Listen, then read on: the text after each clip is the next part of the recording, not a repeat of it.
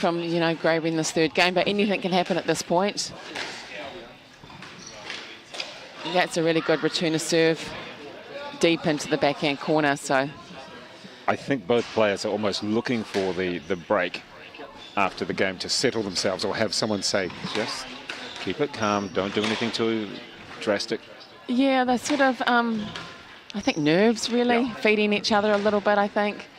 When you get to one game all as well in the final, you're like, oh, I can. You just really want it to be a really good battle, and the girls just, you know, trying as hard as they can, really. Oh, that's good running there from Aria. Here we are, 1-1, 9-9. There's also a big crowds coming as well. They're probably feeling the presence of the crowd around. It's a 9-9. And the pressure of in your final, and lots of people may not make out the faces, but you've got lots of people looking at you through the glass. It's got to put a bit more pressure. Yeah, for sure. As long as the girls are enjoying the game. Oh, it's not unforced error. So 10 all now. Goodness. Can't get much closer than this at the moment. So we've really had a couple of great finals so far.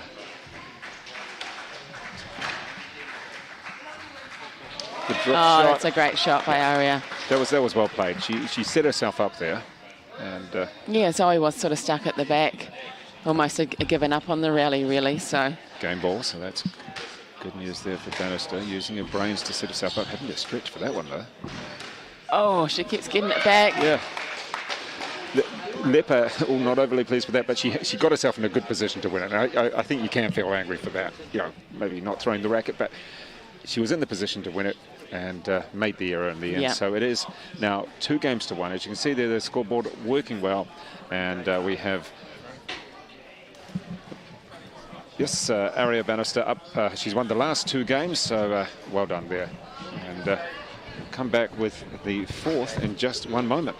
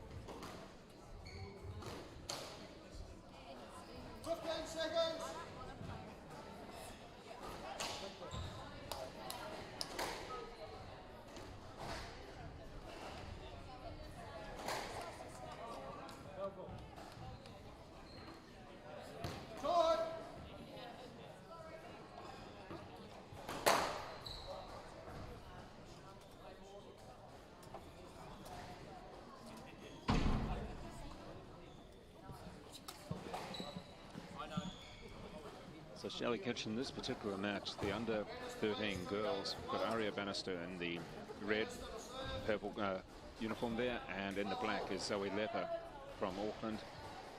It's been interesting because no one's managed to really grab it. Each player's managed to come back and just put a bit more pressure. You can see there from the scoreboard, 12 in the last game. And, it was an unfortunate, unforced error that gave it to Bannister from Leper there. Both players probably need to slow themselves down there and just refocus after each point. Yeah, I think it's a sort of true final at the moment, I find, which is good. It's not really one-sided. It's really close. It's competitive. These girls have worked really hard to get to this point of making the final of the under-13 girls. So, yeah, I think for Zoe, she's just got to keep it out of the tin. Yeah. Just a few unforced errors there. Aria's going to be really consistent. She's not going to make too many errors. So basically what you're saying is for Leper, no unforced errors from now on, and she'll be in with a better run. And for Aria Bannister, try and set herself up for the point and use a couple of her strong shots that she's got. Yeah, she's got a really good straight kill around the middle, and she's got a really, really good volley. volley short ball too. So yeah, if I was their coaches, that's probably what I would have been telling them in between. Oh, look at that shot. That was great. That's really good. So I think Zoe really has to, you know, her coach Manu Yam from the Belmont Club. I don't know if we would have said actually play something like that, a cross-court volley off the serve, but maybe. It's always good when the players sort of bring their own kind of style into play, and the reverse bows too. Speaking briefly to Manu after the 11 boys, where Zazima Waitai defeated Dominic Lim, and Manu said it's a very good squash IQ in both of those players. And that was good. The way they played the points at such a young age was smart tactics. Yeah, and that's great to see. Yeah. He said there's the future of squash in New Zealand. Yeah. Oh, we'll wait and see, so. But it's certainly looking good at the moment if you look at those two.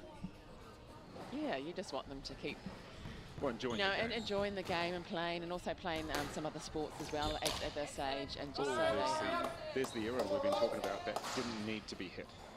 Yeah, so 4-all now. 2-1 to Aria Bannister. Oh, that's a funny serve. Maybe it just sort of racket slipped out of her head maybe there, but good adjustment by Zoe.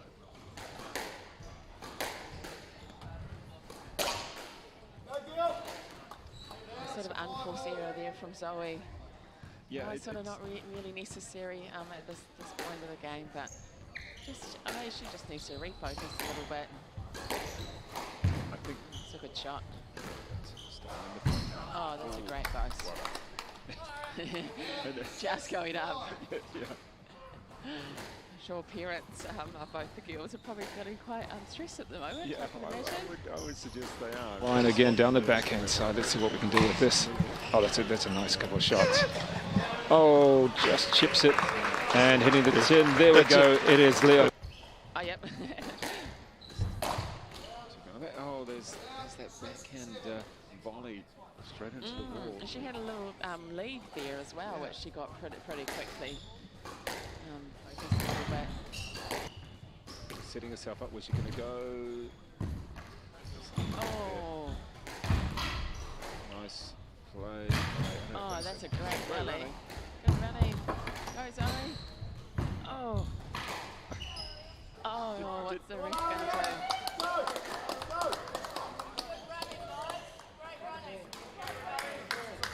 Yeah, I think it was not much room to play the ball here.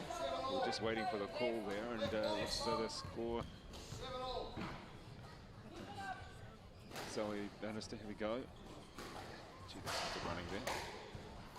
Yeah, this is probably one of the best rallies of the game. And maybe at that point Zoe could have maybe played late.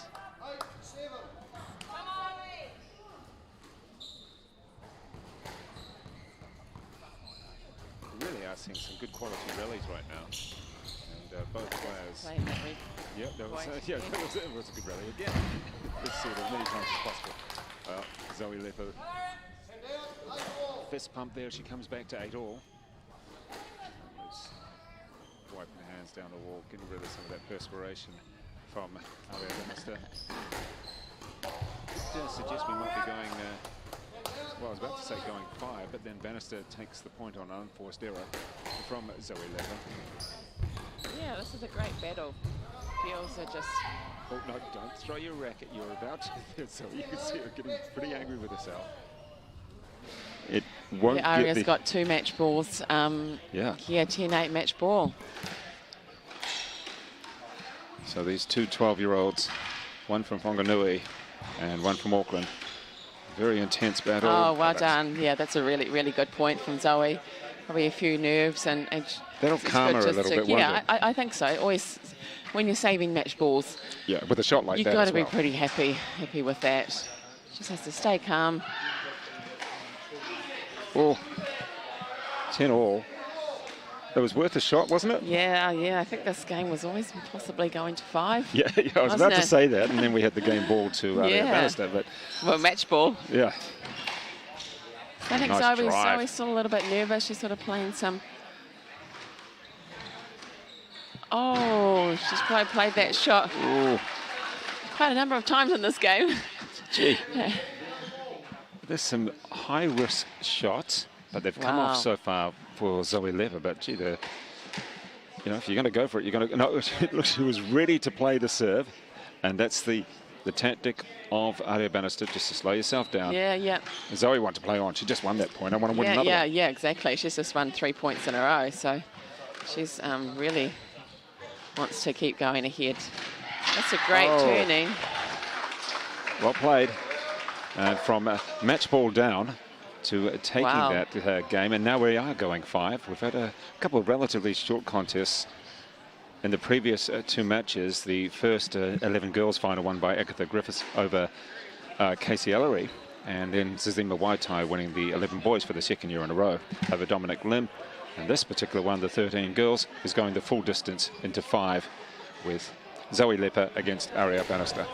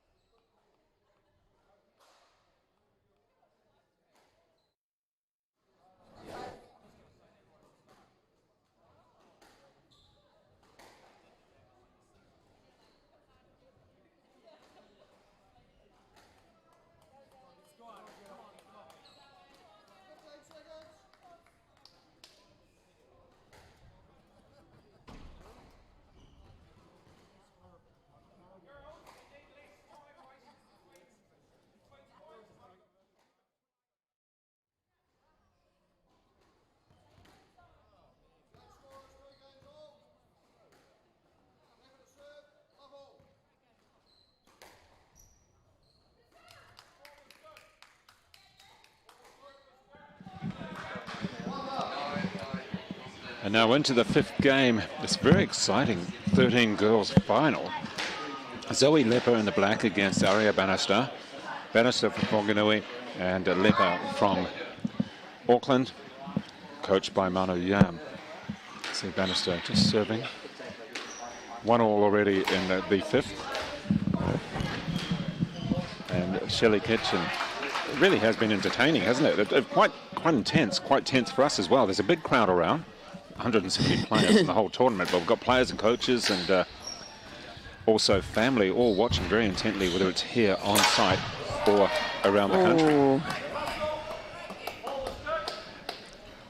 And interesting. Yeah, Zoe, I think she thought that was a double bounce, but it looked pretty good. Okay. Here from the screen. I think anywhere on the front wall would have been probably winner there, so probably just more frustrated with herself that she put it in the tin. Well, we're noticing that there's a few more questions coming in of the officials as we get into the 5th. Yeah, there hasn't been much interference at all, and the girls have been playing the ball, so maybe, you know, everyone sort of gets a little bit edgy at this point, so. Well set up, but not able to put it away. Oh, that was, to me, that was almost an error by Bannister. She was in the right position to go anywhere. Yeah, her length is just falling a little bit short. The length is around the service box at the moment, so I think if she just puts it into the back corners a little bit more like that, you know, she's going to have more opportunities to play her nice kills, I think, and drops. Just even that serve of Bannister kind of dropped away. It was a bit limp in the way it was hit. It didn't really have the energy behind it that you'd expect for some of the serves. And maybe that's just a bit of tiredness. She's probably getting a little bit tired. Maybe a bit of a miss hit from Zoe there. Yeah. Sure if she meant that to go. But back live into the rally. And a couple of points. Yes, Let. Oh. And now the body language of Bannister just looking a little bit down. Yeah, for sure. She had 2 match balls there and she'll be pretty disappointed with that. And now you see the energy from Zoe Leather just step up a level. I mean, she's always energized, but it's really stepped up, hasn't it? Yeah. She's been in this position before. Aria's probably thinking, oh, I kind of had it. Yeah. you have to let that go, though. You had it, well, get it again. Yeah. You're not going to get that other one back. I think Zoe's definitely picked up her game, not probably any errors so far in the 5th, which has just made a big difference in her game. Just I think Aria's just sort of maybe just watching the ball go past her. Yeah.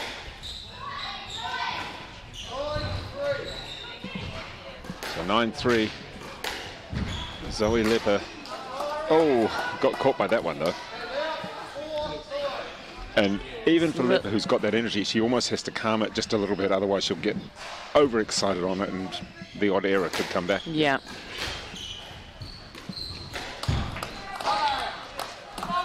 So a couple points back. Yeah, 5-9. Oh, that's a great return to serve. Oh, she got it. Geez, she did. Well Good done. reach. Oh, there's a couple of nice straight balls there from the girls. Oh, and a nice drop. Yeah. Oh, well done. So there we go. This is the first match ball for Zoe Leather.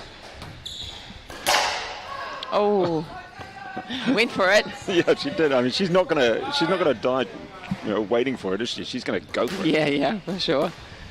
I think at this age, you got to go for it at this age. So. Oh, there she is. Pretty happy good about on that. Her. Well done to Zoe. A really great game from the girls. Yeah, and the nice thing about Aria Bannister is that she is a really lovely girl who is happy to compete, but is a happy person. I think we'll be seeing a lot more of Aria in the future. Yeah.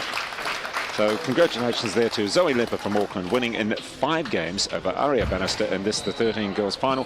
We'll be back with the 13 boys, not too far away, and we might try and get Zoe Leather to have a little chat with us as well as we get into the next final. She's a talkative wee thing, so we might actually have a little chat with her.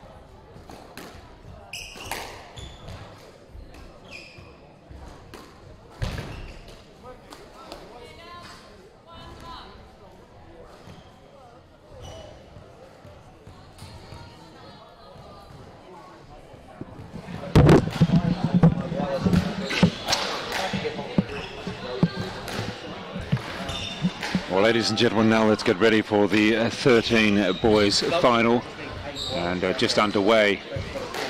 And with the headband there is Maximus Matthews from Whanganui against Brody Bennett, also from the Central region.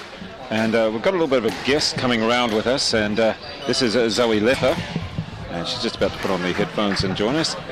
And Zoe Leather from Auckland. I think we can hear Zoe Leather, who is on with us. Zoe, congratulations on winning the 13 girls final in 5 games as well. So you've got to be pretty stoked with that. Yeah.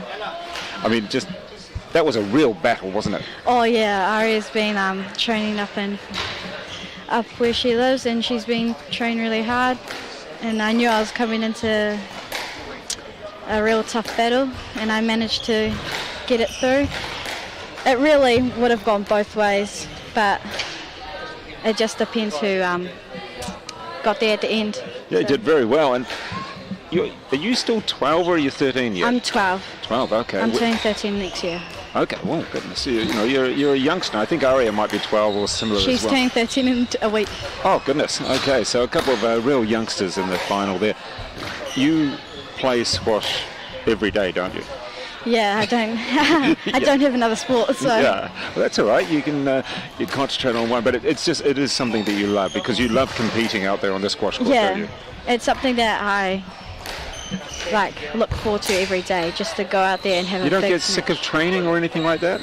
Oh yes, I do. Everyone gets sick of training some days when you just feel like you can't move or anything. Right. But I just had to go there, and that's.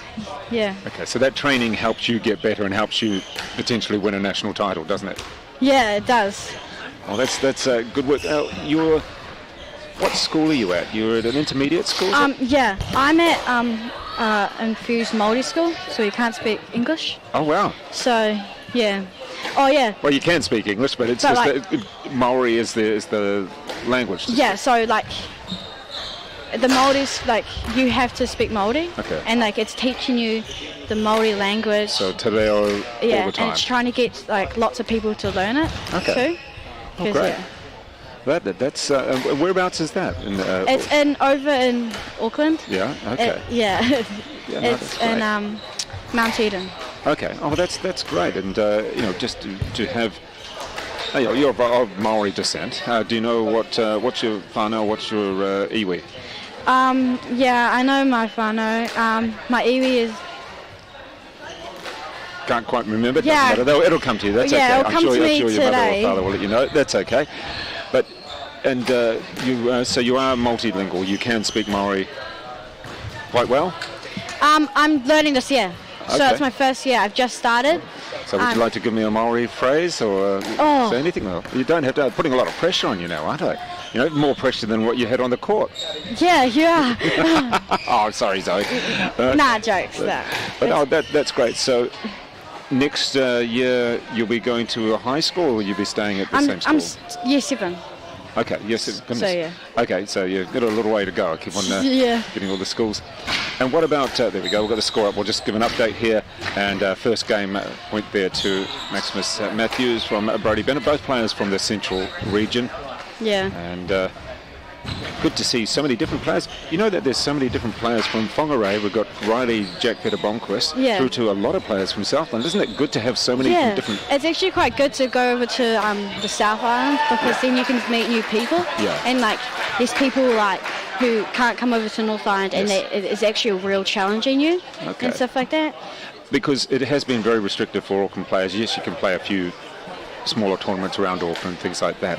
But everybody getting together here, almost 170 players, it's almost been a social thing to actually be around other squash players, see other people, watch other people play, isn't it?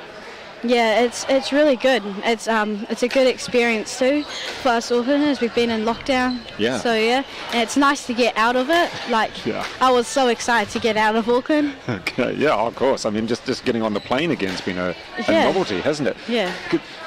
Were you going across to Australia for the Trans-Tasman this year? I was. Yeah, but that was a shame. That and World Juniors got all cancelled for everybody. Yeah, it was quite a shame. Yeah, but... Because I'm sure you would have been looking forward to that. And, I was. first time I'm going to play for New Zealand. Really? Oh, well, okay. Well, hopefully next year we're, Trans-Tasman and whatever other tournaments you can actually play in as well. This is almost the end of the season for you. Is there any more tournaments coming up, do you know? Any more big tournaments for you? Probably not. It's been a funny season, hasn't it? Yeah. I don't know, because Auckland's been in lockdown, yes. So we have to travel out of Auckland. Yes. So yeah, I've only played one tournament since level 3. It's the Pyro one. Right. Okay. So not much match play, but we did do a lot of training, so that's good. Do you ever train with your brother, Anthony? Yeah, I do. Does he mind training with you? You know, because he's ranked about 250 in the world or something like that, and seniors. So training with you. Yeah, I've hit with him in the court. That's where I get most of my shots, my cross-court next. Right. Yeah, that's who I get it from, so... Okay. So in any bad shots, you blame him as well, right? Yes, definitely. If I have a bad shot, I will literally be Anthony did that. Yeah. Oh, good stuff. But does he mind actually taking you around the court and just helping you out a little bit? Because he's very fit around the court. That's one of his strengths, is that he runs and he's very fit, isn't he? Yeah, he's probably slows down in his fitness when he's playing me. Well, yeah, you are only 12 and he's, I think, about 21. 20. Yeah, okay, there you go. There's a little bit of a difference there. Yeah. Do you think he enjoys actually trying to help you out, and do you think he'll enjoy it that you won this title? Yeah, I just called them up before. Everyone was crying. So that's great.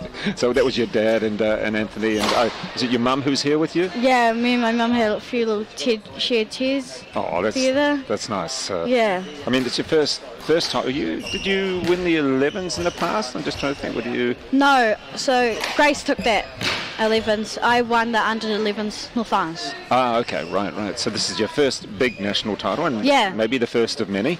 You'll be, I'm sure, you'll be targeting more than just one of these. Yeah.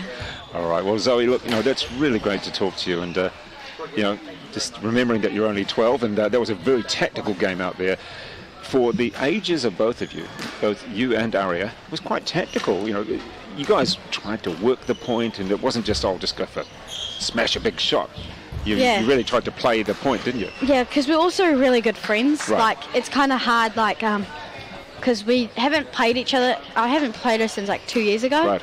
So we don't know each other's game plans. Yes. I think we asked other people, but they wouldn't tell us. Right. Oh, sneaky. Yeah. I mean, you both had a number of people coaching you or saying things to you. I saw you had Manu Yam with you there, and probably a few others advising you, and she had a few others as well. I owe a lot to Manu, yeah. Right. He really helped me. He gets pretty nervous. Oh, yeah. I think I really, He's going to lose all his hair with watching you guys play, all of the people that he's got here from the Belmont Club. You can see him just he's shaking sometimes. Yeah, because he wants us to do the best. Yes. But he also wants us to win. Yes. So, and it's a good, it's good, it's also really good for us to have a coach that really cares for us. Yeah, he does. Yeah, and he really puts out the time, coming to Christchurch and stuff, to put in the time with us. Yeah, it's great. I mean, he's got, I think, 15 players here from the Belmont Rackets Club in the tournament, so that's a big number. And although Ella Lash got injured as the second seed for the under-19s before the tournament started, and then Riley. Yeah, Riley decided to do something on his bike. Yeah, 3 hours before his game, decided to go on a bike around the block.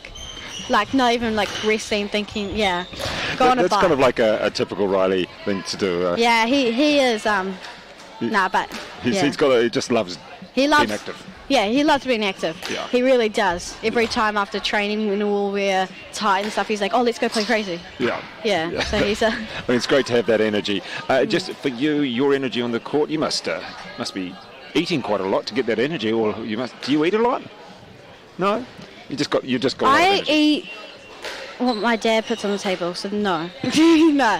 no. I eat a lot, yeah. We went out for the Belmont dinner last night. Right. Yeah, so we had a good meal there, but I didn't really have much breakfast this morning since it was early. Yeah, because it was so early to actually be able to play. You don't want to have too much on you. You want to have enough that you've got the energy to run, but not too much that you feel heavy. Yes. As such. And get stitches and stuff. Yeah, exactly. Well, Zoe, look, really do appreciate your time. Thank you very much. You speak very well for a 12-year-old, and all the best for Well, wherever you play next, no one's really too sure what tournament's up next. So, but thank you very much. Shout out to the Leper family. Oh yes, yeah. You can go on. You can have a little shout out to a couple of people. Oh yeah, shout out to the Leper family. Shout out to Te Kura Kaupapa Morioni Mongorongo. Shout out to Grace, Justine, Aria. Oh, and my semi-finals player, Maya. Right. And Montana. And Manu and my family. So yeah. All right. Great stuff there. That is Zoe Leather. We'll be back with the third game of this, the under-13 boys final.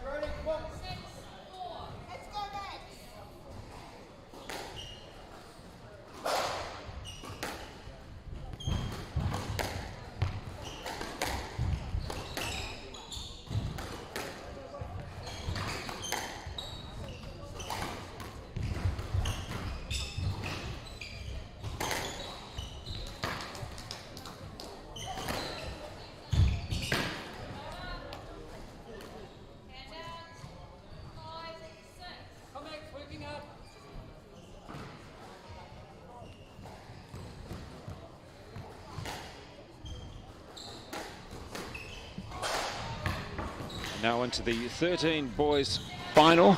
We've seen three really good quality finals so far, with Agatha Griffiths winning in straight games in the 11 girls. And then we had Zazima Waitai in 4 in the 11 boys. 13 girls, well, that went their distance. That went 5 games. Zoe Leather, who was just recently talking to us, defeating Aria Bannister in a really entertaining contest. And now we're into the 13 boys. It is Brody Bennett and Maximus Matthews, both from the central region, so good to have players emerging from that area of New Zealand. We're talking about Whanganui, we're talking about Palmerston North, Wairarapa sort of area. And the first game, as you can see, was Maximus Matthews up 11-4. There's the replay, nice play into the corner. And with the headband, it is Maximus and Brody Bennett. You can see there with the Bennett on the bottom part of his shirt there. So Bennett in the darker colours, and Maximus Matthews in the grey t-shirt and blue shorts. So it is Bennett serving. And quite happy to take the ball on the full. Down the line, down the right wall on the forehand, and a pretty effective shot. Oh, real mistiming from Matthews there. So Bennett just bouncing the ball about 4 or 5 times before he's ready to serve.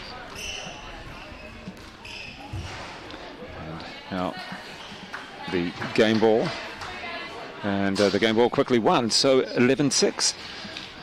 And now 2 games to 1 for Brody Bennett. Just to check on the finals coming up. We'll have the under-15 girls final. Maiden Co from Wellington up against Smails from Henderson. Smails, the very powerful player, and Co from the capital. Quite strong this year in the girls. The boys, they're Evan Williams really trying to improve the boys. He said, you know, we need to really step up there around the Wellington region.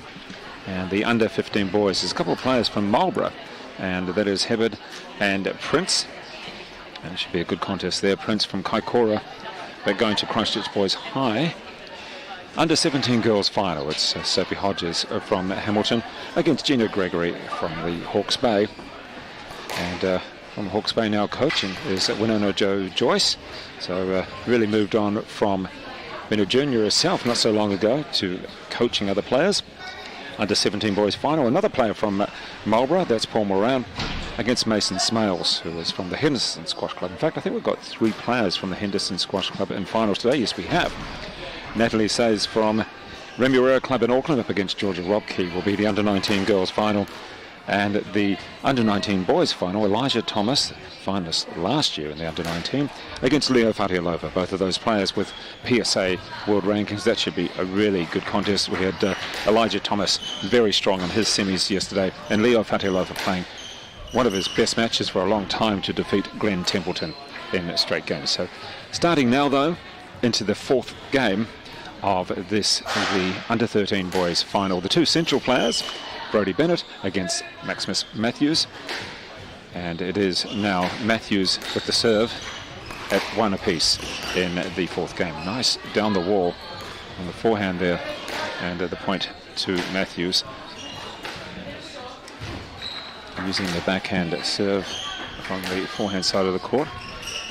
This plays the tactics. Scooped away from his body. Now these players haven't actually been onto the centre court here before, so they'll have to remember that the ball does have a little tendency to die a bit. More so it seems on the forehand side. Well, that's what we've witnessed over the last couple of days.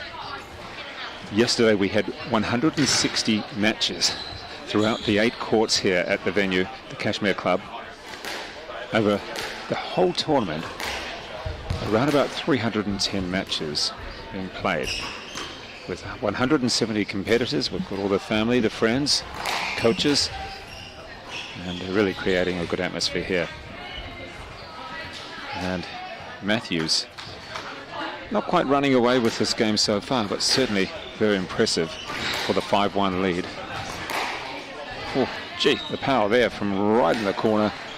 That was Bennett using full capacity, and very difficult for Matthews to come back from there. There's the winner there. Oh, on the replay, that was a good shot. This player's happy for the forehand. See how strong the backhands are. But not quite the one there from Matthews. Possibly didn't need to do that shot.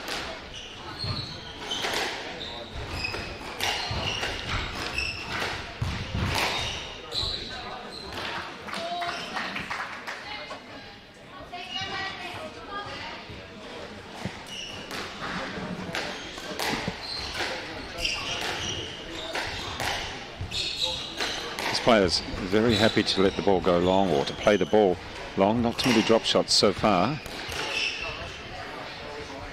And good to see a variety in the state of play. At the moment, both players happy to hit it hard, long. Good to see.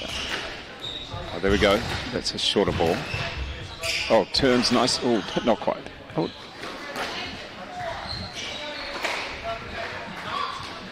So if we can see a couple of drops, maybe the odd lob, just changing the pace, slowing it down just a little bit. I don't think we're going to see any of that. There you go. Bennett says, no, we're not going to see any of that slow ball.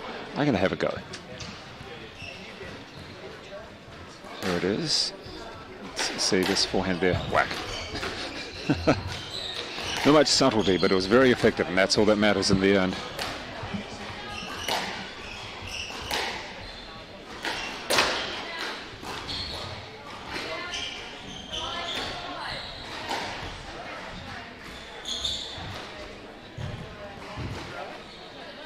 So at this rate, we could be going the full distance, the full 5 again. We went 5 in the previous match, Zoe Leather against Aria Bannister. So Matthews, the lead. There's that solid forehand down the forehand wall and coming back, gaining 1 point back, 6-9. See if we can have a drop shot in there at any stage. Haven't quite been in the position to do so. Well, that's good lob. That forced him back a little bit. Got himself back in the rally, did Matthews. But not quite.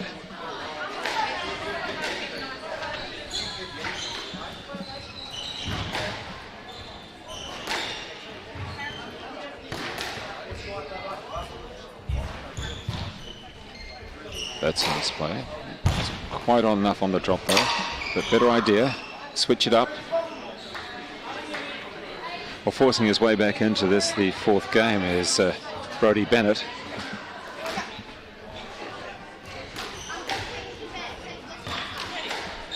And that was the replay of that shot there, that rally. Back in. Well, he's not giving up too much, is Bennett.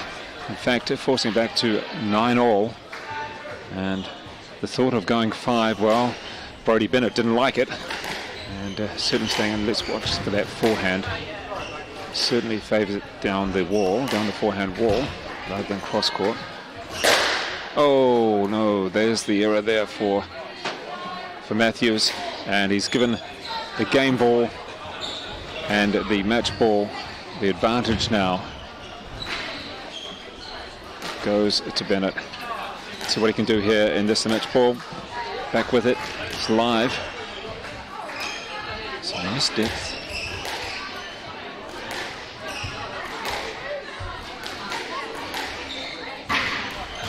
Continuing to go cross court on that forehand when really down the wall is his better shot. Getting into a rally of I can hit it hard and I can hit it harder than you, when perhaps a little bit more subtlety. It is now 10-all, folks. There we go. Oh, the unforced error. Now let's see which player is able to actually refocus and say, I don't need to whack it so hard. Let's just force the error from the opponent. Oh, there we go. There's another one down the... Oh, both players. Ooh, must be nerves. Nerves for Matthews to take it to 5, and nerves for Bennett to actually take the contest.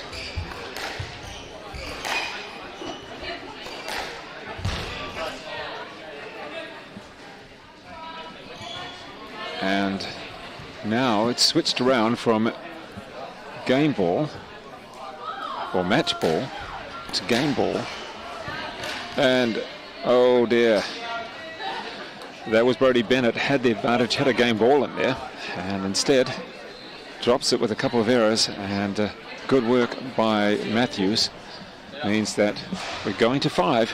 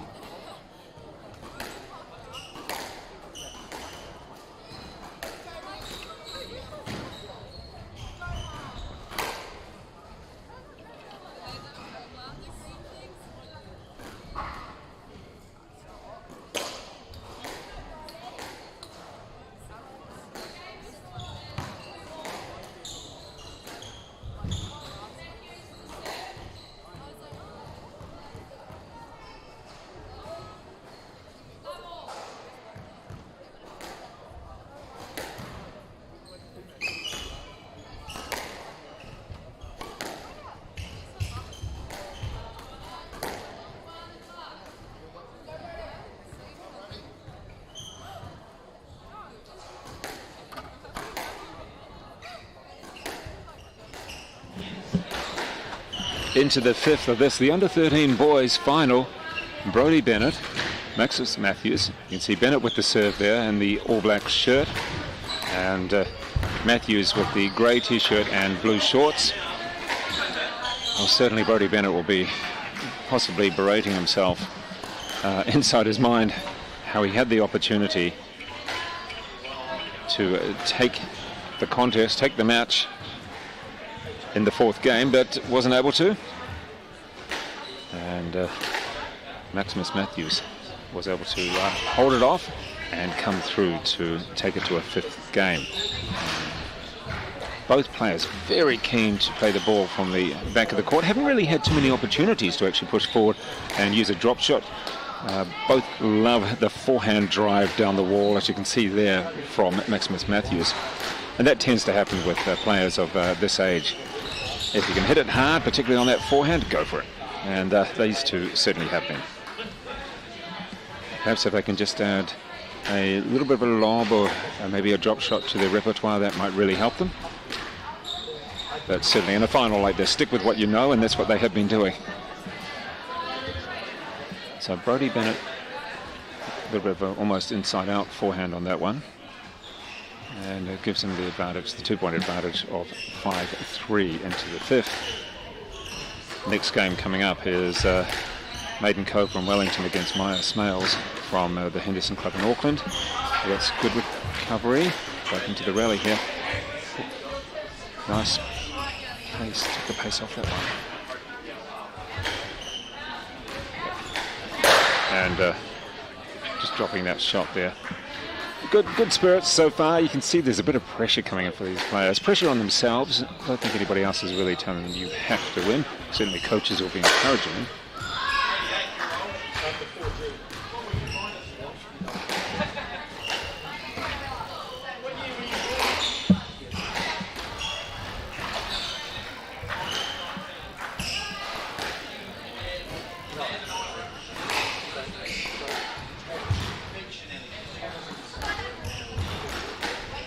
More tactical rally this.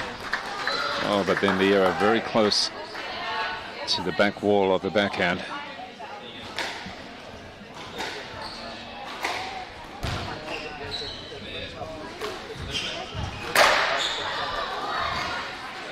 And we did go through a series of these unforced errors at the end of the fourth game where both players had themselves in good positions, but then playing it into the wall, playing into the front wall and into the tin.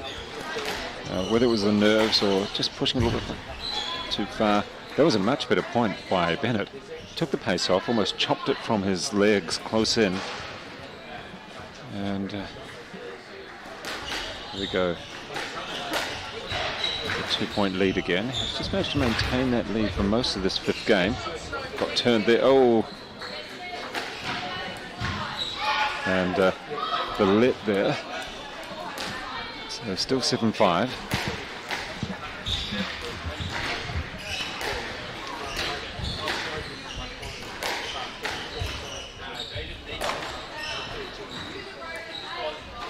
And 8-5. Bit of an unforced error from Maximus Matthews. These two players from the central region, and great to have a wide variety of players from around the country. It really is good to see that. Aucklanders do tend to dominate a little bit. However, in these series of finals so far, we have had winner from Bay of Plenty, that's Azima, and some good competitors from around the other parts of the country as well. And these two players from the central region, well, that's a nice little shot, but it didn't quite come off. It should be 9-6 now.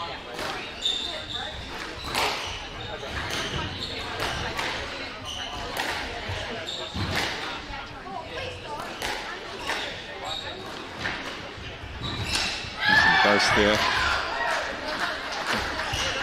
got himself back into position. Some good running, Brody Bennett, but in the end, the applause for Maximus Matthews, and also applause on the other courts as well. We do have a lot of other courts being used throughout the day. Oh, almost picked up, but good play by Brody Bennett. Here he is now with match ball again. Did have a match ball in the fourth. picked up, and nice play, but hit it to the wrong side. Did Max Smith-Matthews, and Brody Bennett back in it. Using a bit of depth on that one. Great retrieving. Oh, and there it is, the error in the end, and frustration there from Max Smith-Matthews as Brody Bennett wins this contest in 5, 11-7 in the 5th. Congratulations there to Brody Bennett from Central over his regional compatriot. Brody Bennett is the New Zealand under-13 boys winner. Congratulations there to both players in this final. Well, coming up not too far away is the under-15 girls final. That's Maiden Co up against Smails. We'll be back with that very shortly.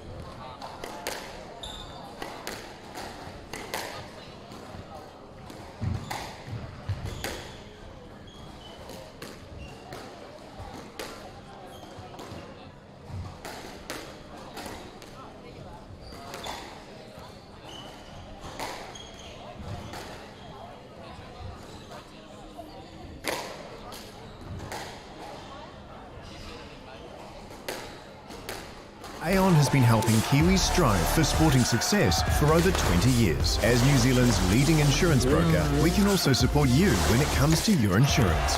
Expert advice and local service. Talk to your local Aon insurance broker today.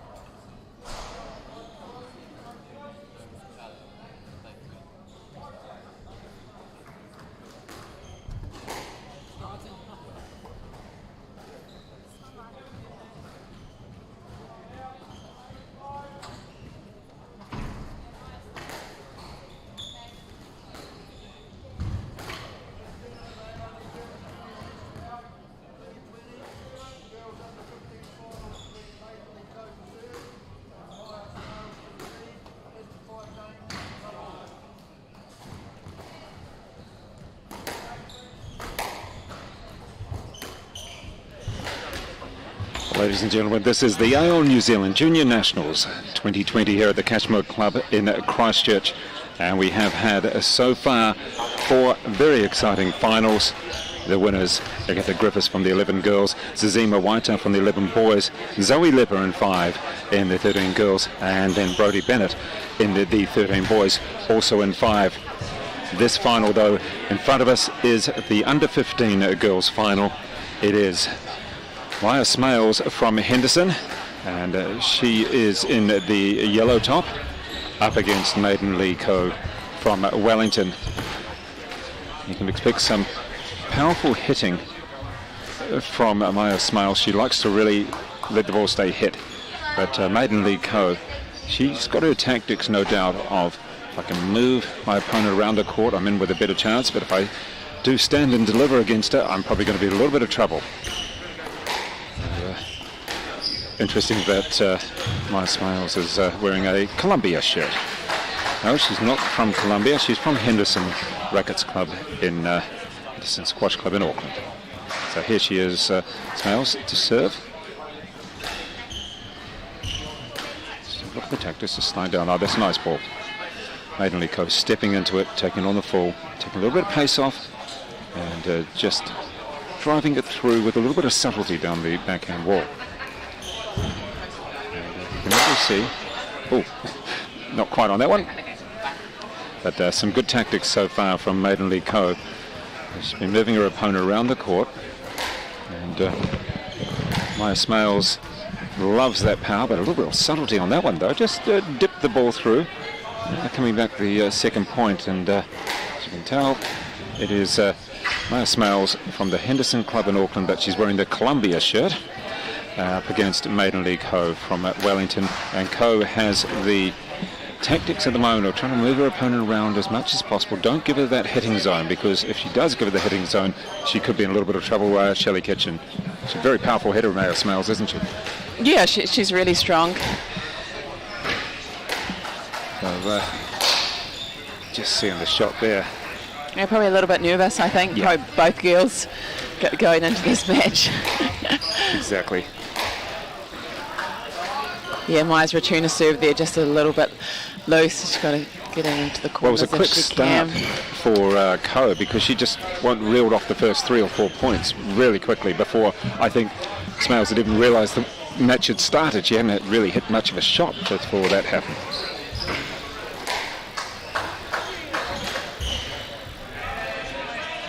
That serves just a little bit too big there. I think Maya just needs to settle her nerves a little bit. She probably needs a winning shot to come off to really gee her up and get her ready.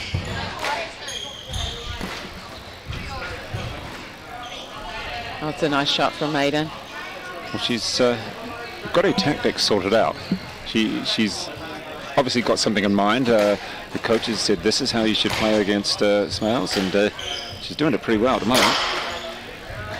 Yeah, Maya's making a few mistakes. Oh, it's first game. Well, there you go. That is Maiden. The first game. It was quick fashion. 10 make that 11-5. And at the moment off camera, you can see got a lot of people coming into the venue as the finals really heat up. And see in one corner, Zoe Leather is getting photos taken with her trophy already in front of the banner. Her mum, very proud mother and very proud Zoe Leather. We'll come back with the second game in just a moment.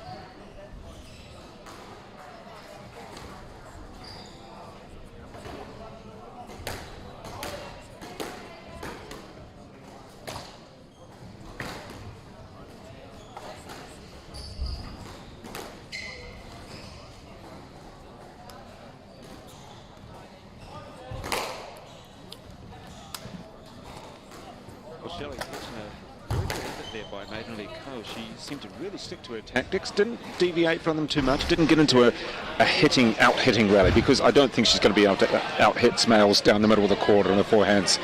So she had to use the tactics to actually win that, and was very quick. It was a real quick start as well. So smart. Yeah, she probably just doesn't really want to muck around. I think Maya just needs to try and settle her nerves if she can. Easier said than done. yeah. In the final, I'll just settle down for a while now. Well, there goes the first game, as it did happen. Yeah, and Maiden's sort of quite happy to pick the ball up and serve really quickly, and probably not really giving Maya much time to sort of gather herself and gather her nerves, I think.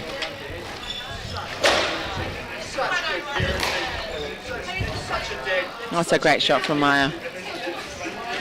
Well, let's just see if she can come up with a couple more points like that. She'll have her confidence back, and then perhaps Co needs to worry a little bit more.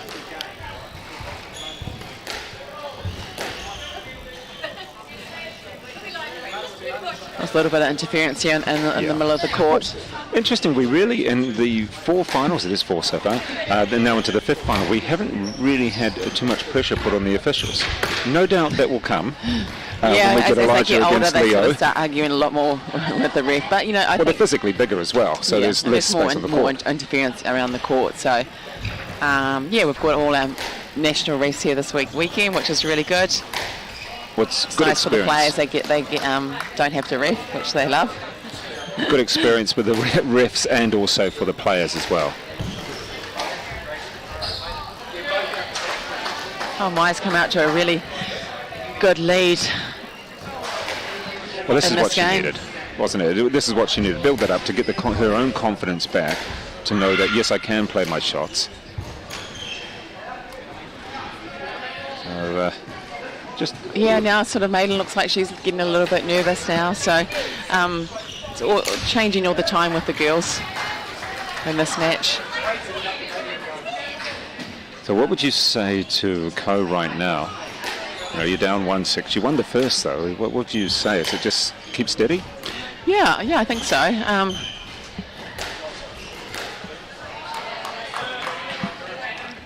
It's a great shot there. Yeah. Great kill just above the chin.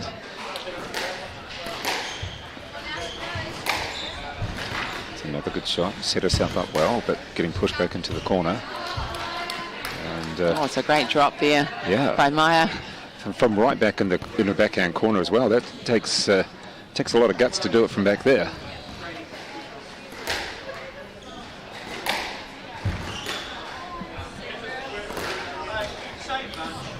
It's good length from Maya. Yeah. Her length has been better into the corners in this game. Her nerves just settling down a little bit, which is good to see. So again, just looking so much more comfortable in the second game than she was in the first, and a lot more relaxed, and almost running away with it.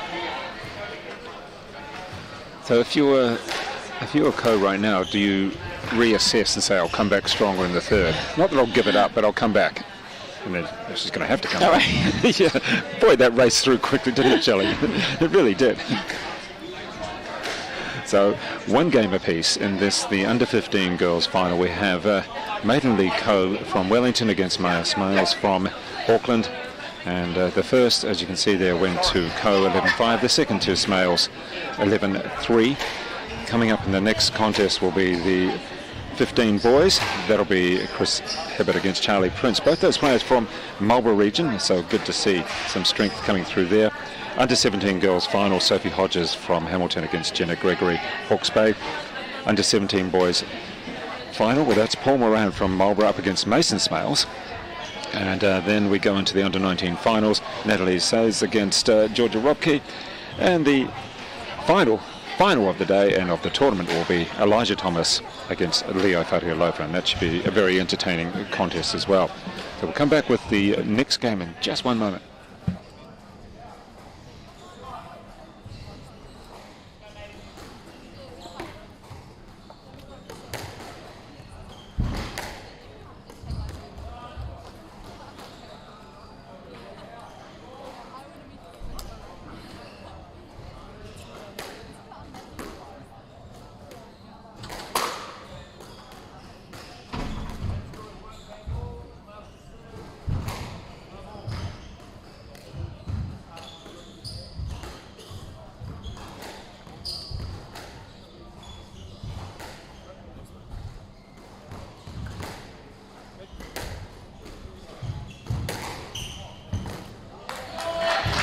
Well, a real change of tactics here with Maya Smails coming back very strongly in the second game. Just steadying yourself from the first, where she perhaps seemed a little bit, I wouldn't say starstruck, but just seemed, oh, we're in the final, and it was too late. Whereas in the second, she really put the pressure on Co and was able to set herself up so nicely and hit quite a lot of winners. Very rare that the two players have even looked at the officials and said, hey, what about a let or anything like that? I don't think, have we had that maybe once or twice in this game last year? Yeah, this is probably one of the first let balls. No, it was a no let. Yeah, it wasn't even a let. They didn't even go there. It's quite remarkable. We're so used to seeing this even last week in the PSA satellite tournament. We saw quite a number of players questioning, and that's fine. But it's just nice that the players just, no, we just want to get on with it. Yeah. And good. Different players obviously playing different way and different styles, but it's good to see the players just want to get on with it and play, get into the rallies. So a turnaround again, and Shelley, there doesn't seem to be much consistency in the way the players are featuring in this match. It's almost like, I'll take the first, you take the second, I'll take the third. Yeah, they'll probably go to 5. Yeah, at this rate, well, might as well just start in the 5th. Yeah. And we're just joking, folks. I'm sure these players will try and take it as quick as they really want. It's just been one of those funny matches so far. With the under-15s compared to, say, the 13s final where we had Zoe Leather in a very entertaining contest over Aria Bannister, we've got a bit more physical strength with these players as well. They just get a little bit older, they can hit possibly more variety of shots, can't they? They're sort of 1 to 2 years older than the girls in the under 13. Yeah, and you can notice the variety of shots a bit more, can't you? A little bit more structure, I think, a little bit more length.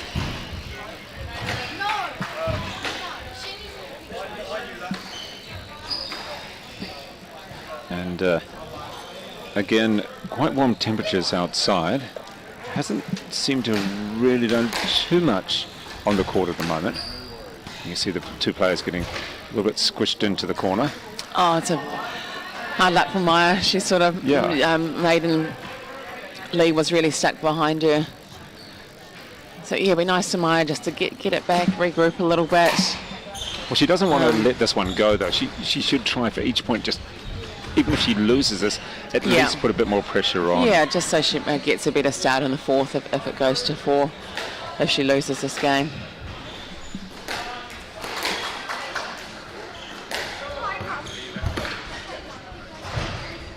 It's a nice, smart play. And Co knew that her opponent was coming from the back court, so I'll just drop it in there, and if she gets to it, well, I'm still going to be in a good position. Yeah, I think Maiden was just sort of reaching out to get that shot, probably not very balanced, and Maya was right there to play the ball, so good call by the ref, stroke.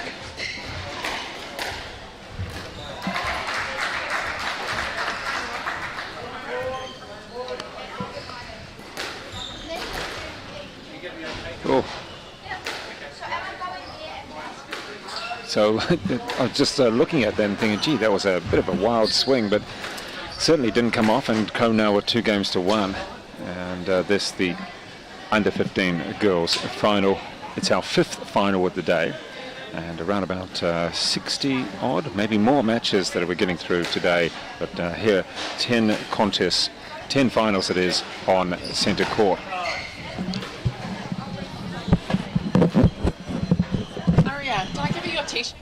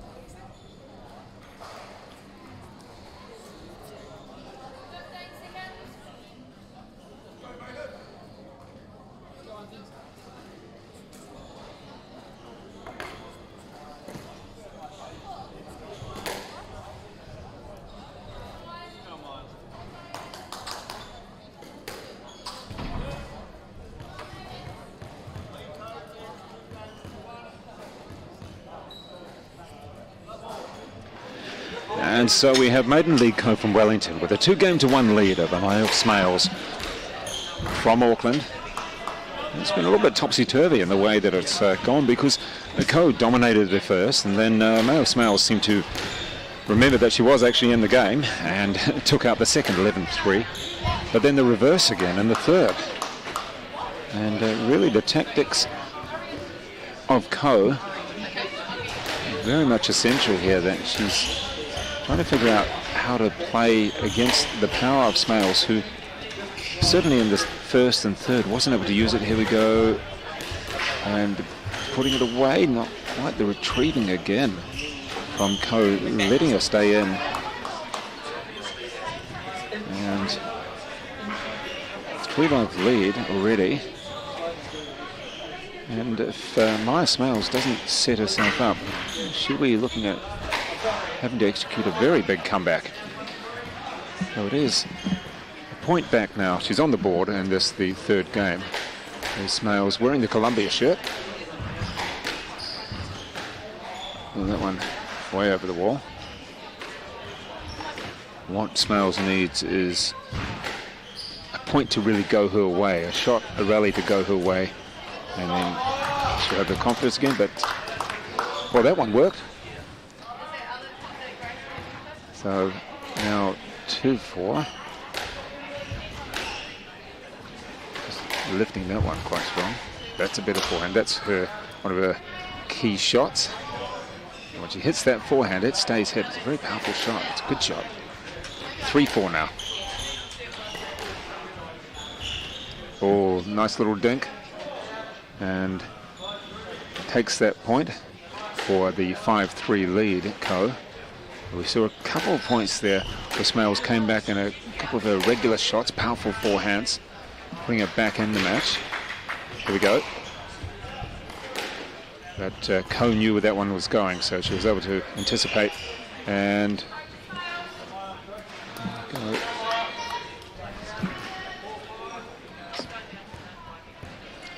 So we have 4-5, the point there, going to Smails. Staying in it, just checking on the score. Sometimes a little bit difficult for the players to hear.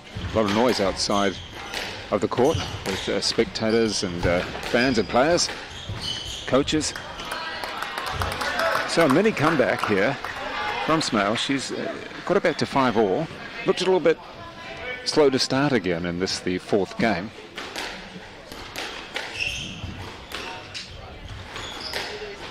Nice shot down the wall and cross court, right into the corner. These two players, a bit of a battle now. Co had a couple points lead, and Smails forced it back to 5-all. So she did a bit of a boast. Oh, we just needed to, little shuffle of the feet might have helped there. So 7-5. To Co with the 2-1 lead. And Shelley Kitchen, let's see what Co can do here. And, oh, nice shot again. That is 8-5. So she has the 3-point lead. And Co seems to be very focused in this particular game. See whether the power of Smails can bring it back in. Nice little touch. Yes, a good rally from the girls. Nice ball in the corner by Maya. Oh, it's a lovely boast. Well done. Wow.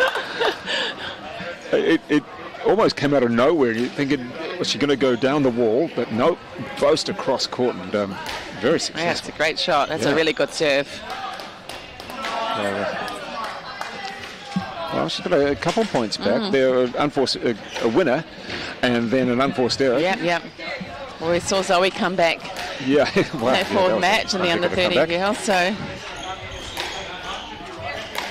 oh wow!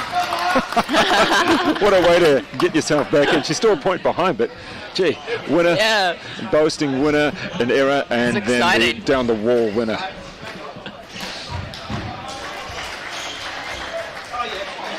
And to 9-all. Yeah, she's played really well in these past few points. Just moving to the front, no errors, nice and tight. This is going to be an interesting change with 9-all after Co had the lead most of the way through this. Oh, but then forcing it too much. You can see she's got a hand there going, why? This is match ball. Oh, wow, it's a great shot just above the tin there. That was so close, but gee, it was very effective. So we are on 10 each. Well done. That's a really good serve. So the standard's really just risen in these last half of this game. Ooh. It's a good running from Maiden. Oh, and hits the top. You can see the frustration there on Smails as we get another game match ball. And Co. Now, if she can stay consistent, she's got the chance because, oh, gee, the power.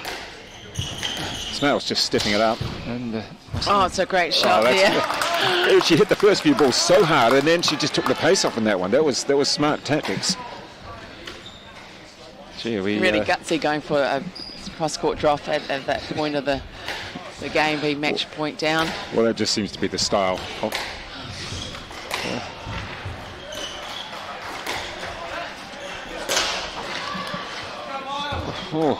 Maya's getting it back. She's got one game ball here. Yeah.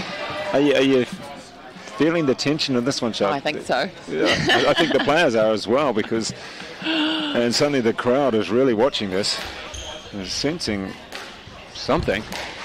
A win or a comeback. From the girls. That's a good length. Maiden saving one game ball here in the fourth. How's the pressure for both of them? Different tactic serve there from Maiden. Oh, it's a really nice return there from Maya. Oh, really good squash now from both players. Just seemed to, as it got closer and got closer to a match ball, both players up the tempo and up their ability and everything else as well. So well done to both players. And the open court, and a nice shot across right into the backhand corner. So well done.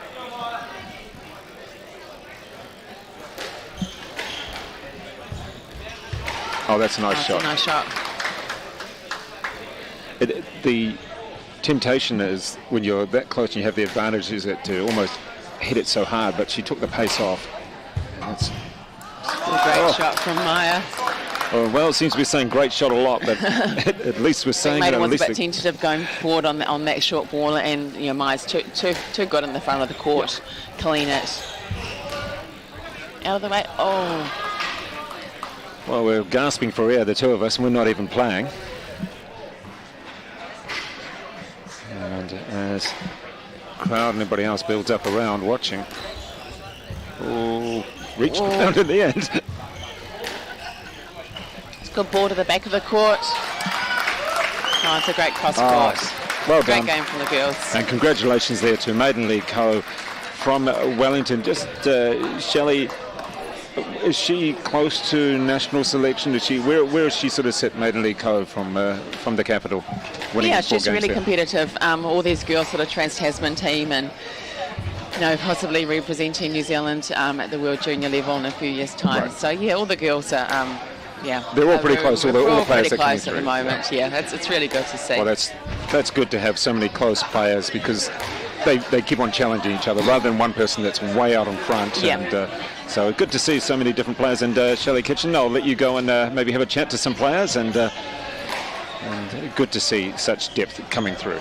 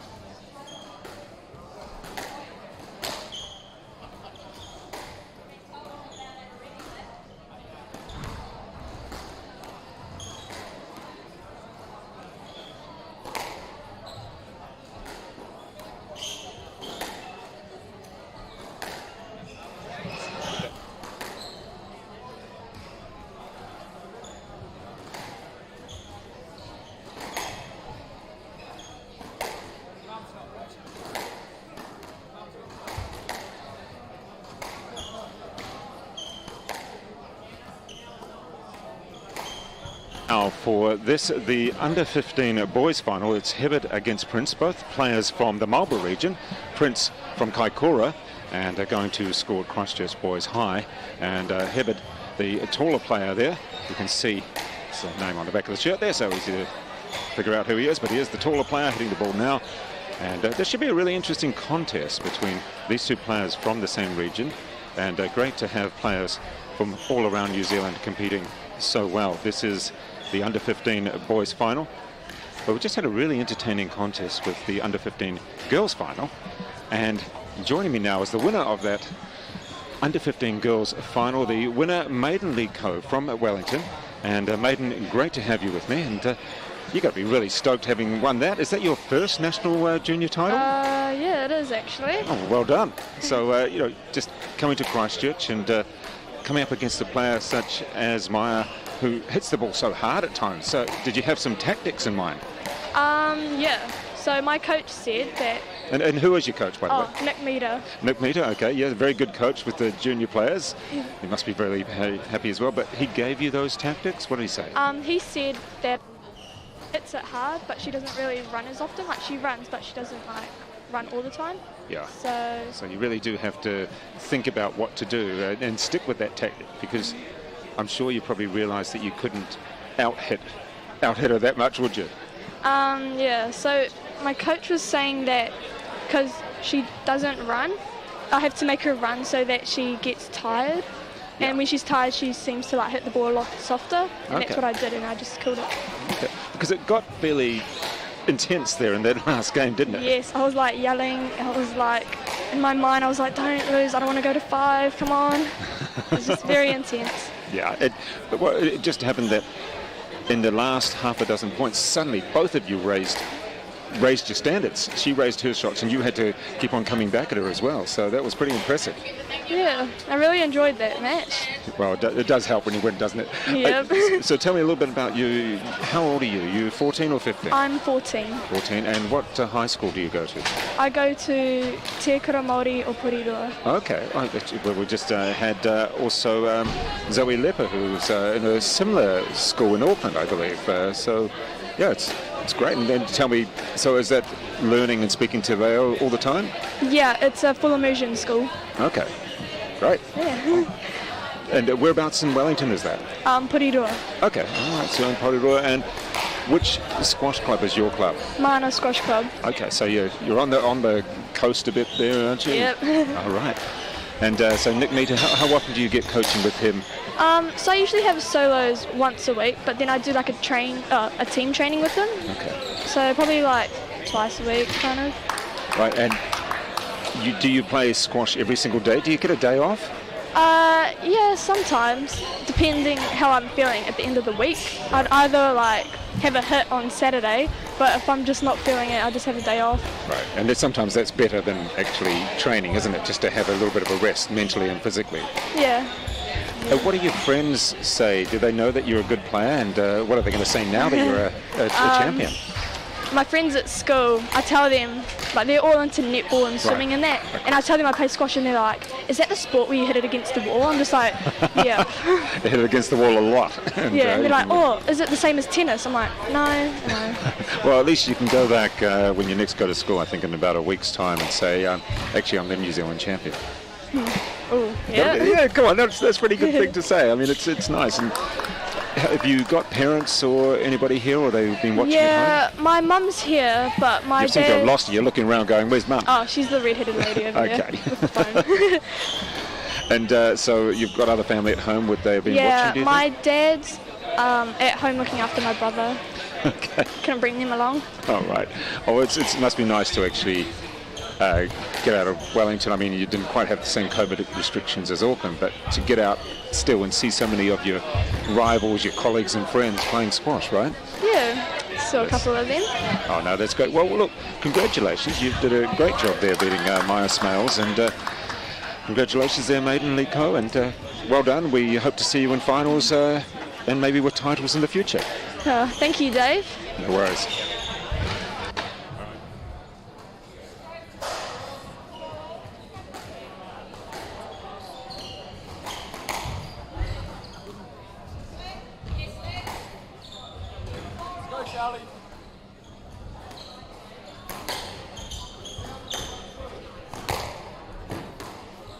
We're going to bring in Rod Bannister very shortly to talk us through this under-15 boys. Chris Hibbert against Charlie Prince. And should be quite an entertaining affair. So these two Marvel boys, we've got Hibbert, the taller player in the Canterbury colours, and Prince, the slightly shorter player. And we're just getting the score back on this.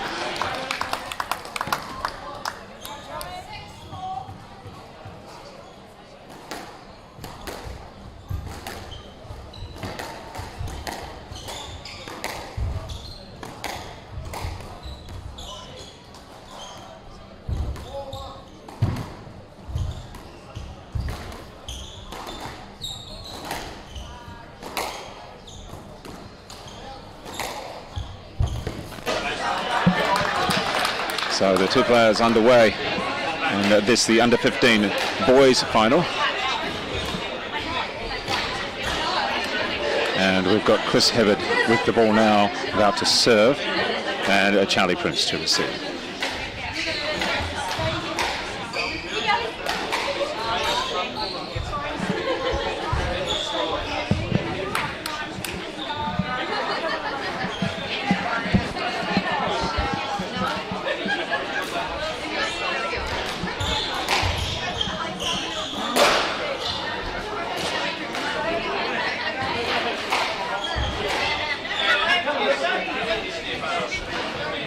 Joining me now is Rod Bannister out of Whanganui, and Rod, before we look at this under-15 boys final, Aria had a tough one there against Zoe Leather in the under-13 girls. It was a real hard fought, but it was a good match in the sense that it went the distance, and both players were really fair about it and almost seemed to, I don't know about enjoying not winning, but it was an entertaining contest.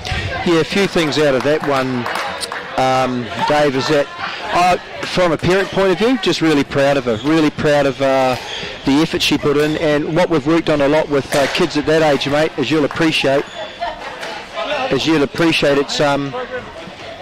it's all you can ask for is effort and a good attitude. You know, far better attitude than I had when I played, mate, as far as like taking it on the chin, learning from it, and like I said to some of the other parents that are walking around the centre here, it's like these girls are going to be going at each other for years. Years. So it's really healthy for the sport here.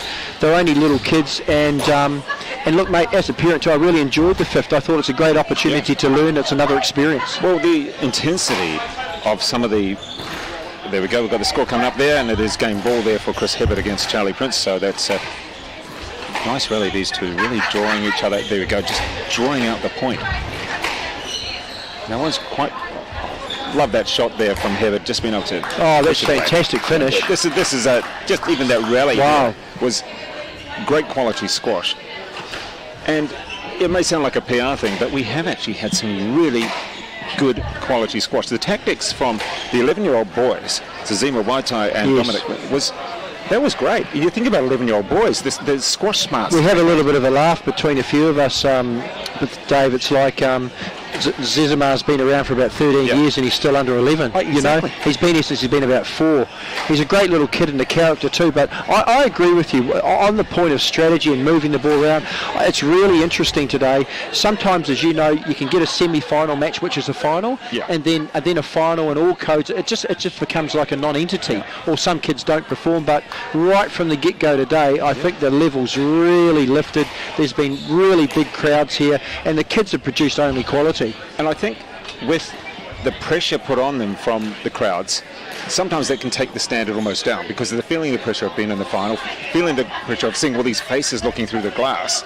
Not that they really should be looking for any particular face, but it does put something on. However, what we've had is the opposite. We've actually had people raising their standards instead of dropping down. And we forget, look, I think we forget that these kids are kids. Yeah. You know, and I think about it from a sporting context too. You put a kid in a rugby team, right, say these boys playing now, and they lose with their mates and they win with their mates. Yes. So in squash, it's a unique experience, like most individual sports, as you know. You know, they're by themselves, they're in a fishbowl, and they've got to deal with a whole lot of things mentally and emotionally. So it's that new experience as well, In right? some ways it adds to it, but it also adds to the pressure and can take it either way. And just got Chris Hibbert with the serve there. Now, Dave, can you give me a little bit of a background on these kids? I've come on here sort of like straight into it, and so both of these boys are from... we went from a champion player in the form of Maiden Lee Co. We went from champion player winning the 13s, and I've got to say, did you win a 13s? Maybe the boys. Never won a Nationals, only North and South Islands. Oh, well, there you go. But no, not trying to put you No, down. But, please. It's great to have a couple of the youngsters coming on, and I spoke to Zoe Leather earlier on, and just nice to have them. And they're really good talkers, and they're a little bit shy. I'm going to be on with the microphones, but nice to have them coming through. So what we've got here is the Marlborough, 2 players from Marlborough. Oh, fantastic. And so from the Marlborough Club, or are they from the stadium club? Well, we've got Charlie Prince is from Kaikoura itself, but he comes to school here at Christchurch Boys High School. Yes. And the taller player there, Chris Hibbert, he played very well. I mean, both of them played very well to come through their semi-finals, but he played very well yesterday. And the maturity showed through for players that perhaps, if you're outside of this region, you don't see too often. And what we're actually seeing is he's using his reach very well. And, you know, you can see that he's using his reach. But probably one of the main coaches out of the Marlborough region at the moment is the Craigs. You've got Megan Craig of there. Of course, yeah. You know, and Grant, yeah, exactly. When it comes to fitness, Megan's pretty up with that. Yeah, not bad. Yeah, exactly. Just run a marathon tomorrow and do another one the next day. You know, that sort of person. So the influence is coming through there. And it's something that you and I have spoken about, that we're very happy to see players from your region. We had a couple of central players in the last very much so. match. Yep, Brody and Max, yep. We've got Jenna Gregory from Hawke's Bay, and Winona's now doing some coaching there. We've got Southland, we've got Riley Jack from Northland. So many people, and I think that's great. You know, you've got the population base in Auckland, and that's fine. That's great. But to see all these other come through, because they have different styles as well, and the differing styles come together. Would you agree that that's a good thing? Oh, absolutely. I mean, look, I think we touched briefly on it yesterday, Dave, around the sense of like there's a lot of the same. So obviously coaches, hopefully, this is another discussion, Dave, hopefully coaches don't try and make them the player that they were, and so just base them on the philosophies and the way they played.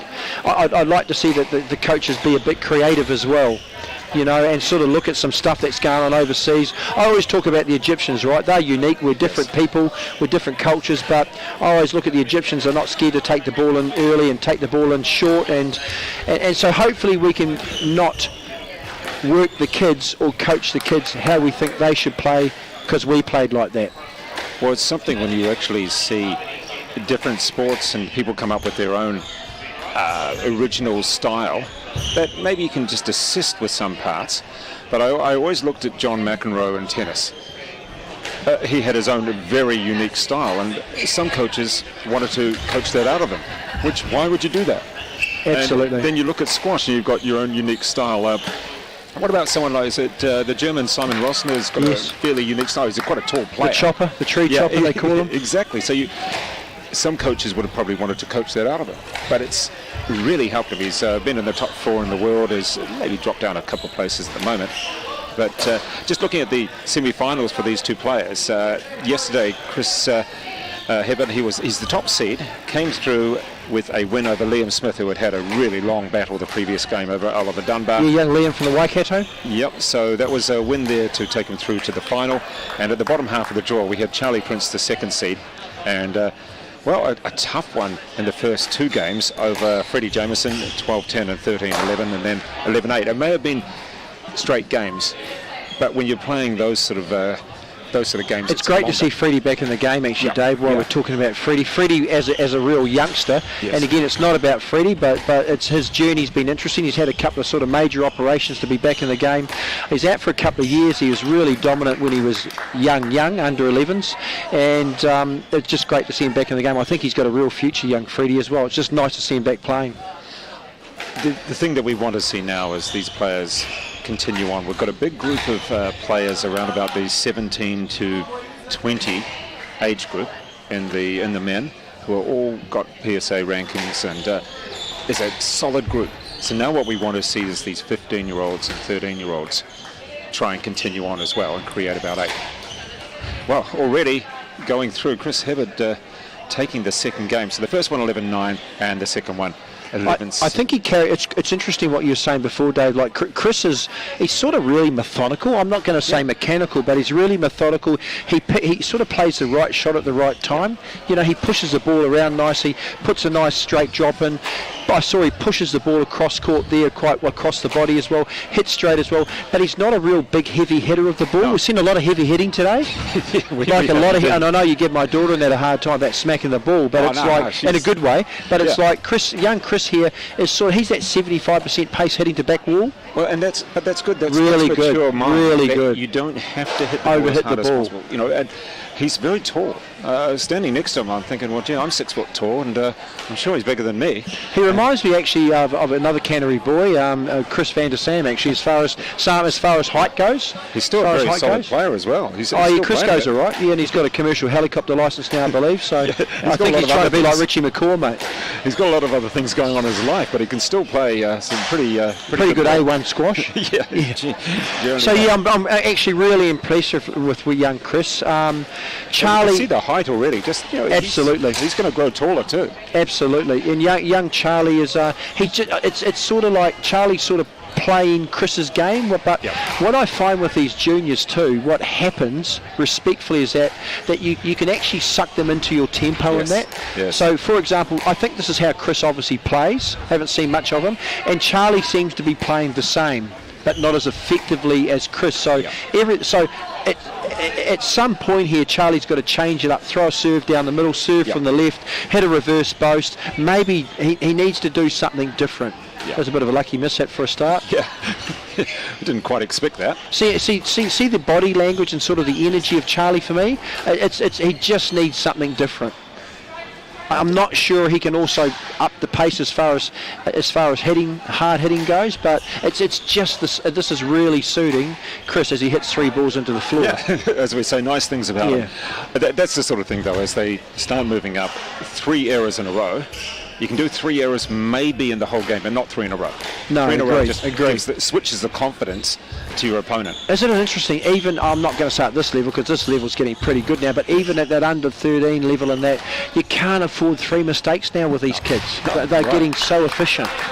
Well, that was an interesting point of the satellite tournament last weekend. Tenwa Chalisi, about a year younger than Luamba, and about 100 or spots lower. Tenwa would hit 2 to 3 unforced errors a game, whereas Luamba, ranked at 140, 150, wouldn't. He very rarely hit an unforced error. You had to hit a winner against him. Whereas Tenwa, just a little bit more inexperienced, 2 to 3 every game. And those 2 to 3 are 11-9 or 13-11. Yeah. So it's really interesting. If you can cut out those unforced errors, you have to make your opponent play the ball. Absolutely. Oh, absolutely. Look down the wall, down the backhand wall. Where's he going to go? Is he going to go across? Oh, this is Chris. And look, isn't that interesting? A bit of frustration there from young Charlie, thinking he could got a better view to that ball, and that Chris wasn't moving up. But Chris is, look, I'm going to say methodical positively. Yes. Chris is very methodical with the pace he hits the ball. He's really accurate hitting his targets. I'm just and then he hits a tin. Yeah, as you said it. But I'm just thinking as Chris grows up and becomes a bit physically stronger. He's long and lanky at the moment, and it tends to happen at this age group. Your arms and legs sort of just keep on going, and you've got to get used to them. But once he gets physically stronger, it'll be really interesting to see how he can.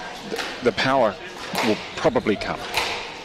Absolutely. I mean, he's got power now. But I think now, Dave, I just think his point of difference is really interesting. I'll tell you what, I'm not playing against somebody like Kashif in the day. Kashif used to have this hold, and Kashif Shuja, obviously most of our viewers know, he can hold the ball in his heyday. Not saying he can't now. Hold the ball in his heyday, and you knew as soon as the ball went past you, it's going to die in the back. Yes. It's not as if it hit and set up, but very similar to Chris in how much heat he puts on the ball with regards to hitting to back wall, and he's very efficient with his 70% pace. Whereas in a final, you can get a bit overexcited, can't you? And actually, especially kids in overhit, but obviously his head's in the right place.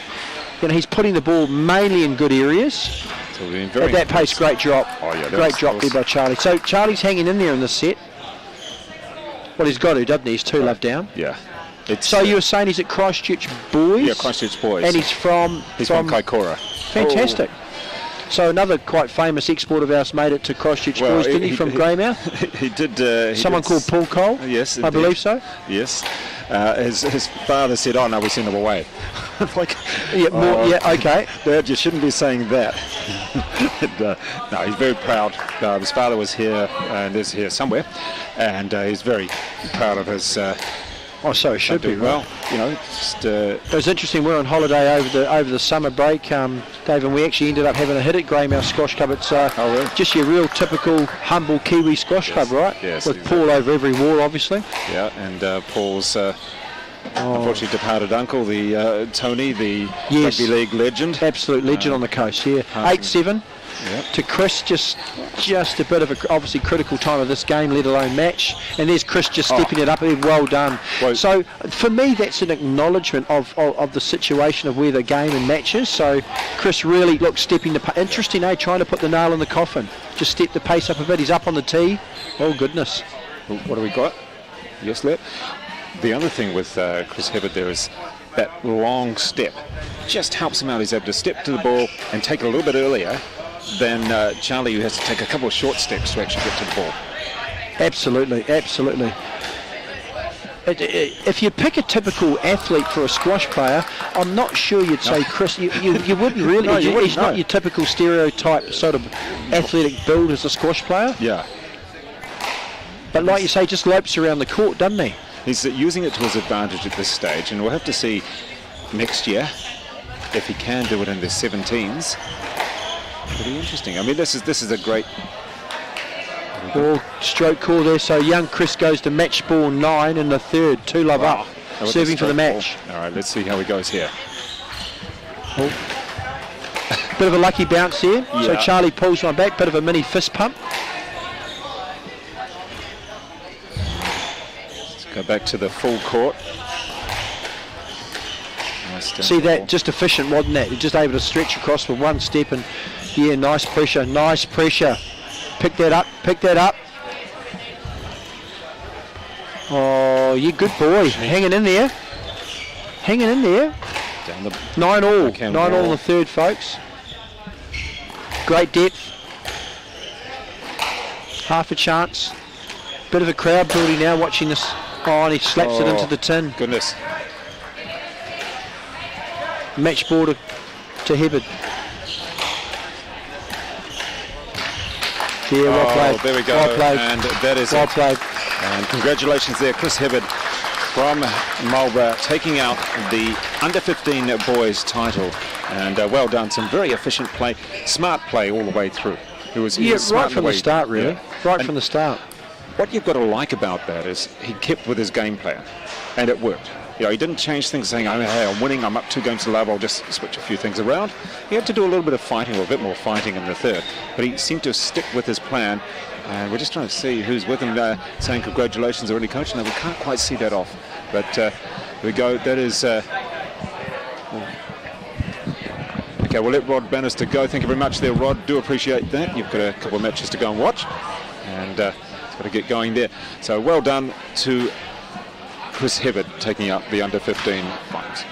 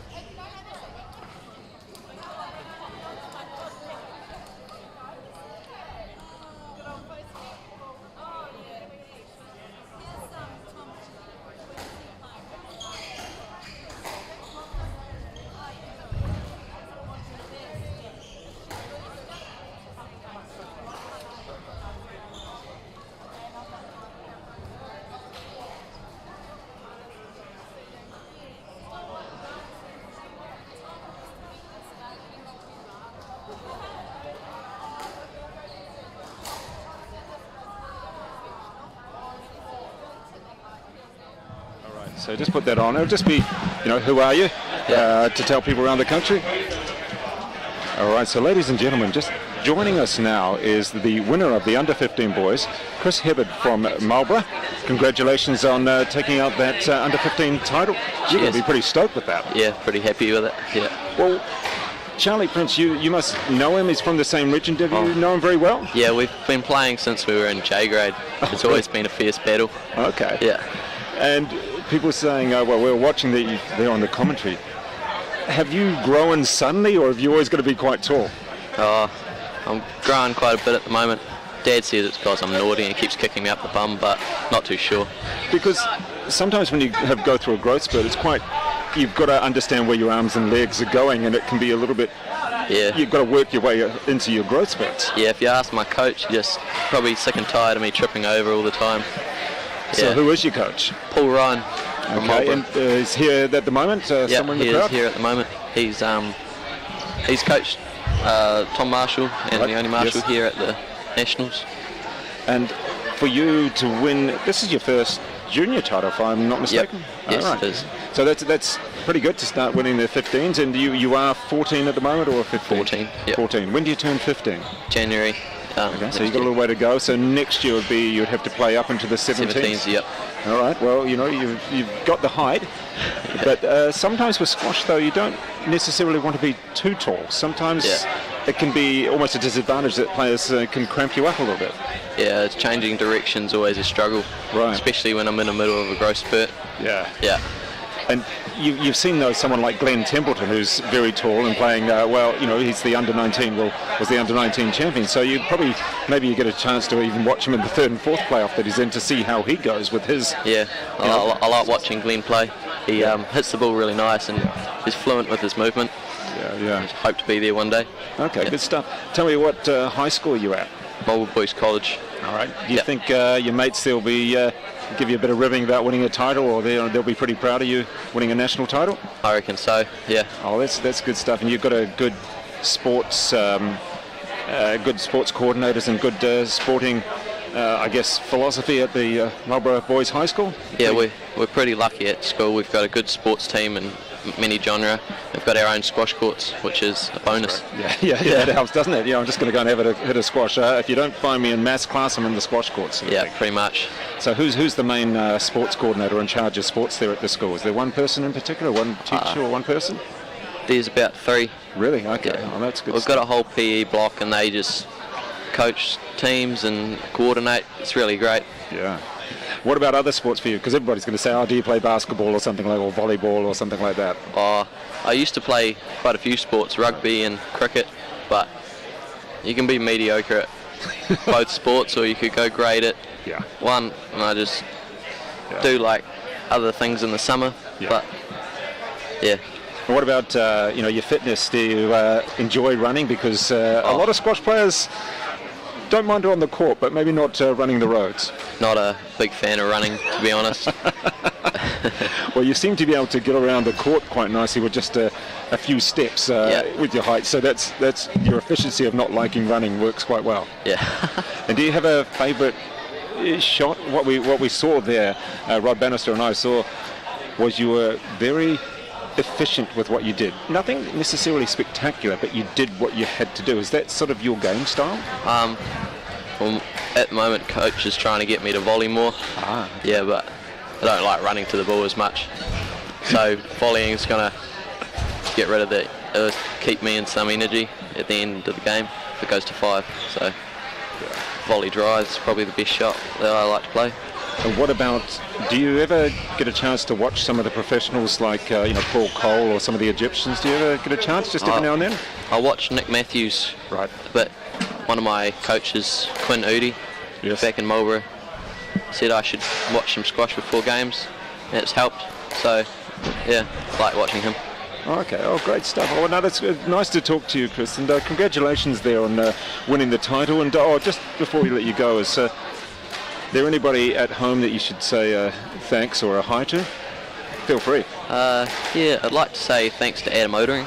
Right. Yeah, during lockdown he really helped me out, did some fitness and Mondays, Wednesdays and Fridays. And I think that really helped me get through lockdown. Didn't put any weight on. all the crap food I was eating. Well, you're pretty lanky at the moment, so I don't think you have to worry. You probably have to super load up, and maybe tonight you can get yourself a special treat after winning a title. So well done there, Chris, and congratulations there, taking out the under-15 boys title of the national champs. Thank you.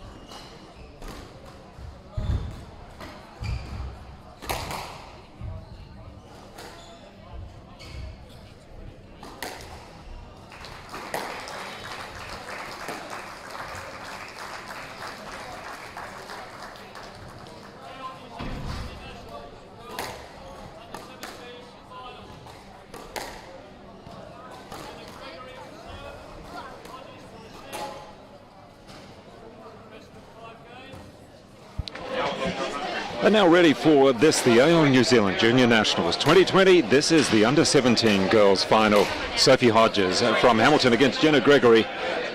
It should be quite a contest because Hodges, well, she's the top seed for this game. And Jenna Gregory, though, the second seed. And Gregory played very good, efficient squash to come through. And Gregory just receiving there in the red skirt. It is Sophie Hodges in the darker uniform. And Hodges winning the first 2 points. Really big crowd of players, coaches, families, officials, you name it, they're here. And quite a bit of noise off the court. Players are going to have to really focus and not let any distractions get the better of them. But so far, Hodges is certainly doing that focusing. She is playing some good squash. And just dropping that point, though. It is now 1-4. That was Gregory serving. Oh, just clearing the tin on that one. Oh, the big, powerful shot. And retrieved, though. Oh, remember, the Hodges is very good retriever. But both of these players strong off the forehands in particular. Great rally. Oh, that's a superb shot. Well done. And Jenna Gregory coming back into it and winning the second point there.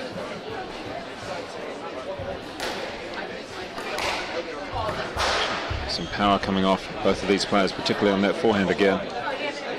A real good forehand drive down the wall.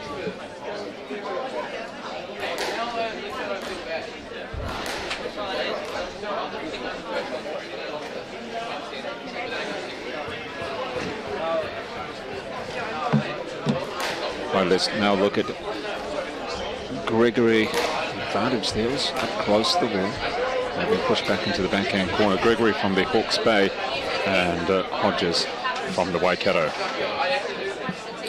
Both players have been in New Zealand junior sides over the last couple of years. And just taking a look at how they made it through to this, the final.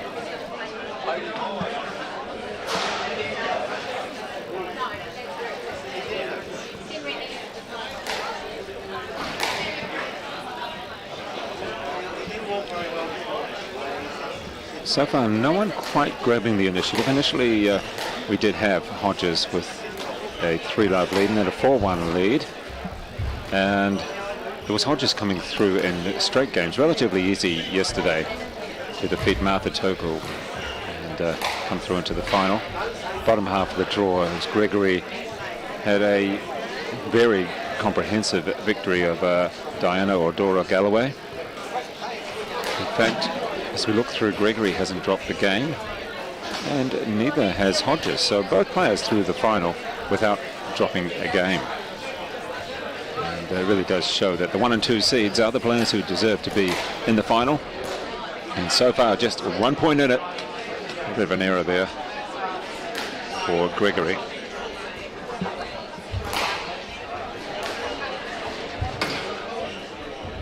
Has he got it? Nice play, and stepping forward. A little bit of a quiet fist bump. Yes, that's exactly what I wanted to do. Get myself into the position to take the ball on the volley and just take the pace off, putting it into the forehand corner.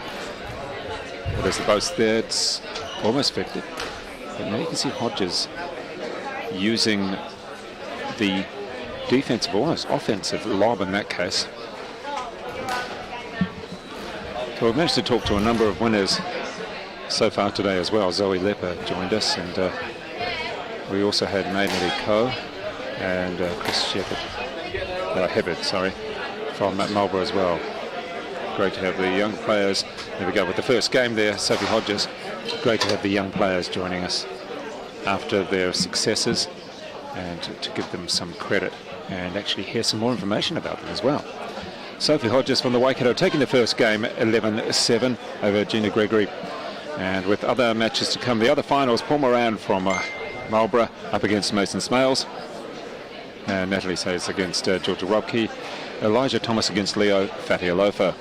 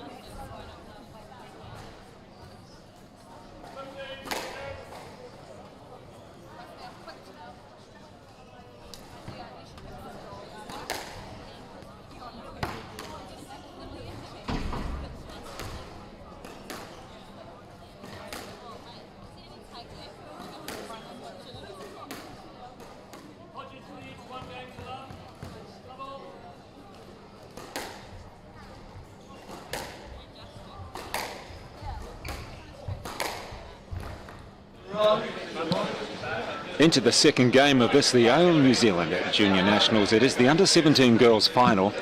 Sophie Hodges against Jenna Gregory. You have Gregory in the red skirt, Hodges in the darker shades.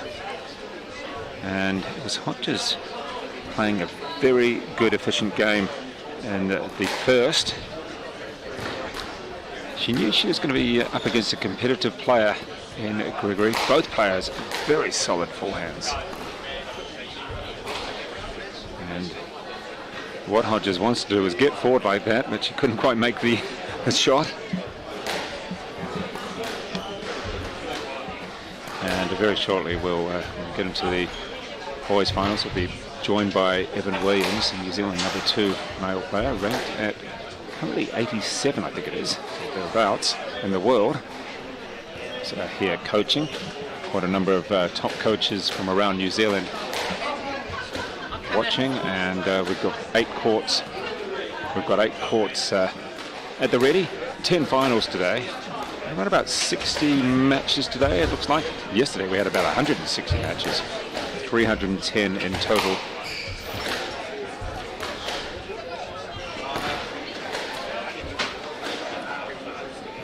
So Sophie Hodges from the Waikato. Relatively low serve.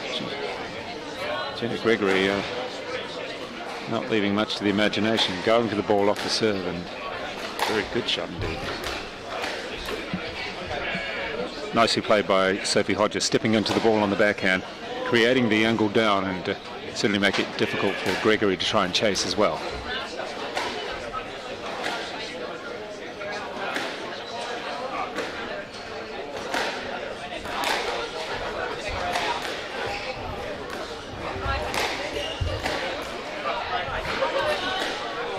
Both players quick to get on with things. Hodges always bounces the ball about half a dozen times before she makes her mark, and then straight into it.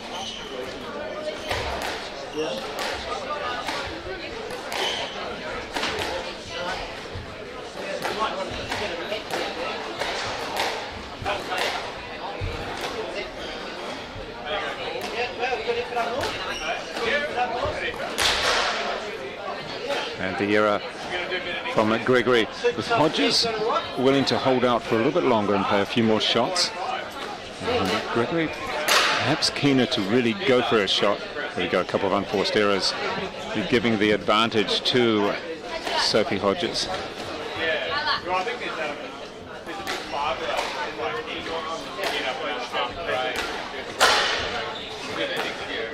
And go on the backhand wall. Who's going to switch first and go cross court? It was Hodges.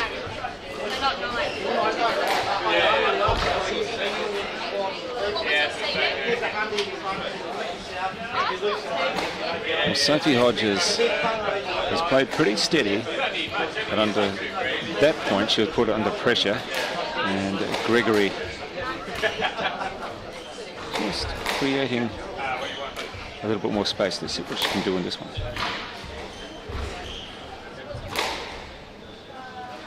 Turning to the officials, and we do have a let on that one. Things started to really warm up around the court as well. Quite warm outside in Christchurch, and the main door not too far away, but with so many people crowding around the main court, and it's making it heat up inside as well.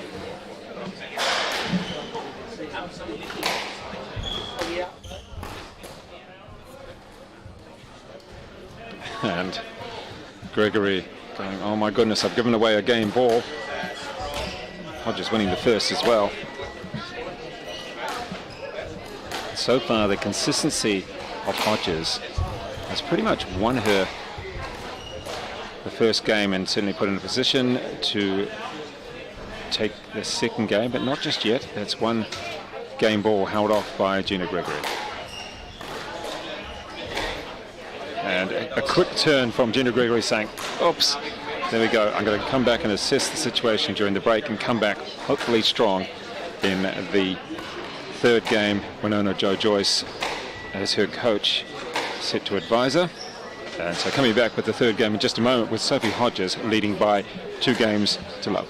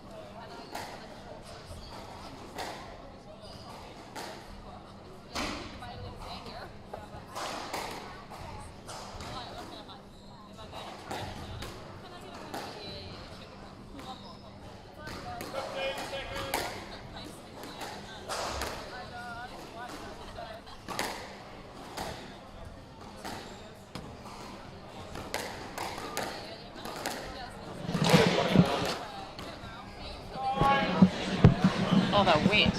Oh, wet.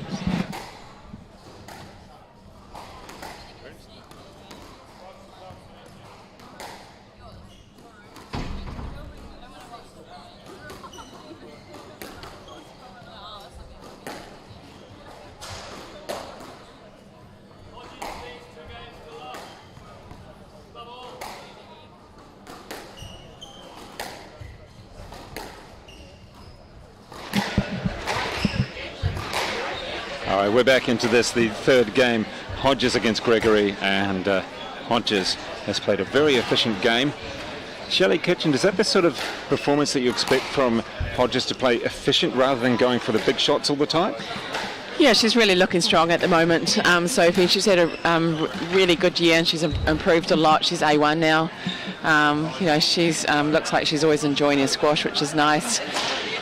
She's Gregory very likes to go fit. for a shot. Yeah, she does. Jenna's definitely a shot player. Anything on the racket, Jenna's going to try and put it away. So nice to watch. It doesn't sort of always come off, especially with Sophie. With Sophie, we'll just keep getting the balls back.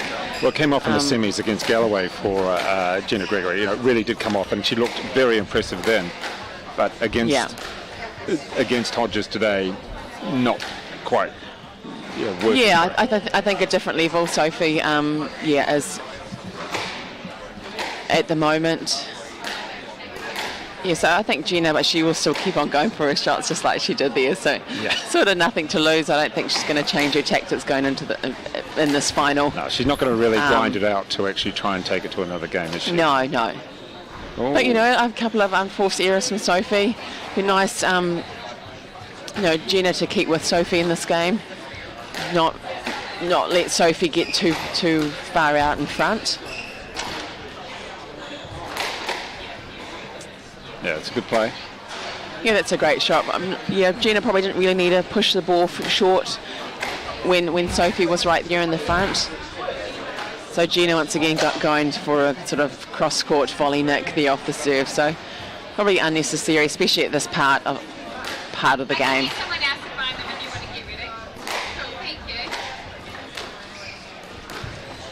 A little bit of an unorthodox volley, but it came back. Hodges just controlling this point, it looks. Yeah, she's getting the ball in the corners and forcing Jenna to make an error. So Sophie's looks like she stepped up the place, grabbing the ball, serving the ball really quickly, not really giving much time to Jenna to kind of gather her thoughts really. So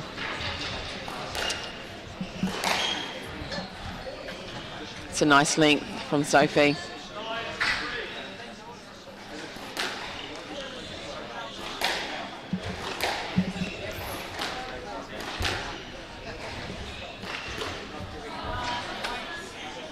Great shot from Jenna there, going for everything in the back corner. So if it comes off, it looks great. And I'll get the point. If not, well, well, you have to really with Sophie because she's going to keep getting it back. So I like her style of play, Sophie Hodges. She again knows what she's doing, and it's good to know your own game and to know how to play your game against your opponent. Championship point here. Just had to reach for that one.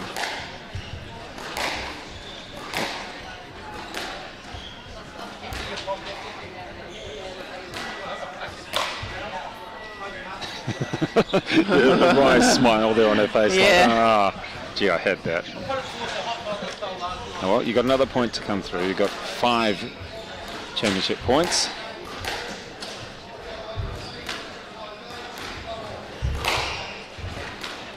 It's a good rally here from the girls. Oh, no, I don't think you can ask for anything there. I don't think it's going to come on. Stroke. Oh, really? Oh, goodness. Okay. Oh, wow. I wasn't really expecting that. We weren't expecting that, but she won it in the end, so congratulations there, Sophie Hodges. 11-7, 11-6, 11-6. She takes out the under-17 girls title. Well done. It was a little bit of a surprise. Okay, if it's if it's within the rules and how it was, but well, congratulations there, Sophie Hodges. She takes out the title, as we said, and the winning of the under-17 girls. So well done to Sophie Hodges. And we'll be back very shortly with the boys under 17 Pomeran against Mason Smails.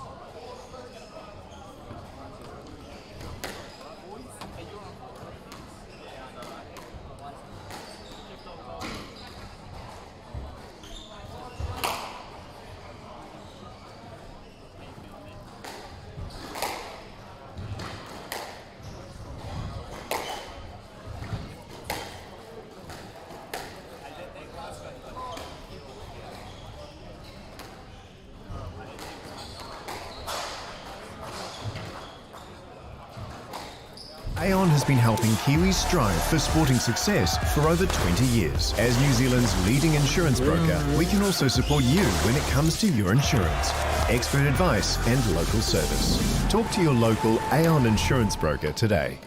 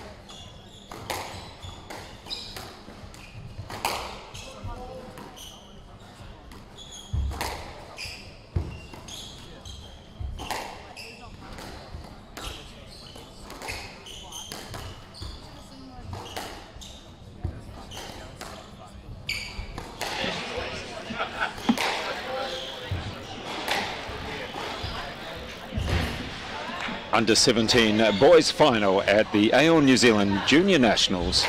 And we have Mason Smails, the left-hander, serving now, up against Paul Moran from Marlborough.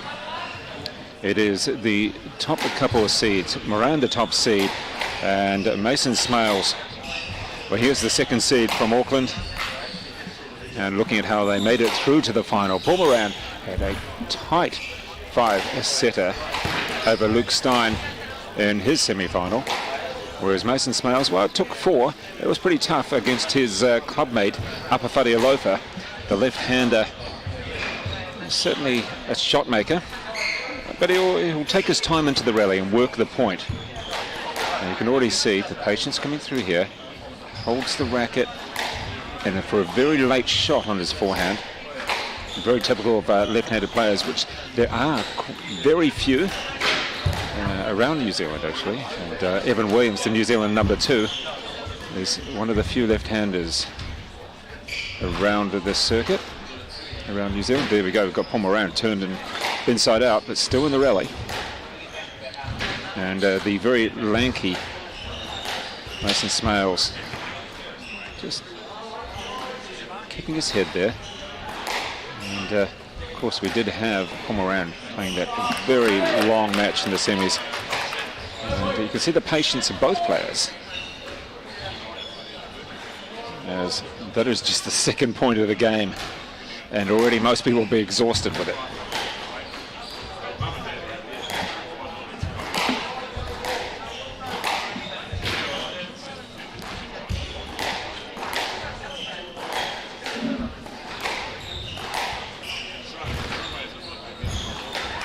Well played. Mason Smails holding the shot and being able to get the angle down, so it stayed low, and Paul Moran difficulty getting to it in the end.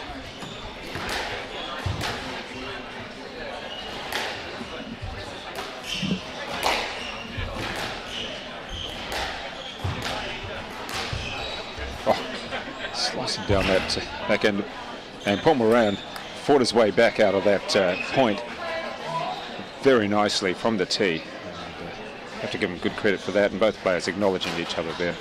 They came close to a bit of physical contact. Scooping that one out, Mason Smails. And you look at the style of Smails. It's quite patient. He does like to hit the ball hard. Even on that serve, there's a lot of power in it.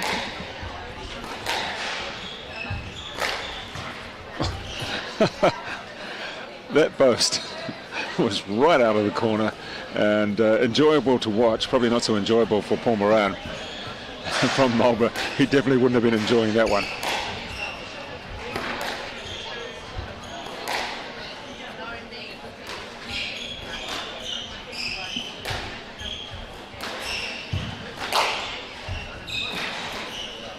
Just punches the ball through on his forehand at times. A lot of credit to Paul Moran here. He's really moving Smails around it. Some good touch from both players, working the angles.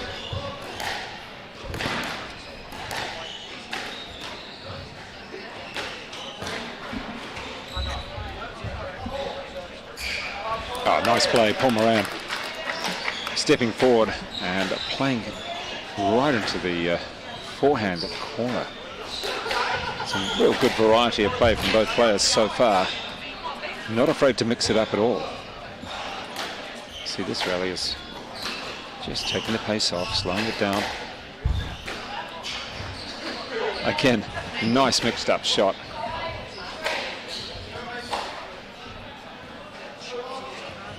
And Mason Smails with a 5-3 lead now.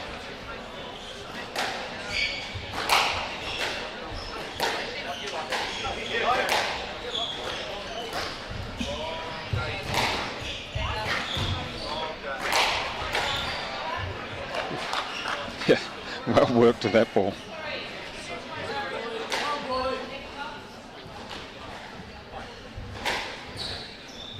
One of 3 Henderson players in this final. We've got Leo Fatialofa in the under-19s. We've had Maya Smails earlier on as well. Really slapped that one away. Every now and then he just picks it up and decides, I'll try and finish this with the shot. And certainly effective on that ball.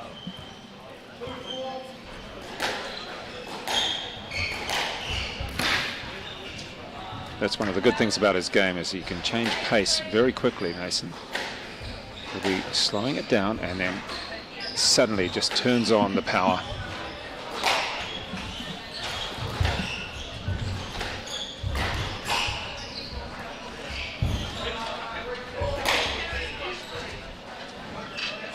We've got an issue with the ball. In the meantime, it's 4-8. And I'm just saying, officials, take a look at this.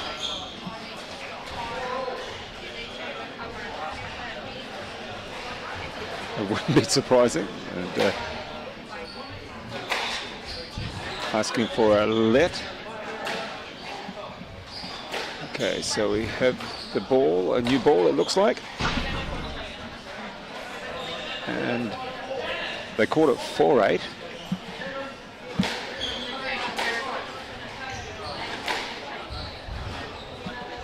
So warming up the ball, rolling it under his feet there, Paul Moran, and the score should be 4-8. Just waiting on that. The players were inquiring firstly about the ball, then secondly about the score as well. And so far this match played in very good spirits. Although we are just in the first game, we can always rely on a lot more calls for let or for anything else once we do get into the deeper into a match. But certainly just about every single match so far today on this court has been played in very good spirits. So it should be 4-8, but we're just with the indecision here of the ball, and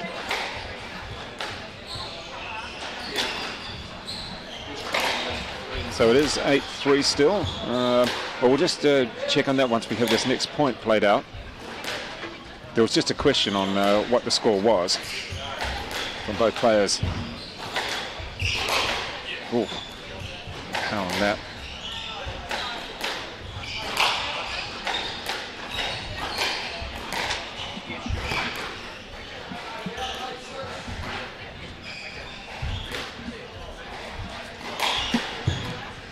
So 8-3. Very good long rally. Covering a huge amount of the court. There's the dip in the shot.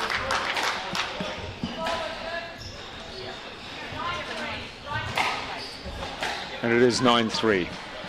And the players having to be directed after such a long rally, remembering which side they're serving from. Oh, Mason was getting caught up in a dry smile there from Moran. He'll take it.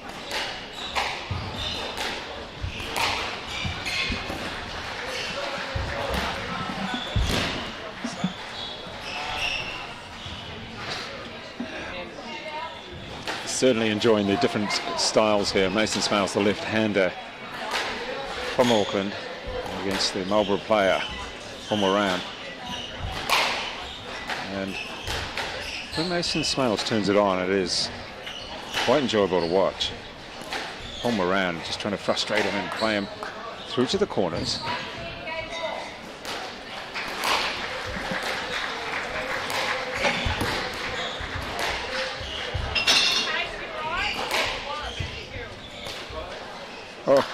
All dying in that corner and giving the advantage to Mason Smails, taking the first game 11-5. This is the under-17 boys final of the Aon New Zealand Junior Nationals here at the Cashmere Club in Christchurch. It's been 170 players from all around the country. We're going from Whangarei to Invercargill and everywhere in between. Very enjoyable to see the standard of play. And yesterday we had around about 160 matches. I think today probably 60 or 70. Over the 3 days of the individual championships, there's been 310 matches, or there will be 310 matches. And so far, let's just go through the winners of the titles so far today. The 11 girls, that was Agatha Griffith over Casey Ellery. The 11 boys, Zemo Waitai over Dominic Lim. The 13 girls, Zoe Leather over Aria Bannister, that was in 5. And then we had Brody Bennett over Matthias Matthews, that was in the under 15 boys. That was in the under 13 boys, that is. The under 15 girls, well, we had Maiden Co. She was the winner over Maya Smails. Going through to the under 15 boys, Chris Hibbert won that one over Charlie Prince, the 2 Marlborough players. And then Sophie Hodges winning over Jenna Gregory and the under 17 girls. So those are the winners so far for the titles in this, the Aon New Zealand Junior Nationals. Go, Paulie!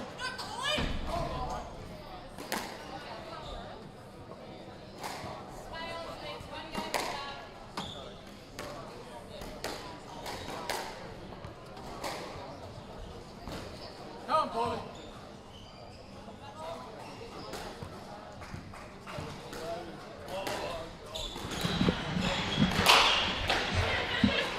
Well, Mason Smails winning the first game 11-5. Good variety of play, and so far keeping the unforced errors down to a relative minimum. Paul Moran in all the rallies and trying to keep Mason Smails honest in those rallies. Just hasn't quite been able to come up with the winning shots so far. And that's the thing, against someone like Mason Smails, you have to stay in the rally even longer. And considering Paul Moran's so quick around the court, he's such a great retriever, just hasn't worked so far. But if he can stay patient, it may start to come off for him. He just needs a couple of free points to really get him into this second game as well. Mason Smails enjoying himself at the tee at the moment, and then being able to play out a shot like that.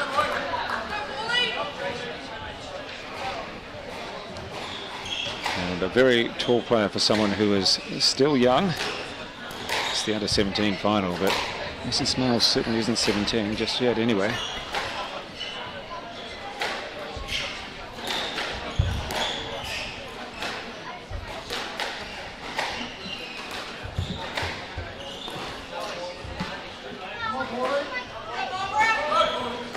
And a good contingent of supporters here for Paul Moran.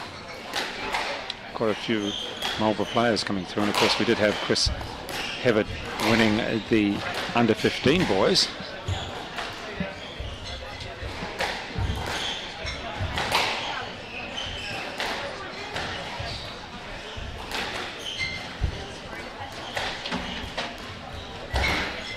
Oh,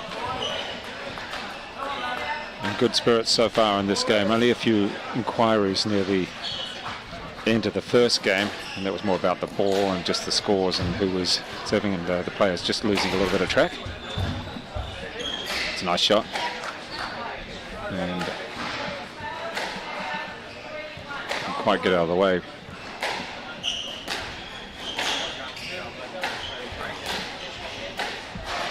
So 3-1. Every now and then there comes out that sort of real power out of Mason Smails, and Paul Moran just looking for the free point. It's not coming at the moment. He's staying in all the rallies. Oh, just swiveled his body out of that one, coming straight at him.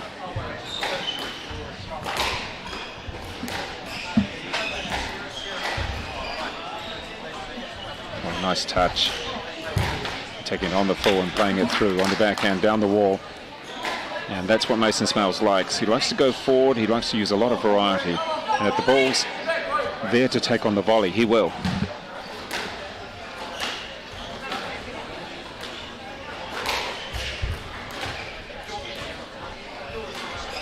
It's a very relaxed running style, and because of his height he's able to get around the court in just a few strides. Got a few tall players around the divisions, one of them being Chris Hibbert. And then, of course, Glenn Templeton. And Mason fairly tall, also Leah Fahiolofa as well. Can be an advantage at sometimes and maybe a disadvantage at others.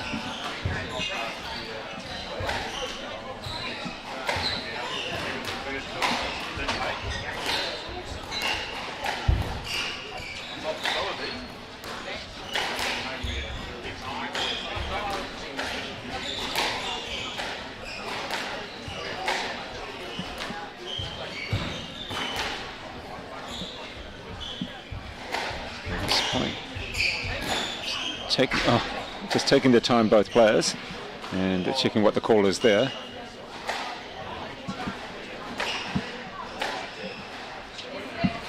Yes, let is the call. And quite a lengthy rally, and eventually it was Mason Smails was clipped by the ball. He certainly wasn't in the way.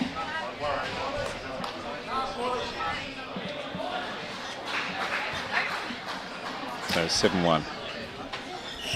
And Mason Smails in a very fine form, hasn't dropped off form at all.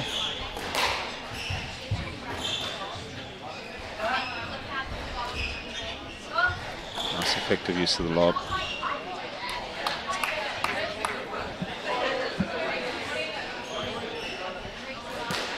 And the big crowd in watching this. Oh, that one's up and out.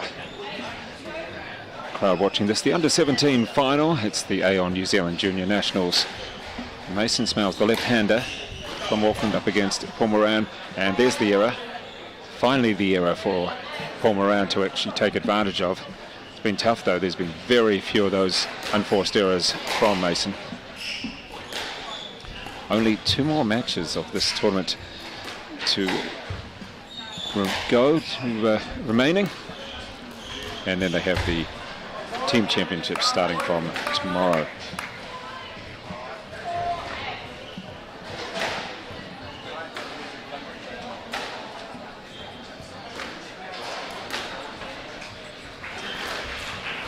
Oh, went back, let the ball drop, and didn't quite have enough height on that one from Mason Smails. So 1 more point to Paul Moran, but a long way to go. Get back in this. A couple of unforced errors which will help him into the game.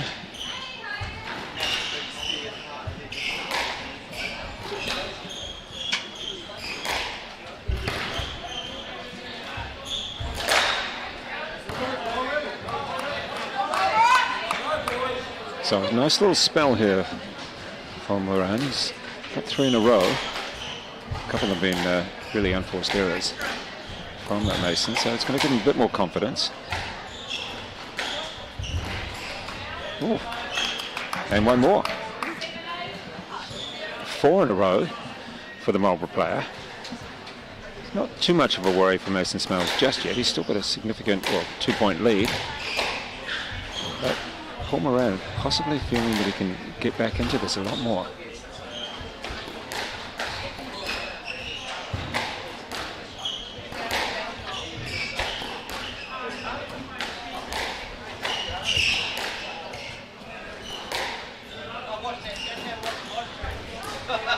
Oh, 5 in a row. And that is a little bit of a concern now for Mason Smails, because Paul Moran has worked his way back into this. We're back to 8 all. It's actually 6 points in a row. Oh. After looking as though this was his game, he's really let it drop away as Mason Smails, and good credit to Paul Moran, who has shown a great fighting ability to hang in there and force the unforced errors, if that can be said, out of Mason Smails. Big lead. And Paul Moran just looking up at the officials saying, hey, help me out here. And didn't quite work to his advantage though. 9 all.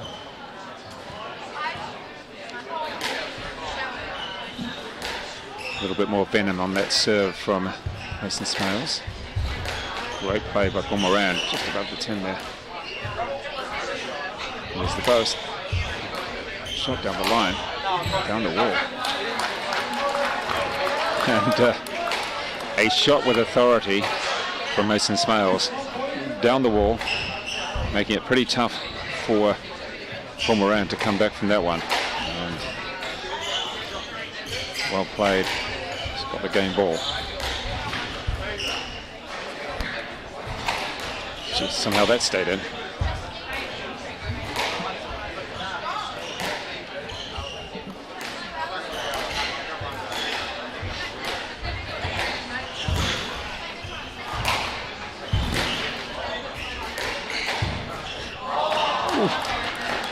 Oh, careful.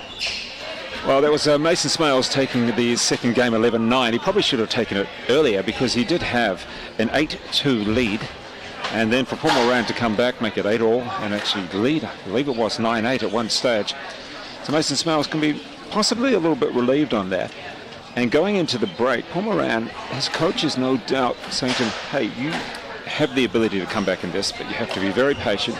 And when Mason Smails, he'll give you the unforced error a couple of times, you can take advantage of that. And that's probably what's been said to Paul Moran at the moment, whereas Mason Smails, it's just like, you know, if you've got that lead, you just take your time. You don't have to go for those unforced errors or go for those big shots, but that tends to be his game. He's up 2 games to love now, and certainly the advantage in the under-17 boys final.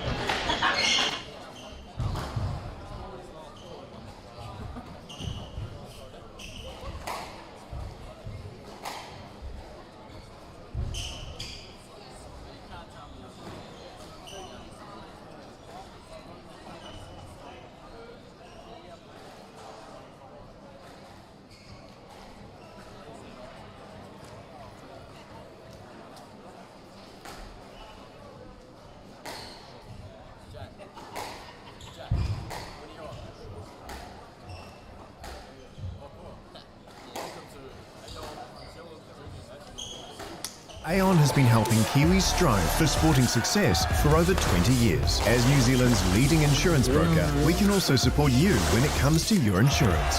Expert advice and local service. Talk to your local Aon insurance broker today.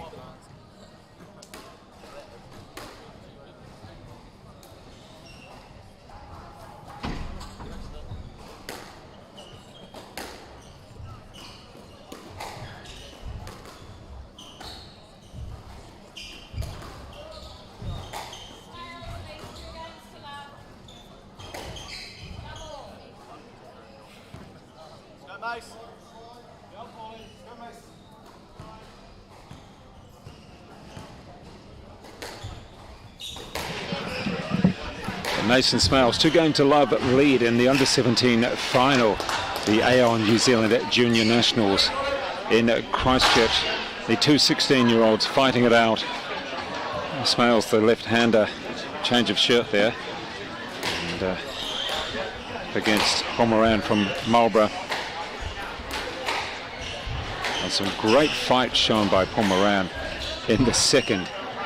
Won about 6 points in a row, when Mason Smails probably should have taken that second game a lot earlier than he did. And the unforced error to start with in this, the third. Smails can keep to his game and cut out those unforced errors. He'll certainly race through it. He looked as though he was going to do that in the second game. Oh, nice whipping it across. That's the post there. Oh, wonderful. Now that's the shot that he wants to do and was certainly doing in the first game. And let's see how well he can do. With a bit more pressure put on him, and certainly you'd have to think Paul Moran would have a lot more hope after his performance in the second to bring it back.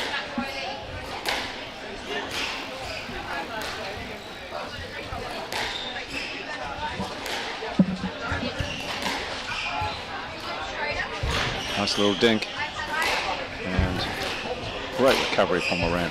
Great credit. He really is staying in the rallies, and if he can keep on doing that, he's going to force the error see Mason Smails. Just a couple of questions of the officials. Possibly more in a, gee, if I question or ask, it may work in my favour more than, it was hope more than request. And Paul Moran playing a very good point there, giving Mason Smails no opportunity.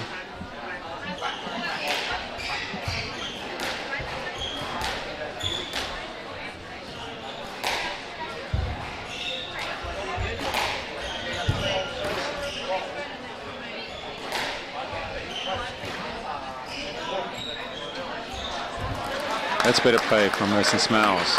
It was the biggest and best lead that Paul Moran had had at 4-2. And in the third game. But it's now 3-4 with Mason Smails serving.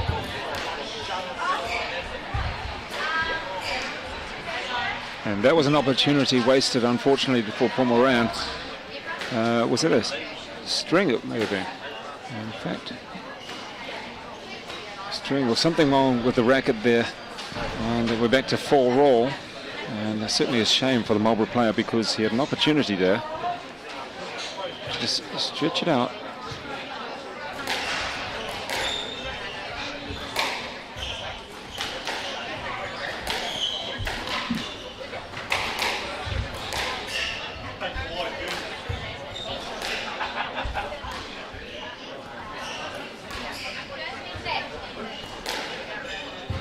Just slowing down a little bit, and then the unforced error from Paul Moran. So to the lead from Mason Smails, putting it down the wall. It's going to go cross, still the wall. There's the cross from Paul Moran. Nice play.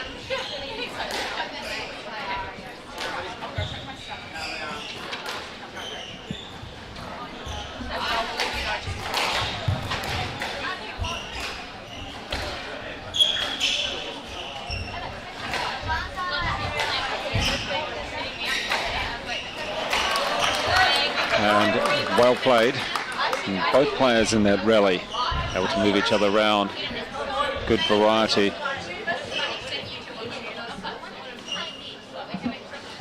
Paul Moran coming back into that one. Again, just hanging in. And it's whether or not he annoys or frustrates Mason Smails.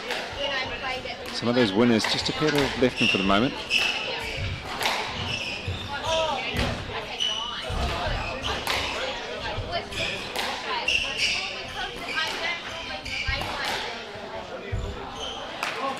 Well played from Moran on that point.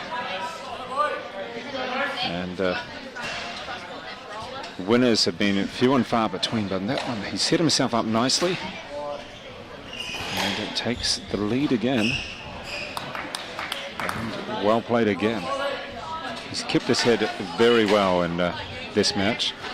Almost a comeback in the second game and now in the third. 2-point lead. Oh, but the ball died. It really did die coming off the back wall. So gives Mason Smails a little bit of a let off there.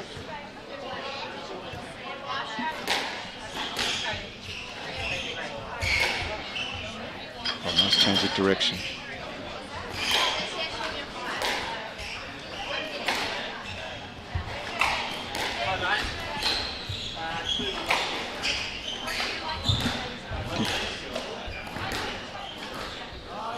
Oh, that was an unusual shot.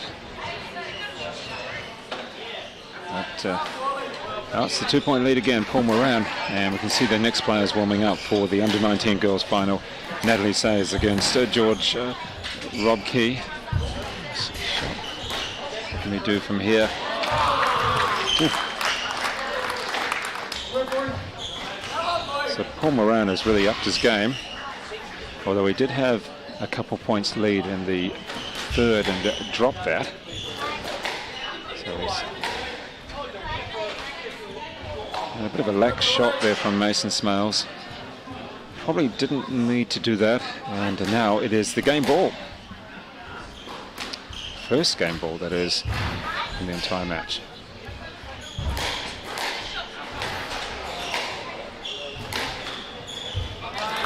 Oh, marvellous play by both players there.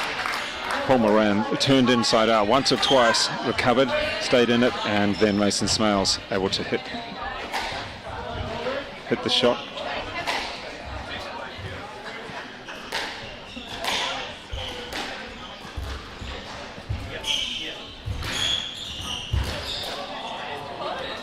Oh, too many options almost for Mason Smails. And there we are, Paul Moran coming back, winning the third game. Great effort. It just shows if you can stay in there and force a few errors out of your opponent, you can come back nicely. Well done there. Well done to Marlborough's Paul Moran, taking the third 11-7.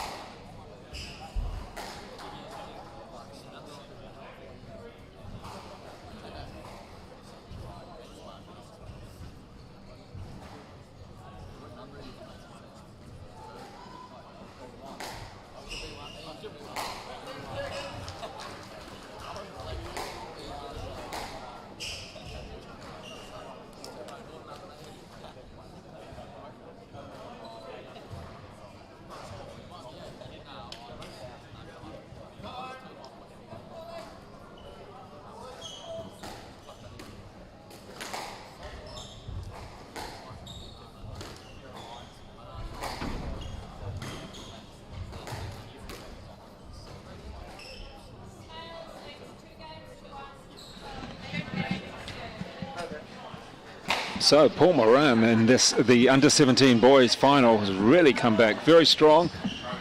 Almost took out the second. Couldn't quite do that, but in the third really showed a lot of grit, determination to come through and take that third. Mason Smails did have a little bit of a lead. It's sort of chopped and changed during the middle. A couple of unforced errors, but let the Marlborough player come back into it.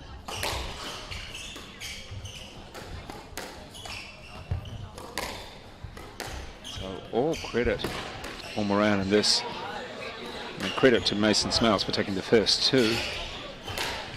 But the determination of Paul Moran has been very good, and there we are, the head sort of rolling as Mason Smails goes, oh goodness, why did I have to do that?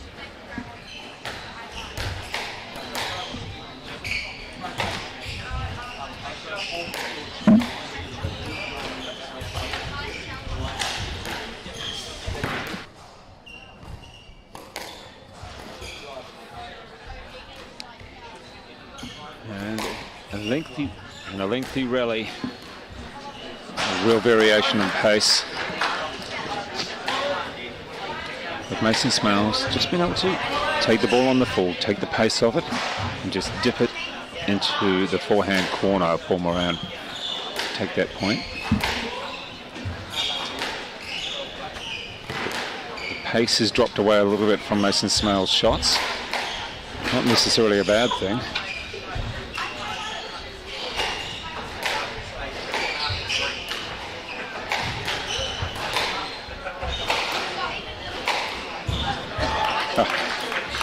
Some nice touch by both players. And certainly a little bit of tiredness coming in. They're in the fourth. I have to say it is very warm in Christchurch outside. And that warmth is coming into the centre. All the doors are open. Plus you've got a couple of hundred people here surrounding this court and the other courts as well. And the players no doubt feeling it inside their glass sauna as it is. Lovely day outside and lovely to watch some talented squash players as well.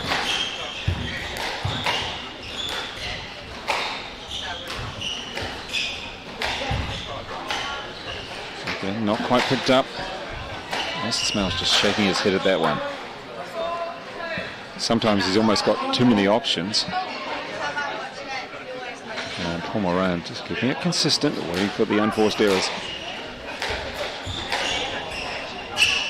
And that was one of his own unforced errors on that one.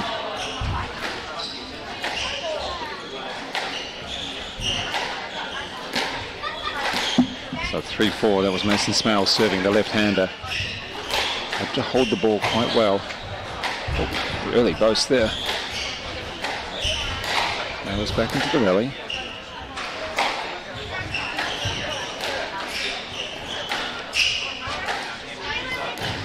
And the rally's slowing down. A little bit more pace there.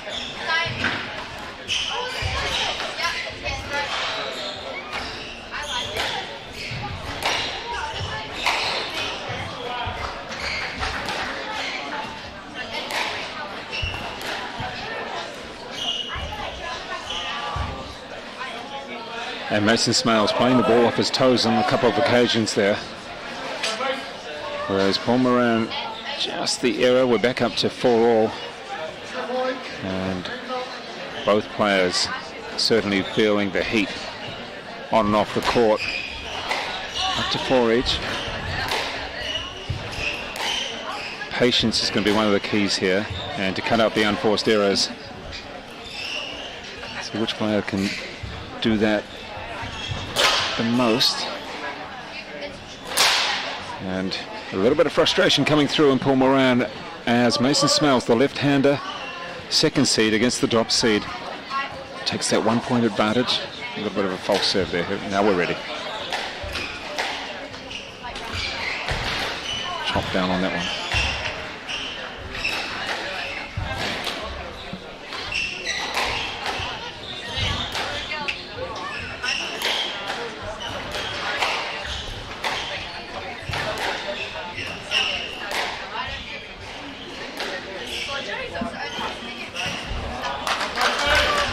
Well, we call a lot of points vital, but that was certainly a vital point for Mason Smails to go up by 2 and take the 6-4 lead. 2 games to 1 up in the overall match in this, the under-17 final of the Aon New Zealand Junior Nationals. Just giving them that extra point buffer. Nice work by Paul Moran. Get himself set up. Mason Smails just takes his time getting back. And really just yelling out to himself there. Paul Moran knew he had the opportunity to do something more with it, but unable to in the end. And Mason Smails has got that advantage. A point back for Paul Moran, right up close to the wall, and to use the angle. Still the 2-point advantage to Mason Smails.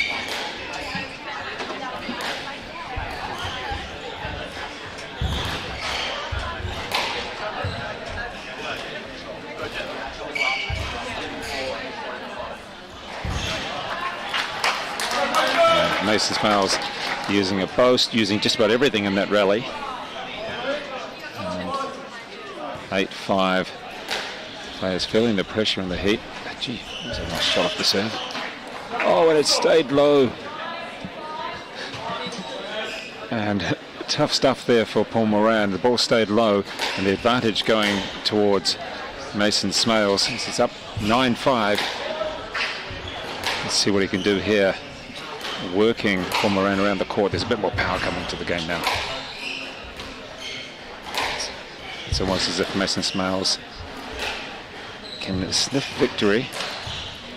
And there's the error that Smails was looking for. This is game ball, championship ball for the under-17 boys final.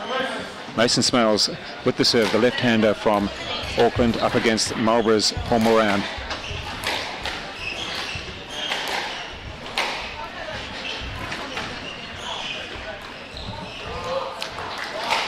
and Paul Moran.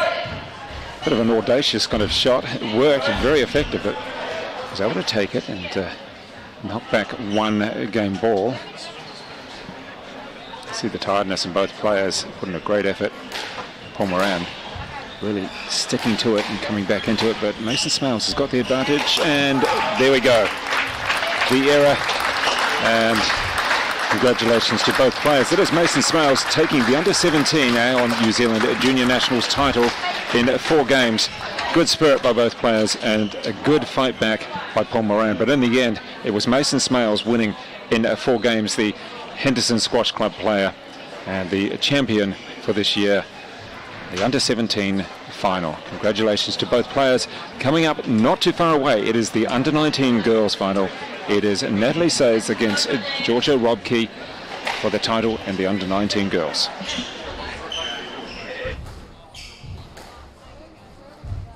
Aon has been helping Kiwis strive for sporting success for over 20 years. As New Zealand's leading insurance broker, we can also support you when it comes to your insurance. Expert advice and local service. Talk to your local Aon insurance broker today.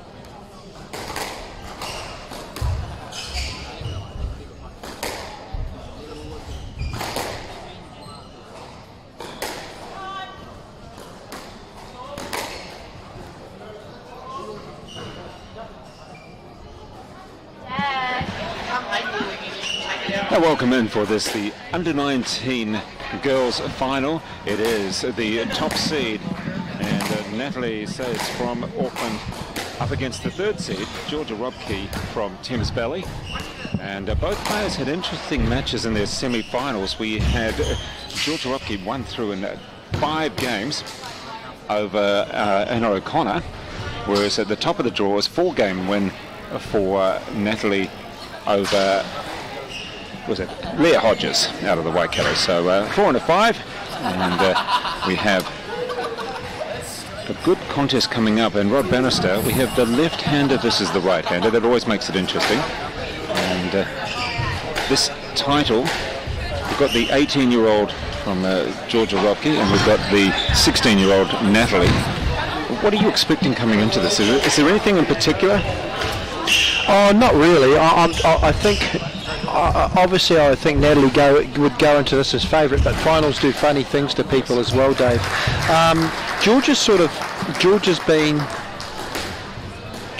out of the game for a little while, I think, with injury. Yes, I'm not quite sure. And she's actually at university now. Cool. Shelley Kitchen was telling me she's 18. In the Waikato? Yes, at Waikato. So, that works for her, and other things to concentrate on a little bit rather than good balance training. And that's good. Good balance. But when I look at a left and a right-hander, from a right-hander's playing perspective,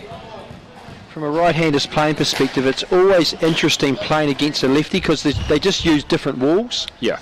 They use different walls and there's different angles. So I'm not going to say that's an advantage to Georgia, but it's always interesting playing against a lefty. Well, it just mixes things up a little bit, It doesn't does. it? And we saw with Mason Smails in the last match there, Natalie taking the first point there, 1-love, and also the second as well. So 2-love to Natalie, and scores just coming up there, but 2-love the first 2 points. Mason Smails been able to hold the ball so well, and such a talented player, but Paul Moran, gee, gave him a good workout in the under 17 final, and really stayed in the match for quite a while. And so what I'm looking at here, David, is just from Georgia, for example, looking to chase every ball down. Obviously, she'll go in as underdog. I mean, I don't know if that's in her head too much, thinking that. Like Natalie's won a couple of quite easy soft points for a start, well, and that could be nerves. That shot. But I'm just looking for, I'm just looking for somebody to test the top seeds, for example, Dave. Get under their underbelly a bit and show them that they're in for a match. That's all you're looking at these kids should be able to run all day. They should really get amongst it. So it's just been quite an easy start for Natalie. so 6 points in a row for that 6-love lead already. And if you're Georgia, you're just thinking, gee, hang on, can we just start again? Absolutely. So is that mental? Possibly, yes. Is that technical? Not so much, I'd say. But she pumped the first ball to the back there in the whole match, Georgia, and said to, and basically picked up a point. Yeah. With Georgia now, all I'll be trying to do really is just to try to hit that back wall for a start. So there you go again. Second ball that went deep behind service box. I'm not saying that it's going to be a pattern, but she got 2 points out of it all of a sudden. Hasn't really done much. No, exactly. Just don't try and be, the superstar with your shot. Just work So it. here we go, a 3 game in a of row. 2 halves. Yeah, exactly. Right? 6-love to 3-6. So it is now 6-3 to Natalie Sayes got the lead, but it was 6 in a row, and then it was 3 in a row. And make it, let's have a look now, that should be... Was that Corlett or stroke? Not quite sure. We're at 4-6. Wow. So Incredible. Now it's 5-6. Is that 5? Yeah, that's... I don't know, Dave. I'm still not feeling it in the sense No. of like the intensity or any not there sort of yet. patterns. It hasn't really... Nothing. Oh, there you go. Oh, there's a nice shot. So we're at 6 apiece now. 6 apiece from 6-love. Yeah. Incredible. Game of 2 halves. What a cliche. Oh, it's... no one's just managed to get there yet. And it's... I think if you were the coach this, you'd almost be a bit concerned.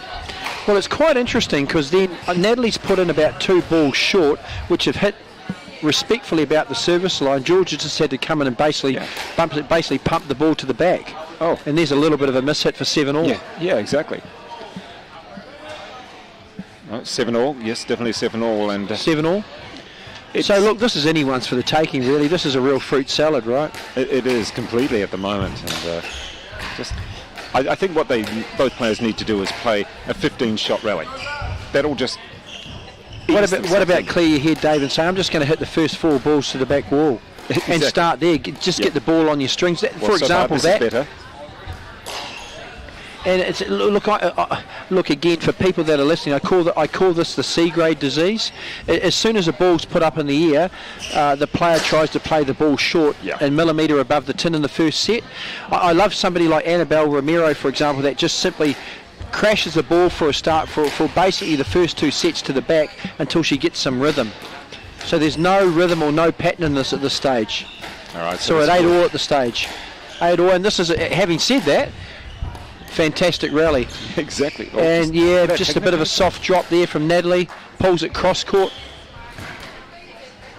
Yeah, much better rally. This is what we probably needed in the first couple of points. And there you go. I mean, there was an error. I think there were 14 shots here, Dave. Something like that. Crikey. It's almost like Mason Smails against Paul Moran did that in the first few points.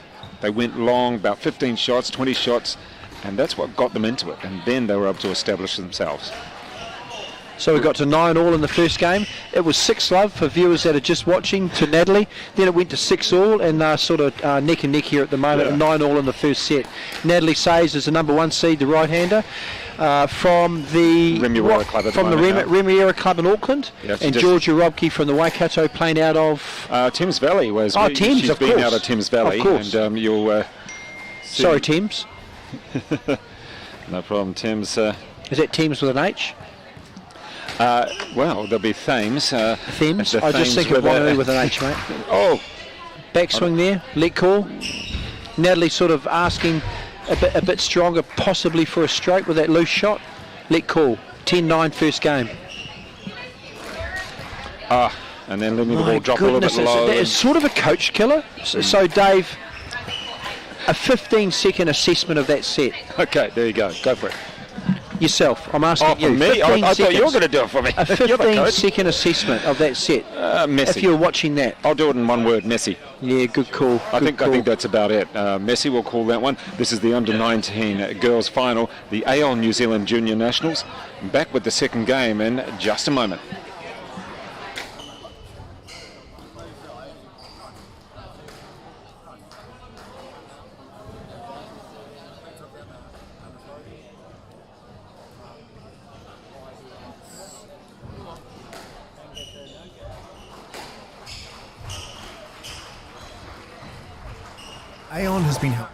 Aon has been helping Kiwis strive for sporting success for over 20 years. As New Zealand's leading insurance broker, we can also support you when it comes to your insurance.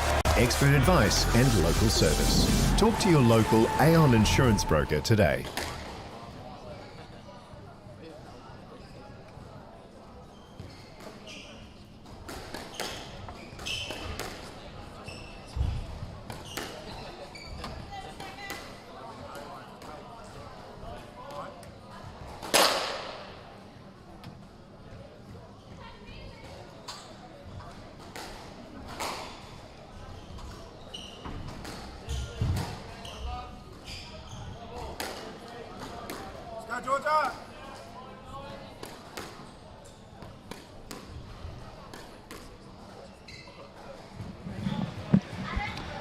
So after a messy first game between the top seed Natalie Sayes and Georgia Robke, the third seed, so we'll see what we can establish in the second game. Rod Bannister, you called it kind of a coach killer, and I just called it messy.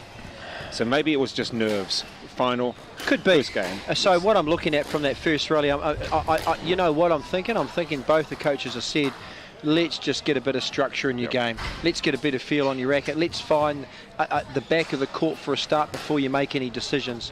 The first one could have been nerves. Looking at the start of the second one. Yeah, we had maybe one, possibly two rallies of over 10 shots, it seemed, and once they were established, the players seemed to just settle a little bit, and then it went a little bit downhill again. So, I'm not quite sure of the history between these two either as far as matches and stats go, Dave. I don't know how much they've played each other, but... I mean, they've seen each other around, but... oh, for sure. With both been in respective junior world champs teams and things like that. And you have both of them are 16 years old. From what I'm seeing here, sorry, what am I saying? We have Natalie at 16 years old and 18-year-old Georgia. So what I'm seeing here is the left-hander. I'm thinking Natalie is looking to plug that deep backhand, and that's an absolute no-brainer for a coach with a lefty. They seem to break their wrist a little bit, whether the ball's in the air or whether the ball's behind them. So Natalie's looking to sort of attack off the back of that. That's really good from both of them. See, she drags it to a backhand, really interesting. And Georgia nails it to the back. Much better quality. Trouble. Oh. Just, there we go, Natalie. Yeah, oh, she got a let for that. Okay, no comment. Yeah, you don't agree with that? Yeah, no, I mean, in all fairness, do you like officiating when you were playing more? Did you find it okay, or did you just try and well, you never did as a player, right? Because you thought you're always right. Yeah.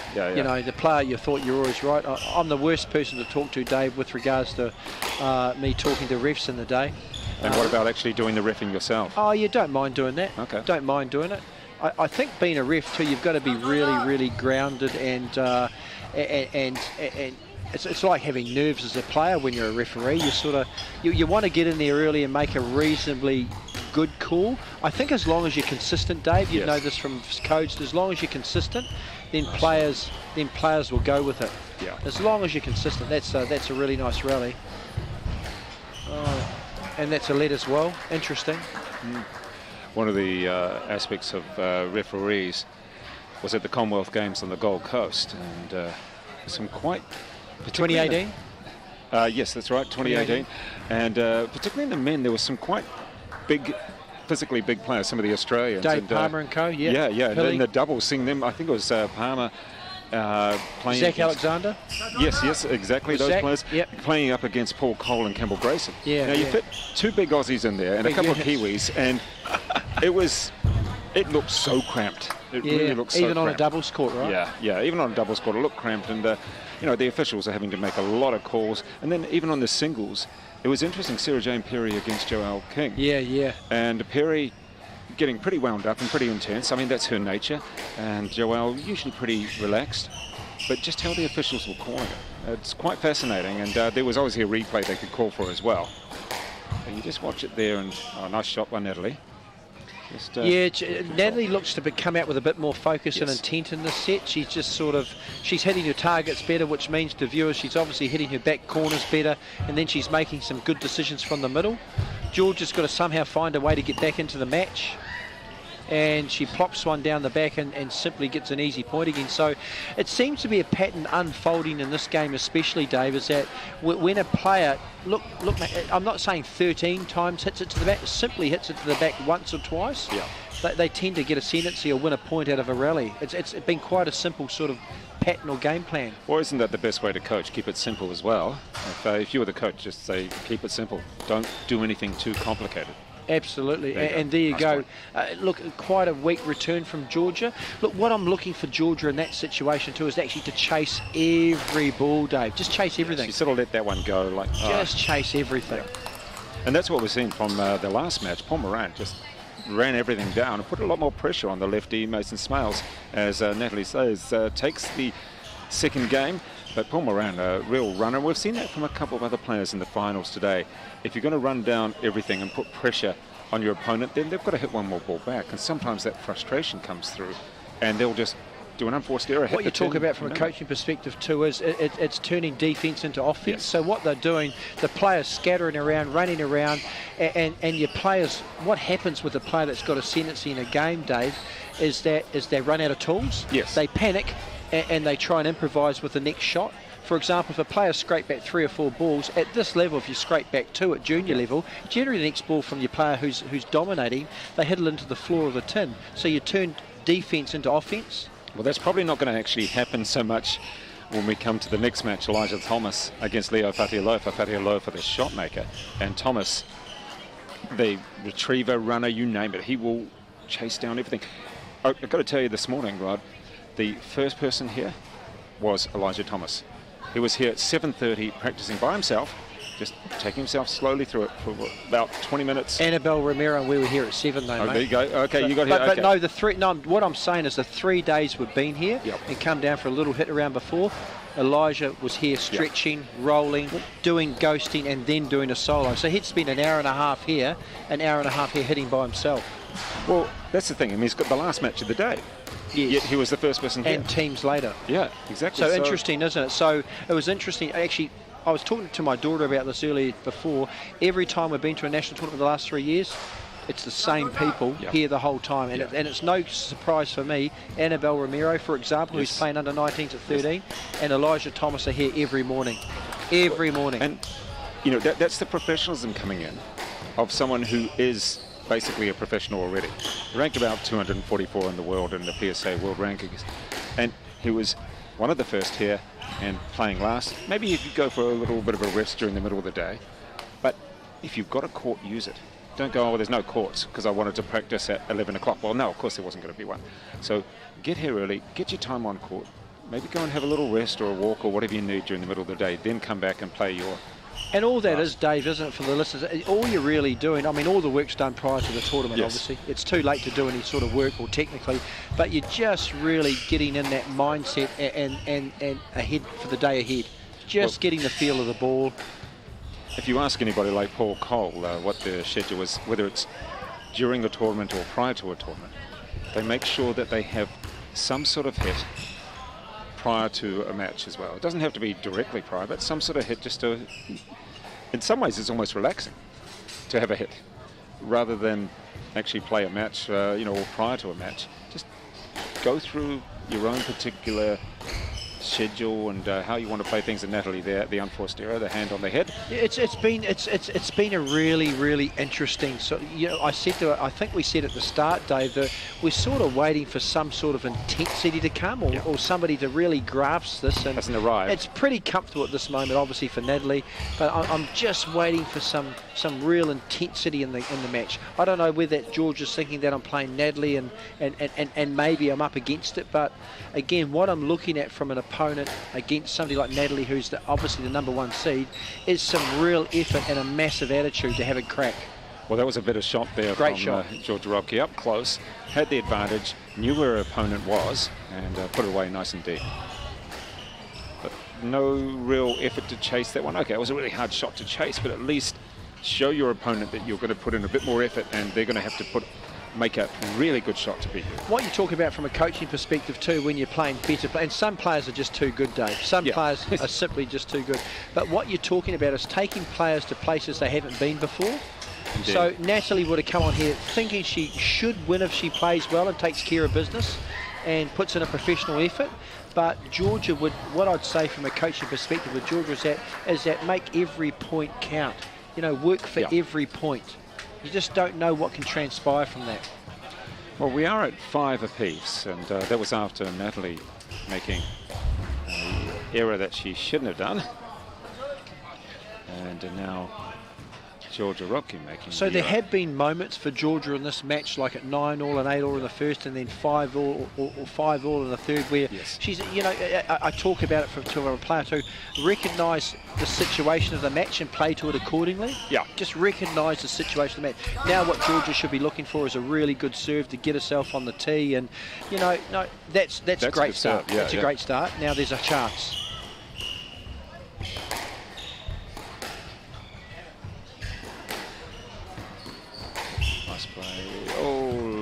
Real opportunity there for Georgia. Yeah. When you serve like that, real opportunity. Boy, that was a good serve, forcing her opponent right into the backhand corner.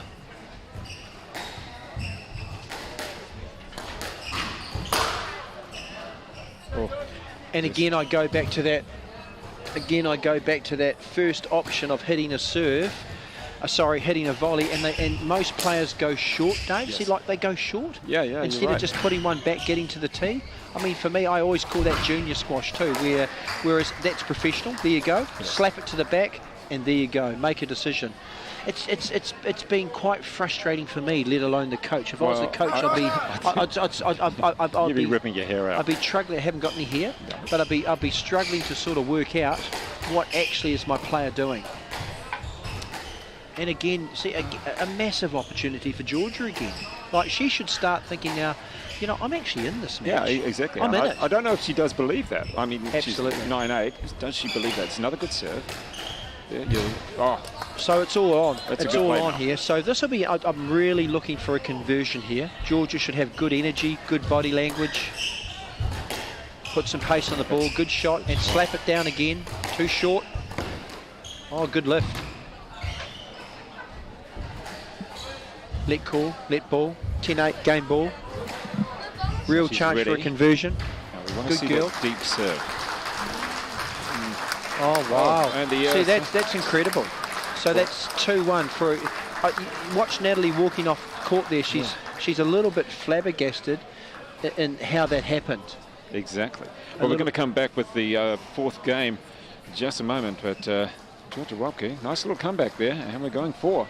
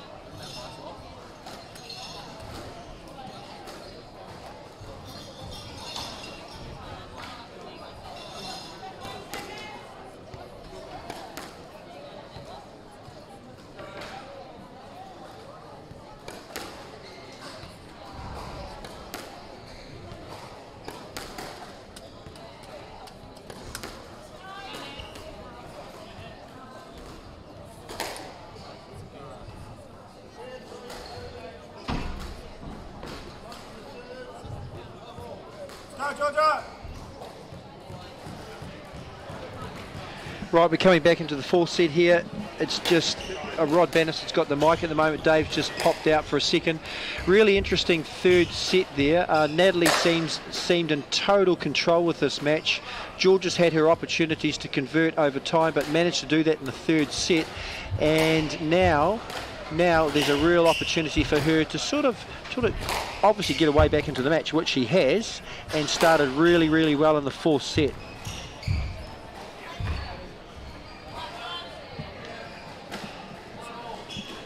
I've just seen a little bit of a shift in Georgia's body language too after taking that last set. It's 1-1 in the fourth, and Natalie just needs to go about doing her business again, hitting really good targets, getting onto the tee, all the obvious stuff. And oh yeah, interesting.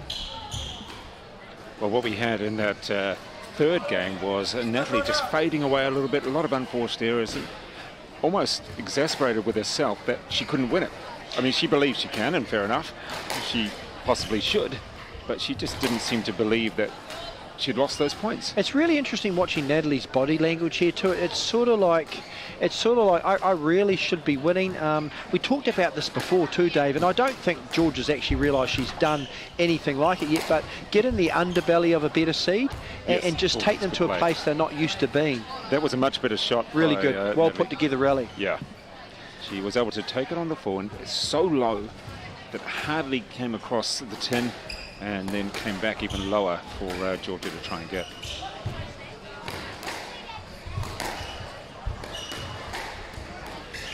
Yeah, so she's got, it's interesting, Dave, watching those two rallies. Again, I'm not sure if Natalie realised that. She's put two down the backhand wall of the left-hander, waited for a weak return and just taken the ball forward. So it's been a real good pattern for her in the last 2 points. I'm not sure if she's aware that that's working for her, hitting that area. Good get. Georgia should have been up on that one. Yeah, she was a little bit slow to take that first stride. Good get though by Natalie. Good hustle. So 4-2 in the fourth. Hopefully Natalie's realised she can't sort of back off to sort of push through in this one. I'd like to see her, if she loses the point, just forget about it and move on. Georgia hangs in there, 3-4. Natalie's shown a little bit of visible frustration. Yeah, she just needs to... Sorry, 3-5.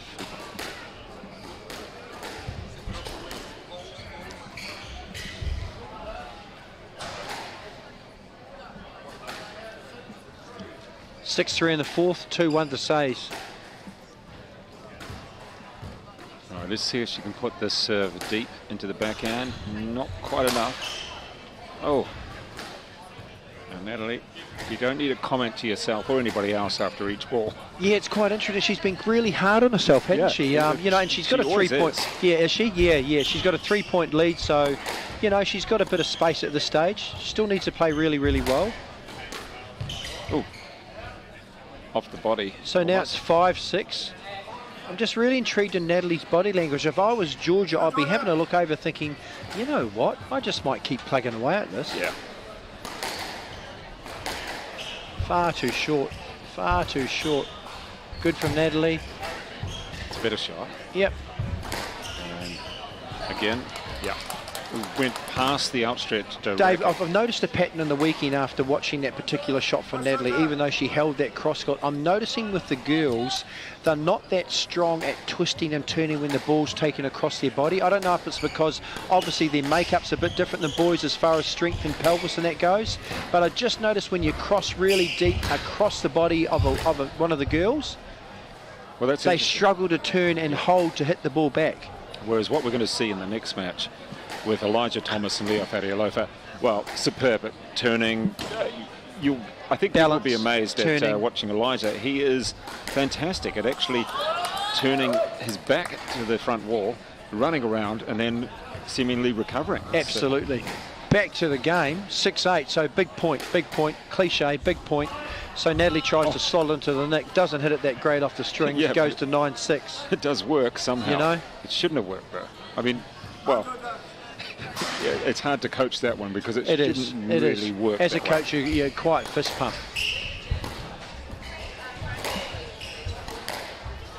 Too good. Match ball. Now, got the opportunity. Just keep it calm, both players. And Georgia, you can come back from here. And Natalie, you can win it from here. But I think both players need to just keep it calm. So then Georgia goes for a nick, pushing that cross-court shot. Cross-court drop across the line. Yeah, there you go. That just too strong. Too strong in the end. In 4 games, the under-19 title goes to Auckland's Natalie Sayes over Georgia Robke. Congratulations there to Natalie. She'll be relieved in a way, wouldn't you say, Rod? I'd say she would be. I don't think she needs to reflect too much on that match. Georgia can probably take a lot out of it with regards to, hey, maybe I believe now that I can actually compete far more with the likes of Natalie and that. But just a quick question to you, Dave. Is this Natalie's first year in under-19s, or was she up last year? I seem to recall it as her first year. I'm fairly certain she was under 17s last year. Fairly certain I gave her a prize. Last year's juniors. Oh, gee.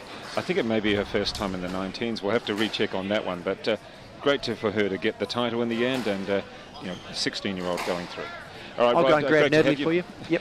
Yeah, we might just grab a quick word with her, and then we can get ready for the men's final, not too far away in the under-19s.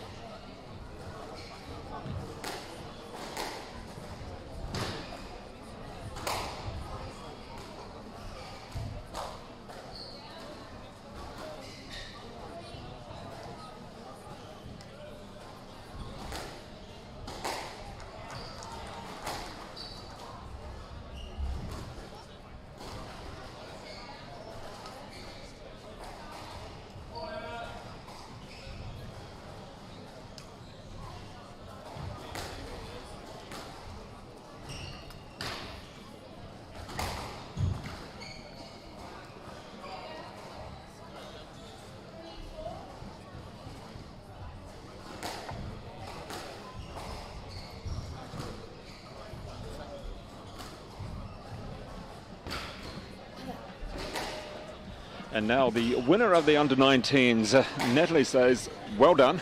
Thanks. Is that your first victory in the under-19s, isn't it? You were in the 17s last year, is that correct? All right, an interesting contest, that one.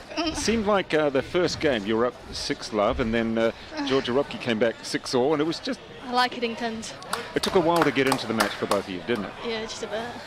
What about as you started to find your rhythm? Did you feel a bit more comfortable as you went on, say, in the 4th game?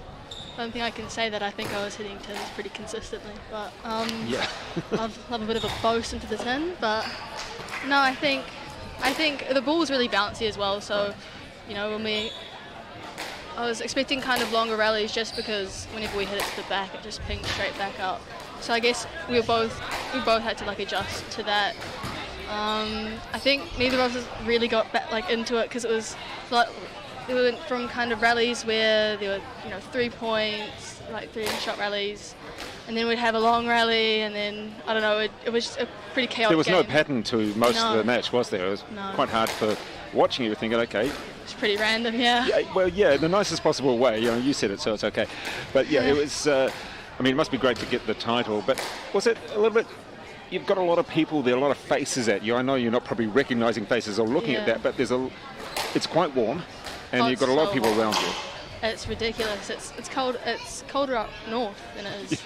Yeah, we weren't. Well, that's great. And for you, Natalie, just nice to be around a lot of different players again. You know, you're seeing friends, rivals, and just kind of gives you a bit of a lift, a bit of energy, doesn't it? Yeah, well, I'm from Auckland, so we're meant to be having like restrictions, but we haven't quite.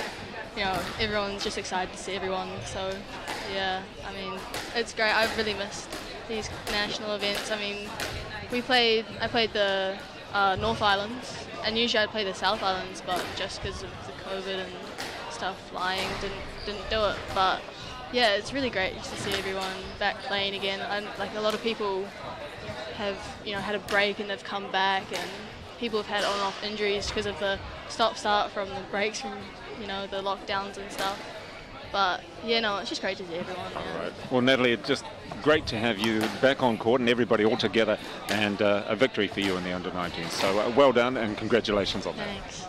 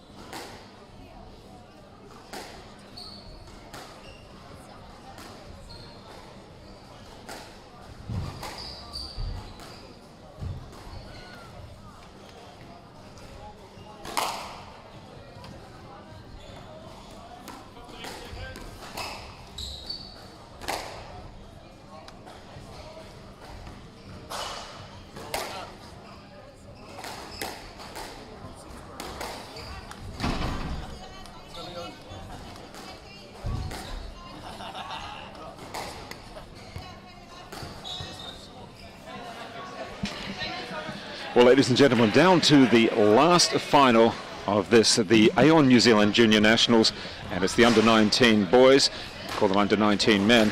We have Elijah Thomas in the green shirt against Leo Fatialofa in the white and blue, and both players with PSA rankings.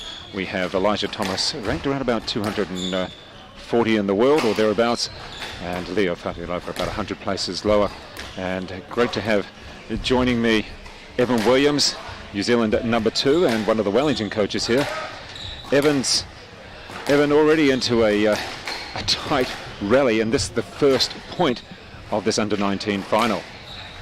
Yeah, you're not wrong, and you definitely weren't wrong about the boys being men. They've grown a lot. I saw them at probably Nationals last year, and ever since I walked through the door, you see how big all these young boys are. So I think we're going to be in for a long, tough match. Well, someone like Elijah Thomas, I think you defeated him in the PSA Satellite at the Henderson Open early this year. It was Elijah's first Satellite final, whereas you've been in a number throughout your career and won a number of those tournaments and a couple of challenges as well, a few of those. But just even his maturity from, March or thereabouts, February, March through to now in October. He's no longer at high school. He's still only 17 and turns 18 in November. And you've got Leo Fatialofa who's just turned 17. So it's great to see teenagers potentially emerging through, isn't it? Yeah, it's amazing. The strength of the squash is paramount here, and to see that two 17-year-old boys are contesting the under-19 final means that we've got these guys again next year coming through, and they'll get even stronger and even better. And you talked about the maturity and the professionalism. I was down here at 7:30 this morning, and Elijah was just finishing his morning hit. Exactly, that's great to see, isn't it? Yeah, it's incredible. And I mean, I had two of my young boys that are in the Wellington team who aren't as professional as Elijah, and first of all, they didn't know who he was, so I had to explain that Elijah was the number 1 seed and playing in the final. Secondly, they asked what he was doing at the courts so early. So I explained that he was down here having a hit before his final match, and then he was doing his rehab and prep afterwards, doing some core, and the boys asked what that was about as well. So he's definitely showing his maturity out there. Well, it does remind me very much of Paul Cole. Yeah, in a way, it's similar kind of style. Certainly Elijah's quite a bit taller, but Paul very dedicated to the practice, the stretching. That's something that, as you know from being at the World Champs team and was it Washington DC late last year. I mean, you've seen him played against Paul Cole, and he's very dedicated to his regime of stretching and practice, isn't he? Absolutely, yeah. He's always been like that, and we've always given a lot of respect for the amount of work that Paul's put in. It's worked very well, number 5 in the world, hasn't it? Right, too right. It's deserved as well, and I think he's going to go even higher if he keeps tracking the way that he is. His performance in Manchester was incredible. So I'm really looking forward to that stuff as we go on. I think if Elijah wants to emulate Paul, he probably need to get in the squat rack for a few thousand hours. But yeah, exactly. Apart from the quads, there's definitely a lot of similarities between the two. Well, what we've noticed today is very few lets, very few discussions with the officials. And I don't even think in a couple of the finals we had any lets at all. The younger players just getting on with it. These two, bigger physically, so they've got to get around each other. So they will be questioning a bit more, won't they? Yeah, I think this one will be pretty well contested as well. There's a lot of things to look at with decisions, and using your edge and a bit of gamesmanship. And these boys, they are young, but they have the knowledge on what to do, where to move off the ball, and how to play, so that they can sort of encourage the refs to give a decision in their favour. So I think we'll see a few decisions, particularly when this game gets tight. But both of them are very fair. They move incredibly well, so I think it'll be a clean game, which is what we're looking for. Well, this is an interesting rally already. Probably over 20 shots and just taking their time. And, the boys will just be feeling each other out. They've played a lot this year, over the years, obviously the same age, so they would have grown up together. They played a couple of huge matches already this year. I watched one in Henderson when I think Leo was up 2-love and playing some incredible squash, and Elijah just ground him down and ended up winning that match. Oh, nice play. Love the shot. Just he had the position there, didn't Elijah? He had the option, knowing where his opponent was behind him, and could take the pace off and just move it across to the backhand side. Yeah, well, it's a build-up of pressure. You know, he's finding his corners in the back well, and then when you find your corners in the back, you find your width, and you can control the tee, then a simple straight drop becomes deceptive. A simple cross-court like there, as we just saw, becomes deceptive. So I think if Leo wants to get into this match, he's going to have to hit that ball a little bit harder and get Elijah into the back corners. Otherwise, he's going to end up doing probably too much work than he can handle.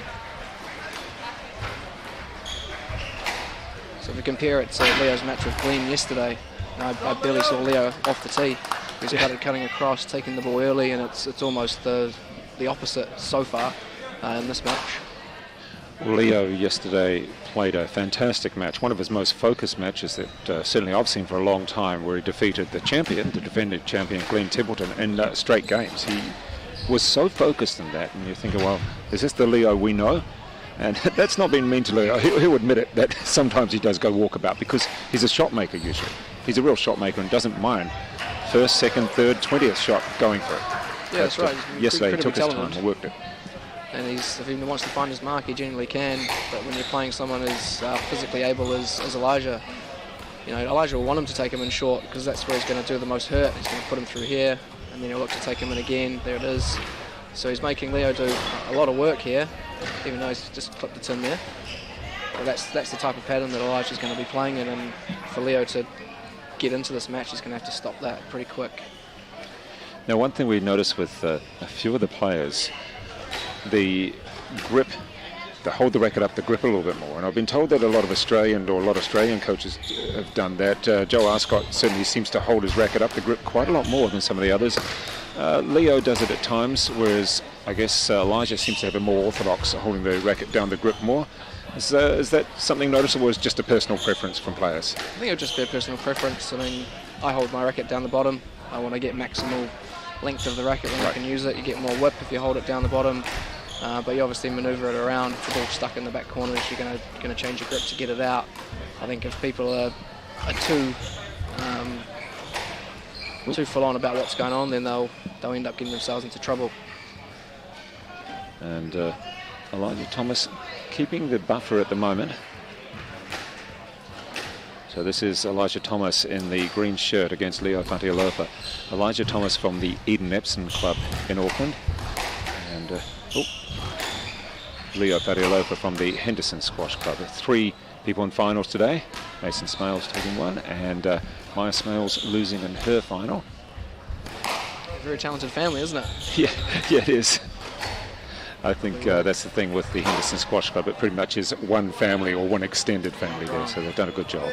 We can see already out here the work that Elijah's putting into Leo. He's already bending over his racket. He's going in short off the serve, even a simple rally like that. Yeah. You know, and this is fruits of the labour from Elijah, taking the ball early and just moving him around. He's barely left the tee. There's been a big green blur right in the middle of that tee the whole game. Nicely put there, Evan. That's the thing, though, with Elijah. If he can get some quick points, it's certainly going to help him. A couple of unforced errors, or certainly a winner if they come to him, although he doesn't mind playing the long points. That's right. He's out there for the long haul. And Elijah, there we go with the first game.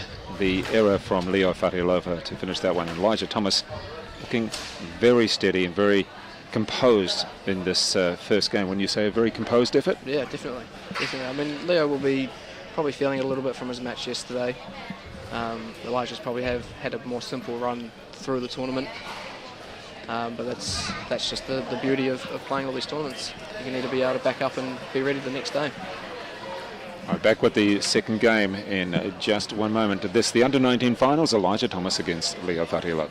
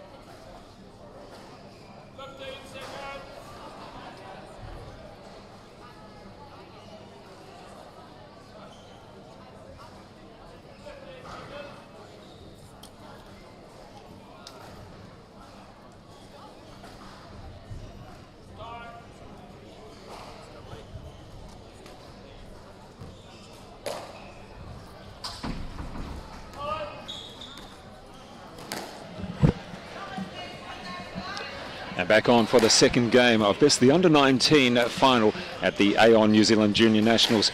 It is the last of the finals in the individual championships. The majority of the players are staying on for the teams event, which actually starts this afternoon and continues for the next 2 days. So there is no rest for most of these players. It's been pretty much 2 games a day. And the big final, Elijah Thomas was a beaten finalist in 5 games to Glenn Templeton last year after having a good lead. And that one's certainly hurting. You acknowledge that Glenn Templeton played very well to take that final, but certainly looking very keen. And Evan Williams, so far, very composed effort by Elijah Thomas. Yeah, I mean, he's playing exactly how he needs to. You know, he's not getting put under a hell of a lot of pressure. He's just playing simple balls into the back. I just saw Paul Hornsby's talking to him in between games, so he'll just be telling him to stay composed and keep controlling the middle. I said before, there's a big green blurb in the middle, and we see that again. Nice shot. Nui had Leo Farialofa moving around the court and just able to step forward and take the ball nicely. Yeah, it's interesting the way Leo's approached this match after beating Glenn yesterday. He played at quite a fast pace, I thought, and that helped him mix in the short game as well as those attacks into the back. You know, whereas today it looks like he's playing a little bit slower. And he's not really getting any grasp on the court. A lob like that, it's not really going to help him out. He needs to contest that middle of the court much more. He's a big, strong boy. But a shot from back there it's not going to hurt someone on the tee. Well, for Leo to play slow is not really his natural game. He's more of a, I want to finish this. And when it comes off, it looks spectacular. It doesn't always come off, though, but it's almost not his natural game. And maybe Elijah's like, well, hey, if he's going to play that way, I'm happy to stay here. Yeah, but if it's not his natural game, then I'm not sure why he's trying to play it. You know, he's effectively feeding the ball for Elijah to play at will here. If I was going to play in a national final, I'd be trying to play as strong as I could and use all my guns that I've got. You know, that's what we practice for. That's what we train for. Well, speaking of national finals, we do have the New Zealand Senior Nationals coming up in just under a month, and you'll be the top seed in that. Yeah, they'll be at the North Shore Club, and it's good that we're actually able to have it, albeit at the 3rd attempt. Yeah. It's been one of those frustrating things, isn't it? I think every tournament's sort of been on, off, and going up to a nice lead there for Elijah Thomas. But with the national champs, obviously it's going to be you and Luamba as the top 2 seeds, but then we've got this big group of potentially 8 players who could emerge through. Absolutely. And that's great. It is indeed. I mean, I feel like in New Zealand we've always been strong through 5 to 8, yes. But the players haven't been looked after well enough, and they lose a little bit of interest. And it's really sad to see so many good players fall by the wayside. And now we've got another crop of players coming through between that, even 4 to 12. So I'm hoping that they all band together and help drive through, because it'll be great to see particularly this next crop of players coming through. I was 21 or about 20 when I made the top 4 in New Zealand for the first time, and that was when Kashif, Martin and Campbell Grayson were the top 3, so they were quite a wee way above, but you know, we keep trying to hammer our way through, and even though sometimes we didn't break in, it was just a matter of hanging in there and trusting yourself, basically. And I think these young boys will definitely be the next crop coming through. Well, we've got a string broken there from Leo Fatialofa, and maybe this little break here will help him just reassess where he's at, and maybe he'll come out with a bit more energy. Yeah, but, just see him coming through the back here. I'm wondering if he's going to take his time to get back on court and regroup himself a little bit. I don't think it's going to hurt Elijah's focus. He seems pretty tough out there. Yeah. Just back on the Nationals again, then, Evan. As much as we want to see Paul Cole play, it does open it up for so many other players, including yourself. I mean, we don't mind admitting that he's a top player. He is a top player, and acknowledging that ability and how many times he's actually won the national champs. It's going to make it exciting. Yeah, for sure. I mean, we always want Paul to come home. We want him to defend his title. but my mum always said you've got to play what's in front of you, and Yep. and if they can't get back or they're not here, then you can only do the best you can do. And I know everyone's preparing pretty hard for it. We've had Nationals were supposed to be end of August, and now it's been pushed back again. So I had a 12-week training block, which got chopped in half, and now I've got another 12-week one leading into this. So Exactly. there'll be no excuse to not be fit or tuned for. Exactly. I think people just want to get on the court, as we've seen in this tournament. Right. I think the other thing is, and you as a coach as well, Natalie certainly admitted it, it's so nice for everybody to get together. It doesn't matter if they're your main rival or your friend or whatever, but everybody's got together, and it's almost raises the energy of everybody. Yeah, it is. Yeah, I mean, I said to the Wellington group when we arrived, we're going to have to respect the COVID rules and signing in and sanitising and all that, and because the kids were complaining about it a little bit, but we've got to appreciate the fact that we have this opportunity to play here. It could have very easily been cancelled, and this not been the case. So for us to be in a position where we are, playing in Christchurch at a brand new centre, giving these kids an opportunity to put their name on the very prestigious trophies which are up on the table over there, it's it couldn't be better. Can you remember how many junior trophies or junior titles you won? I can remember the exact amount. I won every single one of them. I was the first person to win all 5 because I was the second winner of the under-11s. That's great. Before that, there was only went from 13s upwards. Okay. And now I think there's been quite a few people that have won all of them, and a lot of them have come from Wellington actually. Scott Galloway, Zach Miller,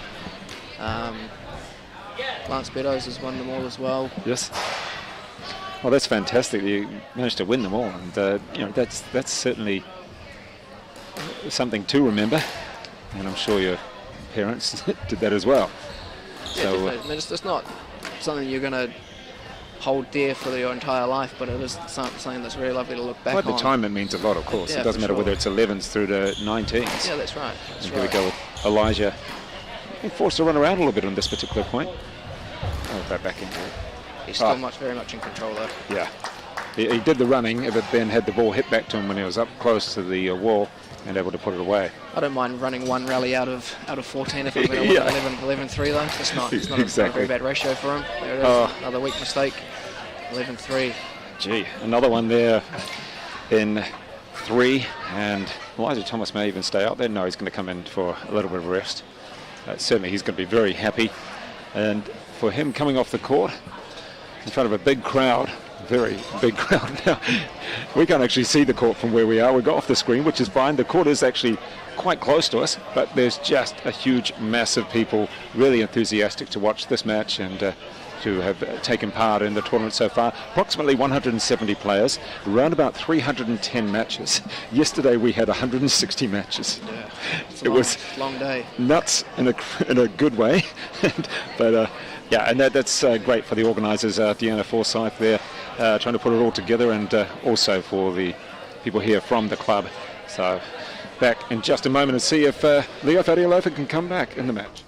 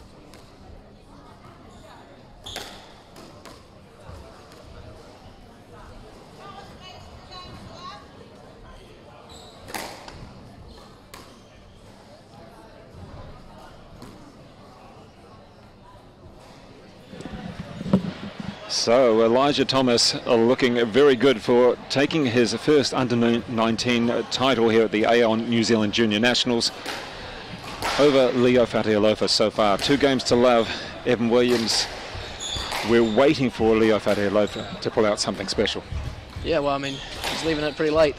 And yeah, very late indeed. If it doesn't spark up pretty quick, it'll be a very quick under-19 boys final here. But you can see again, look at Elijah's position on the tee. He's taking that ball early. You know, this is your classic example of someone who's just a bit more up for a match. You know, if I'm playing these younger boys, that's exactly what I'm trying to do. I'm trying to get in front, trying to push them back behind and take control. So it's been a very mature performance from Elijah so far. Excuse me, but we're back in. So, Fadialova, usually the shot maker, and oh dear. So probably just a statement of how his match has gone so far. I mean, that's pretty much the worst mistake you can make. I think so. I mean, I've coached the D-grade ladies team, Super Champs, and they know if we serve out, it's push-ups. So it's, oh, you're so harsh. So they learn pretty quickly, my ladies. Yeah. Oh, we don't like that, coach. Yeah. A little bit better here from Leo, who's been in front of that rally.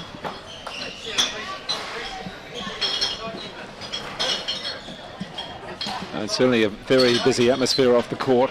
Lots of supporters and people enjoying the squash. Yeah, it looks like most of the backcourts are finished now, so everyone's kind of making their way over to the final. Fingers crossed Leo can get his way into this match and give these guys something to watch. Yeah, it'd be nice to have a bit of a spectacle, but at the moment the spectacle is Elijah Thomas playing extremely well. It is indeed. Lovely. Just nice work down the backhand wall here. It almost is. It almost is revenge for last year. I lost last year when I should have won it. I'm just going to. This is mine. Forget it. No one's going to stop me. Yeah, I mean, they say you have to lose one to win one. Yeah. And that would definitely be the case here for Elijah.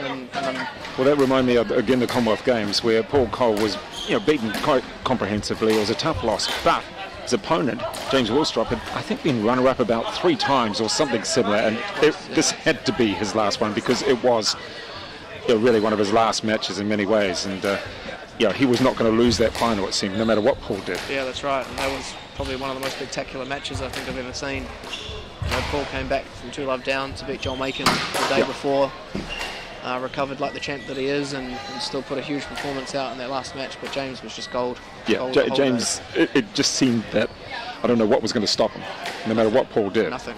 And it's no disrespect to Paul at all, but when you've been runner-up so many times, he just had to finish with that gold, it seems. That's right. I mean, James has talked about, I trained with James a lot when I lived in Pontefract, and he's talked about 2 matches that he played almost perfectly, and one of them was against Mohamed El-Shabaghi in Seattle World Open, where he knocked him out in the round of 16, and the other match was playing Paul in the gold medal match at the Commonwealth Games. Everything he touched. It did take Paul a little while to recover from that, and he flew pretty much that night up to Egypt, so did Joel, and took them a little while to recover as well from the flights and everything else. Yeah, well, Paul got sick too, so he couldn't even play that tournament in Egypt, which was a shame. That's right. He had to pull out of there, and Joel had a massive 12 or 13 days. She played a lot of matches. Yeah, exactly. Poor thing, she was knackered on the last day, and rightly so. I think she played 20-something matches in 12 days. And, they just couldn't believe how much of a machine she was. Well, we just saw an error from Elijah Thomas, one of the very few errors, you can probably count them on one hand at this rate, that he had the opportunity on the forehand volley and put it into the tin. Yeah, I mean, you can almost count Leo's points on one hand, so Elijah's mistake count's definitely not going to be up there. But again, it's just the workload Elijah's putting in. Look at the areas on the court that he's hitting the ball, and he's just moving better and better. Leo's doing a lot of work, even working to the back. He's really struggling to go back and get there. That's too much. That's too much for Leo to deal with. A good controlled point. It's tough to slow a man down when he's playing this well. It's another poor mistake. That's unusual for Leo because he loves playing the ball from his body on that backhand, and just maybe it was too quick into him, or maybe it's just. I mean, when you're confident, those shots come off, and when you're 2-love and 5-4 down, they don't tend to come off. And even here, if you played the drop there, the rally would have been over. It's going to be a tough. It's going to be a tough gig for Leo to come back here, I think.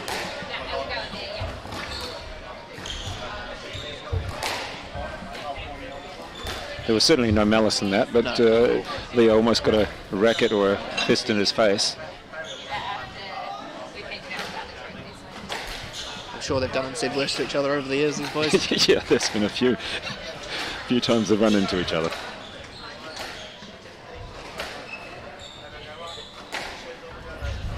It's really great to see the style of squash that Elijah's playing. Yeah.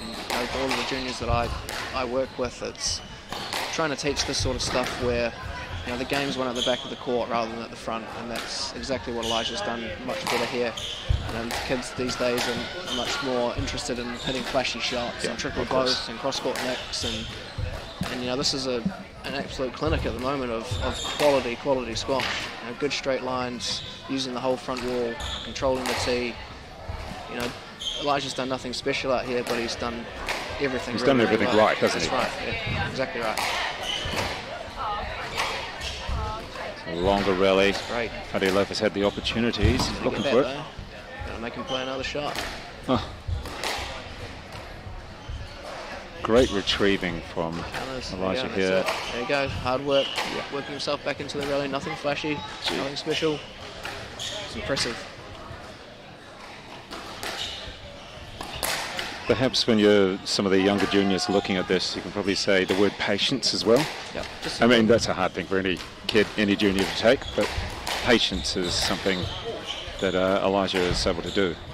Yeah, I can see two of my Wellington boys standing in front of us here, and they'll be. I asked them to make sure they watch this match because they saw Elijah down this morning. I said to watch how he plays and what he does, the tempo he plays at. So this will be a good little lesson for them as well. I'll be interested to hear their thoughts when we have a team chat tonight before the teams start.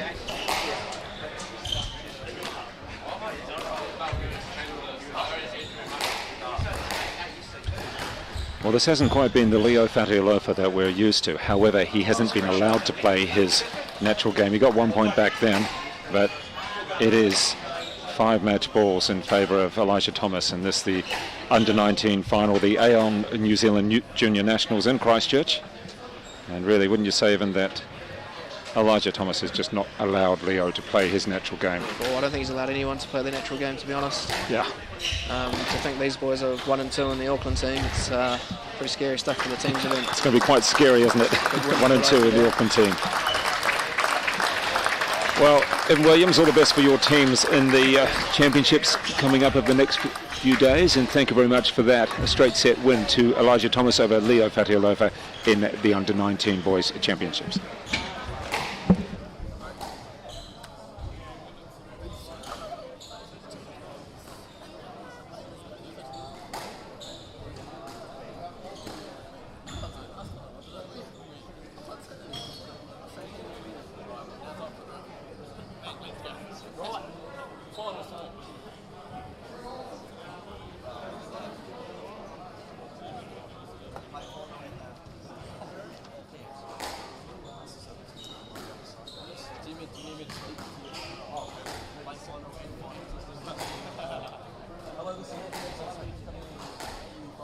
New Zealand Squash Aon Championship. Thank you for having us everyone.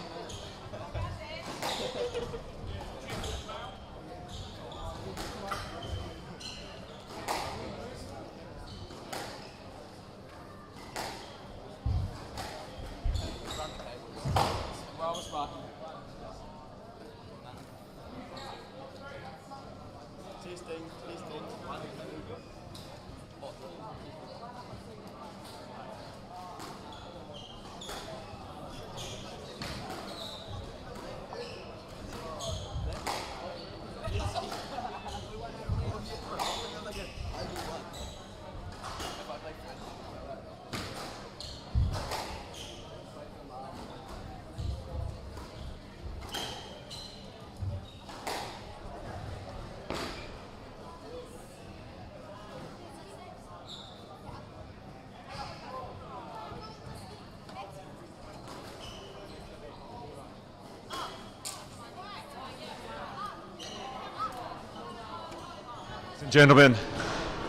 Ladies and gentlemen, let's get ready now. In a few moments' time, we will have the prize giving. So please stick around for the prize giving in just a few moments' time. And we'd like to get all the winners and runners-up getting ready as well. So in around about 3 minutes' time, we will have the prize giving for this, the Aon New Zealand Junior Championships. So stick around for the prize giving. We'd like to get all winners, runners-up ready as well.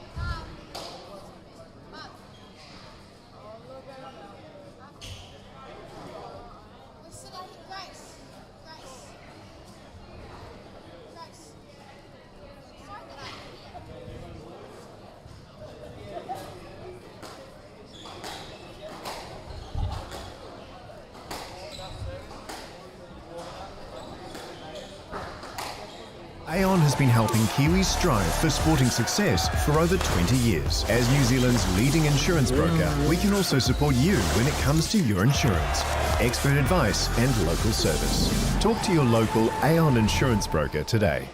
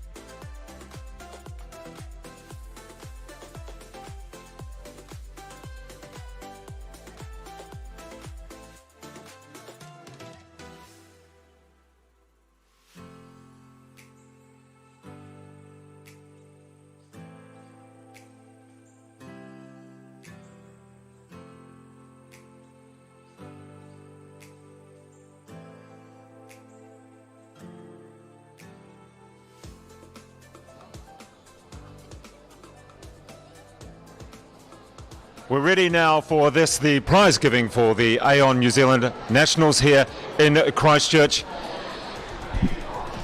All right, so it's going to be a little bit difficult. You guys are going to have to listen to me through the voice. Unfortunately, it's not a PA system, so you're going to have to actually listen to me. This microphone, for all of you watching, is actually for the live feed over Sky. So you can tell your friends at home to watch.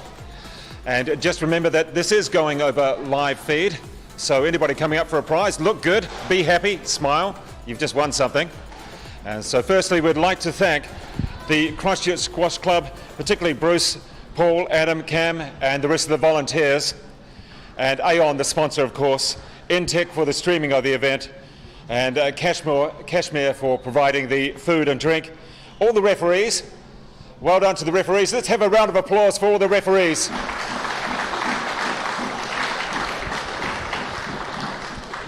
And of course to the players, the parents and the coaches. Let's have a special round of applause for the parents and coaches and all the supporters. Also to Alsco for the towels. Certainly been some warm weather outside and it's been pretty hot on the inside of this court as well.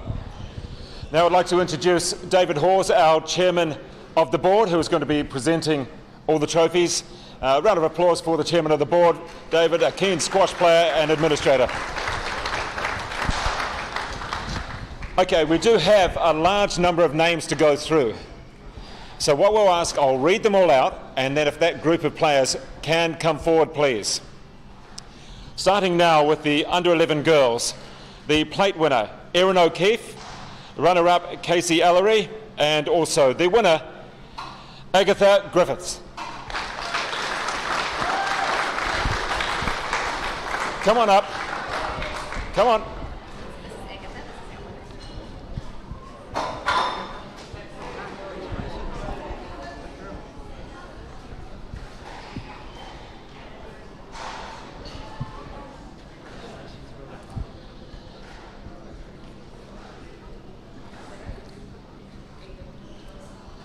All right, well done to those players. And now let's get ready for the under-11 boys, Division 2. No problem, Mum. Take a couple of photos. Couple mums. The under-11 boys, Division 2. Third, Nicholas Preston. The runner-up, Alex Thomas. And the winner, Daniel Eastmead. Come on up, guys. Don't be shy. Don't forget to smile. There you are. Good man.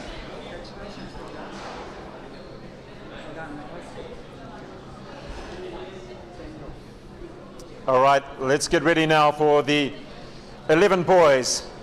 The runner-up, Dominic Lim. And the winner, Zazima Waitai.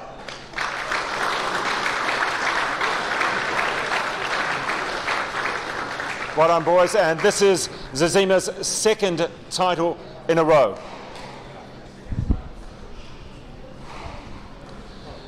Some great play by these two players here. Great tactics. And good to see both players coming up. The under-13 girls consolation plate, Grace Brinswell. Plate, Victoria Moran. Special plate, Grace Spencer. Runner-up, Aria Bannister. And the winner, Zoe Leather.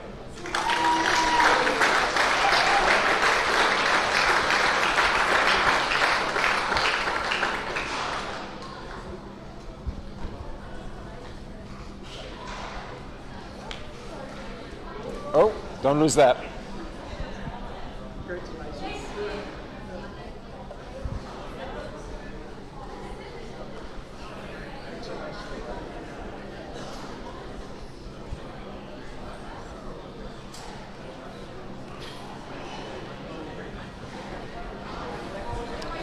The under-13 boys, the plate winner, Zach Lang. The runner-up, Theo Gannon. And the winner, Brody Bennett. We've got the under-13 boys. Come on up.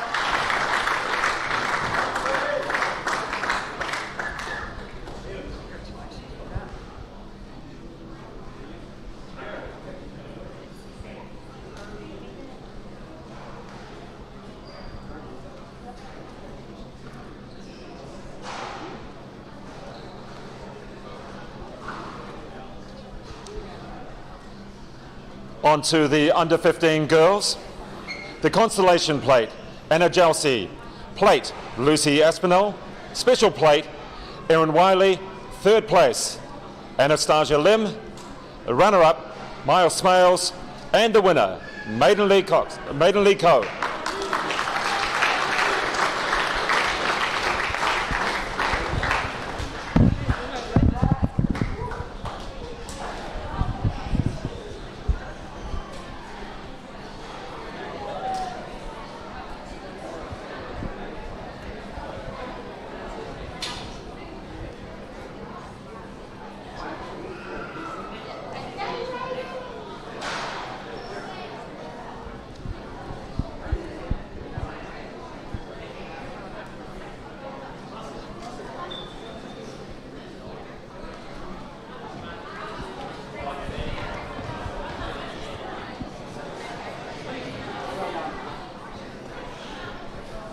And certainly a lot of players coming up. It's great to see all the support as well.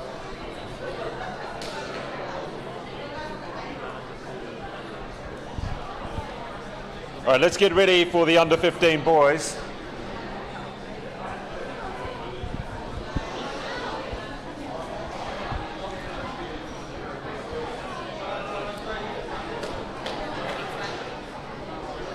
All right, and for the under-15 boys, consolation plate, Jacob Brensell.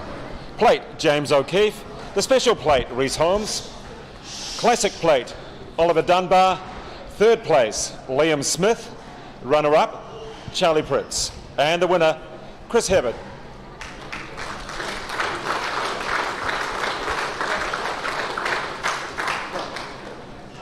All right, just let the players through to get their awards. Make sure there's a little bit of space there.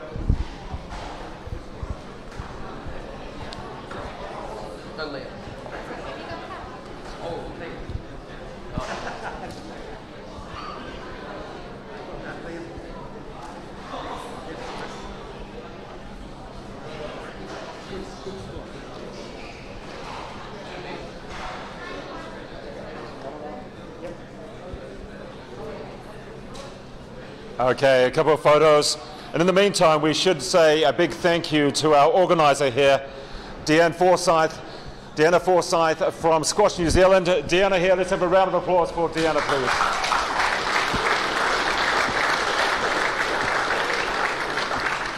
Okay, we now are up to the under-17 girls, starting with the consolation plate.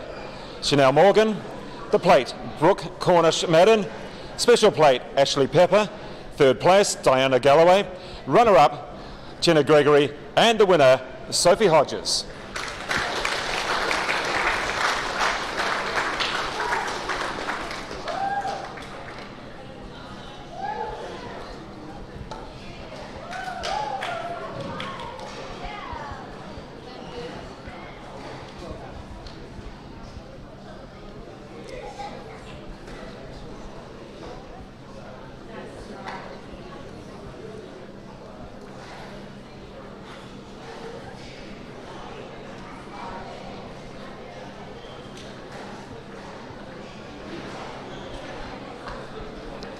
All right, the under-17 boys, consolation plate.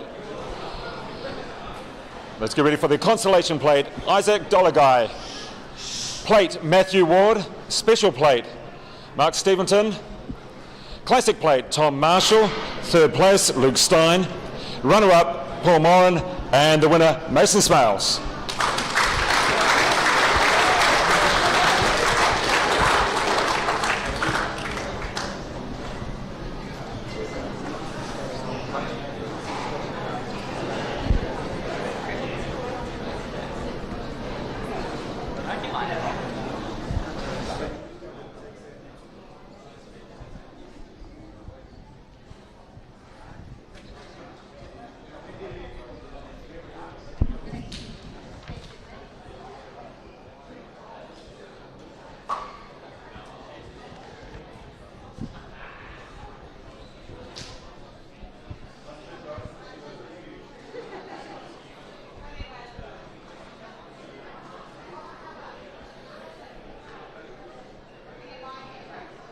All right, a lot of smiling characters there in the under-17 boys. We'll get ready now for the under-19 girls.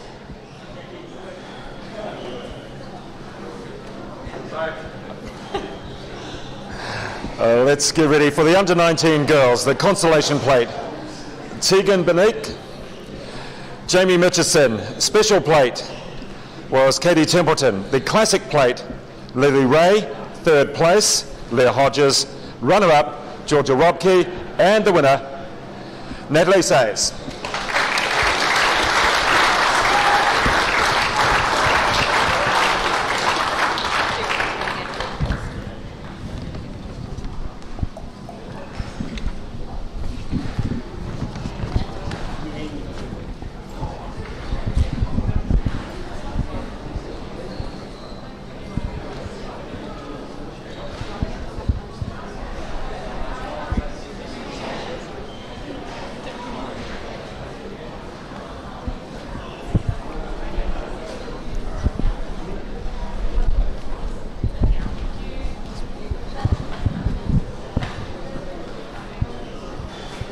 All right, so all of you move along, we can fit you all in.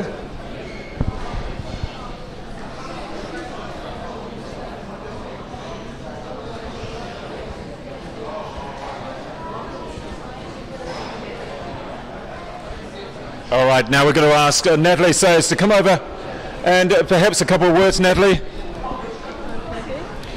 All right, so Natalie, we've already spoken on the commentary today, but for you winning this title, it was a little bit of a messy game to start with, and I think you admitted that. So how do you feel about taking this title home?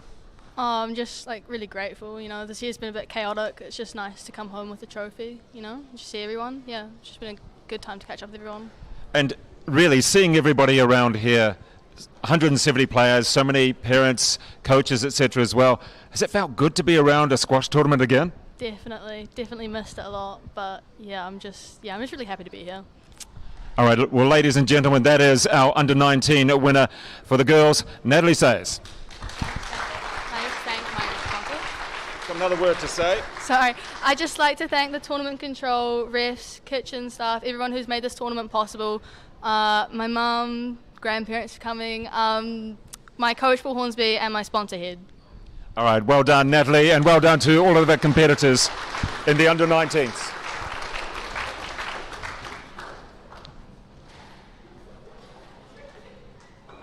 All right, we're down to our final age group. We do have some other special prizes as well. The under-19 boys, the consolation plate. That was Isaac Basley. The plate, Lachlan Greensill. And over the page, it is the special plate, Taryn Love. The classic plate, Riley Jack Vetter Blomqvist. Third place, Joe Smythe.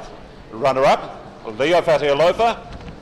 And the winner of the under-19 boys, Elijah Thomas.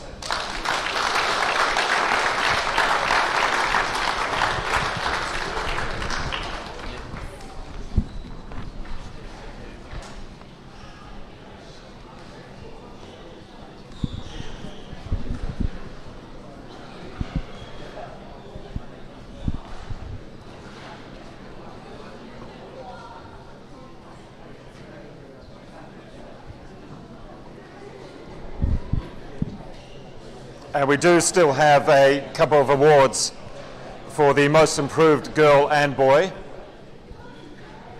And while we're about to announce that, I'd like to ask the Kent Darlington, the junior selector, to come forward as well. You can present that prize.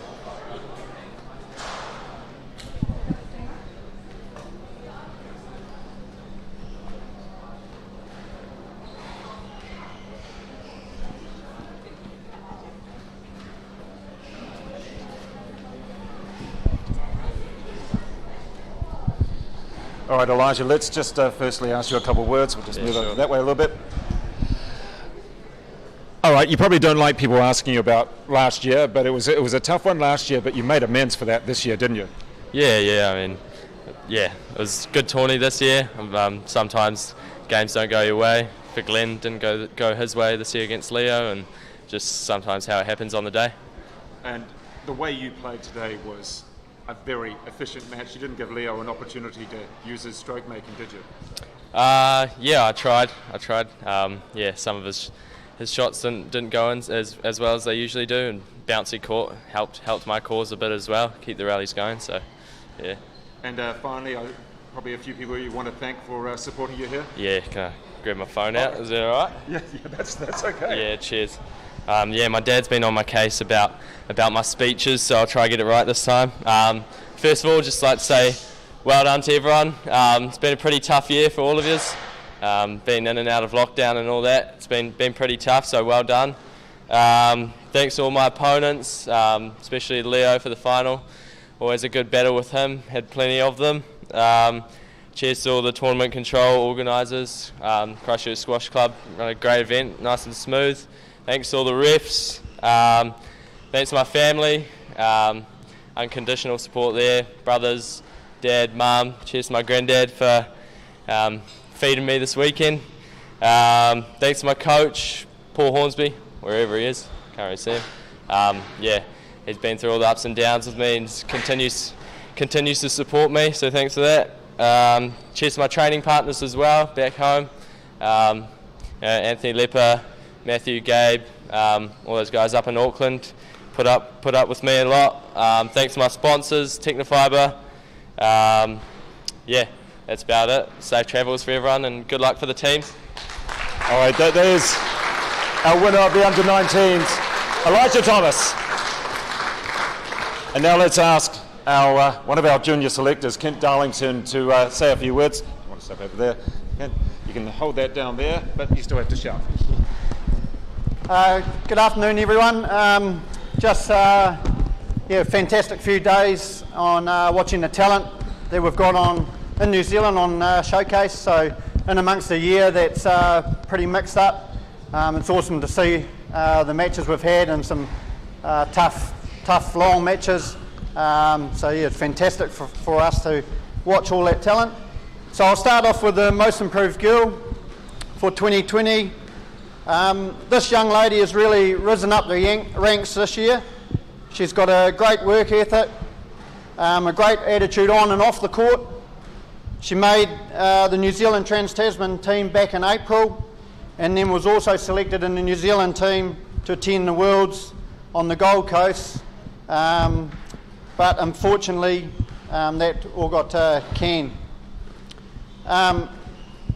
This person has made it to A1 this year and is our top junior on points, which at the age of 15 is pretty impressive. Today she's taken out the under-17 title, so congratulations goes to Sophie Hodges from Waikato.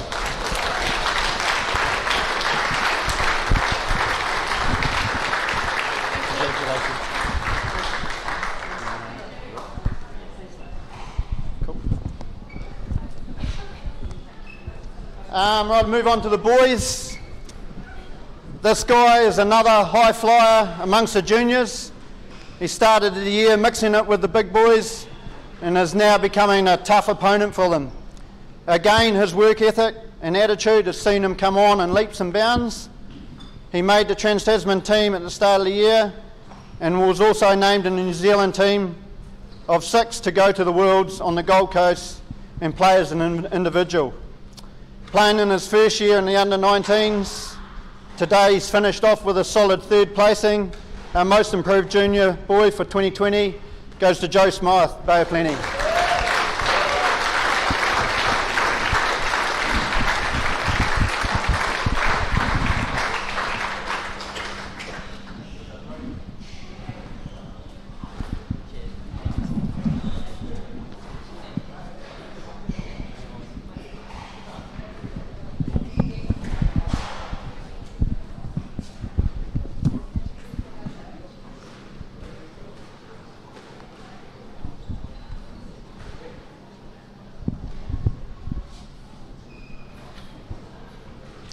And well done to our most improved girl and most improved boy. Great efforts there by both players. All right, another round of applause for our most improved players.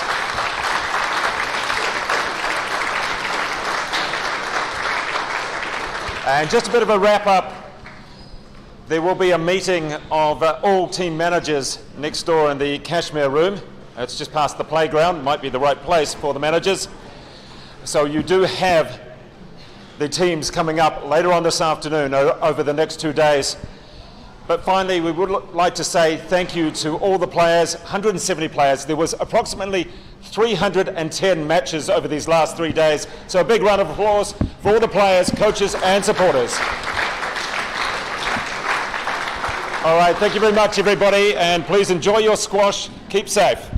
Aon has been helping Kiwis strive for sporting success for over 20 years. As New Zealand's leading insurance broker, we can also support you when it comes to your insurance.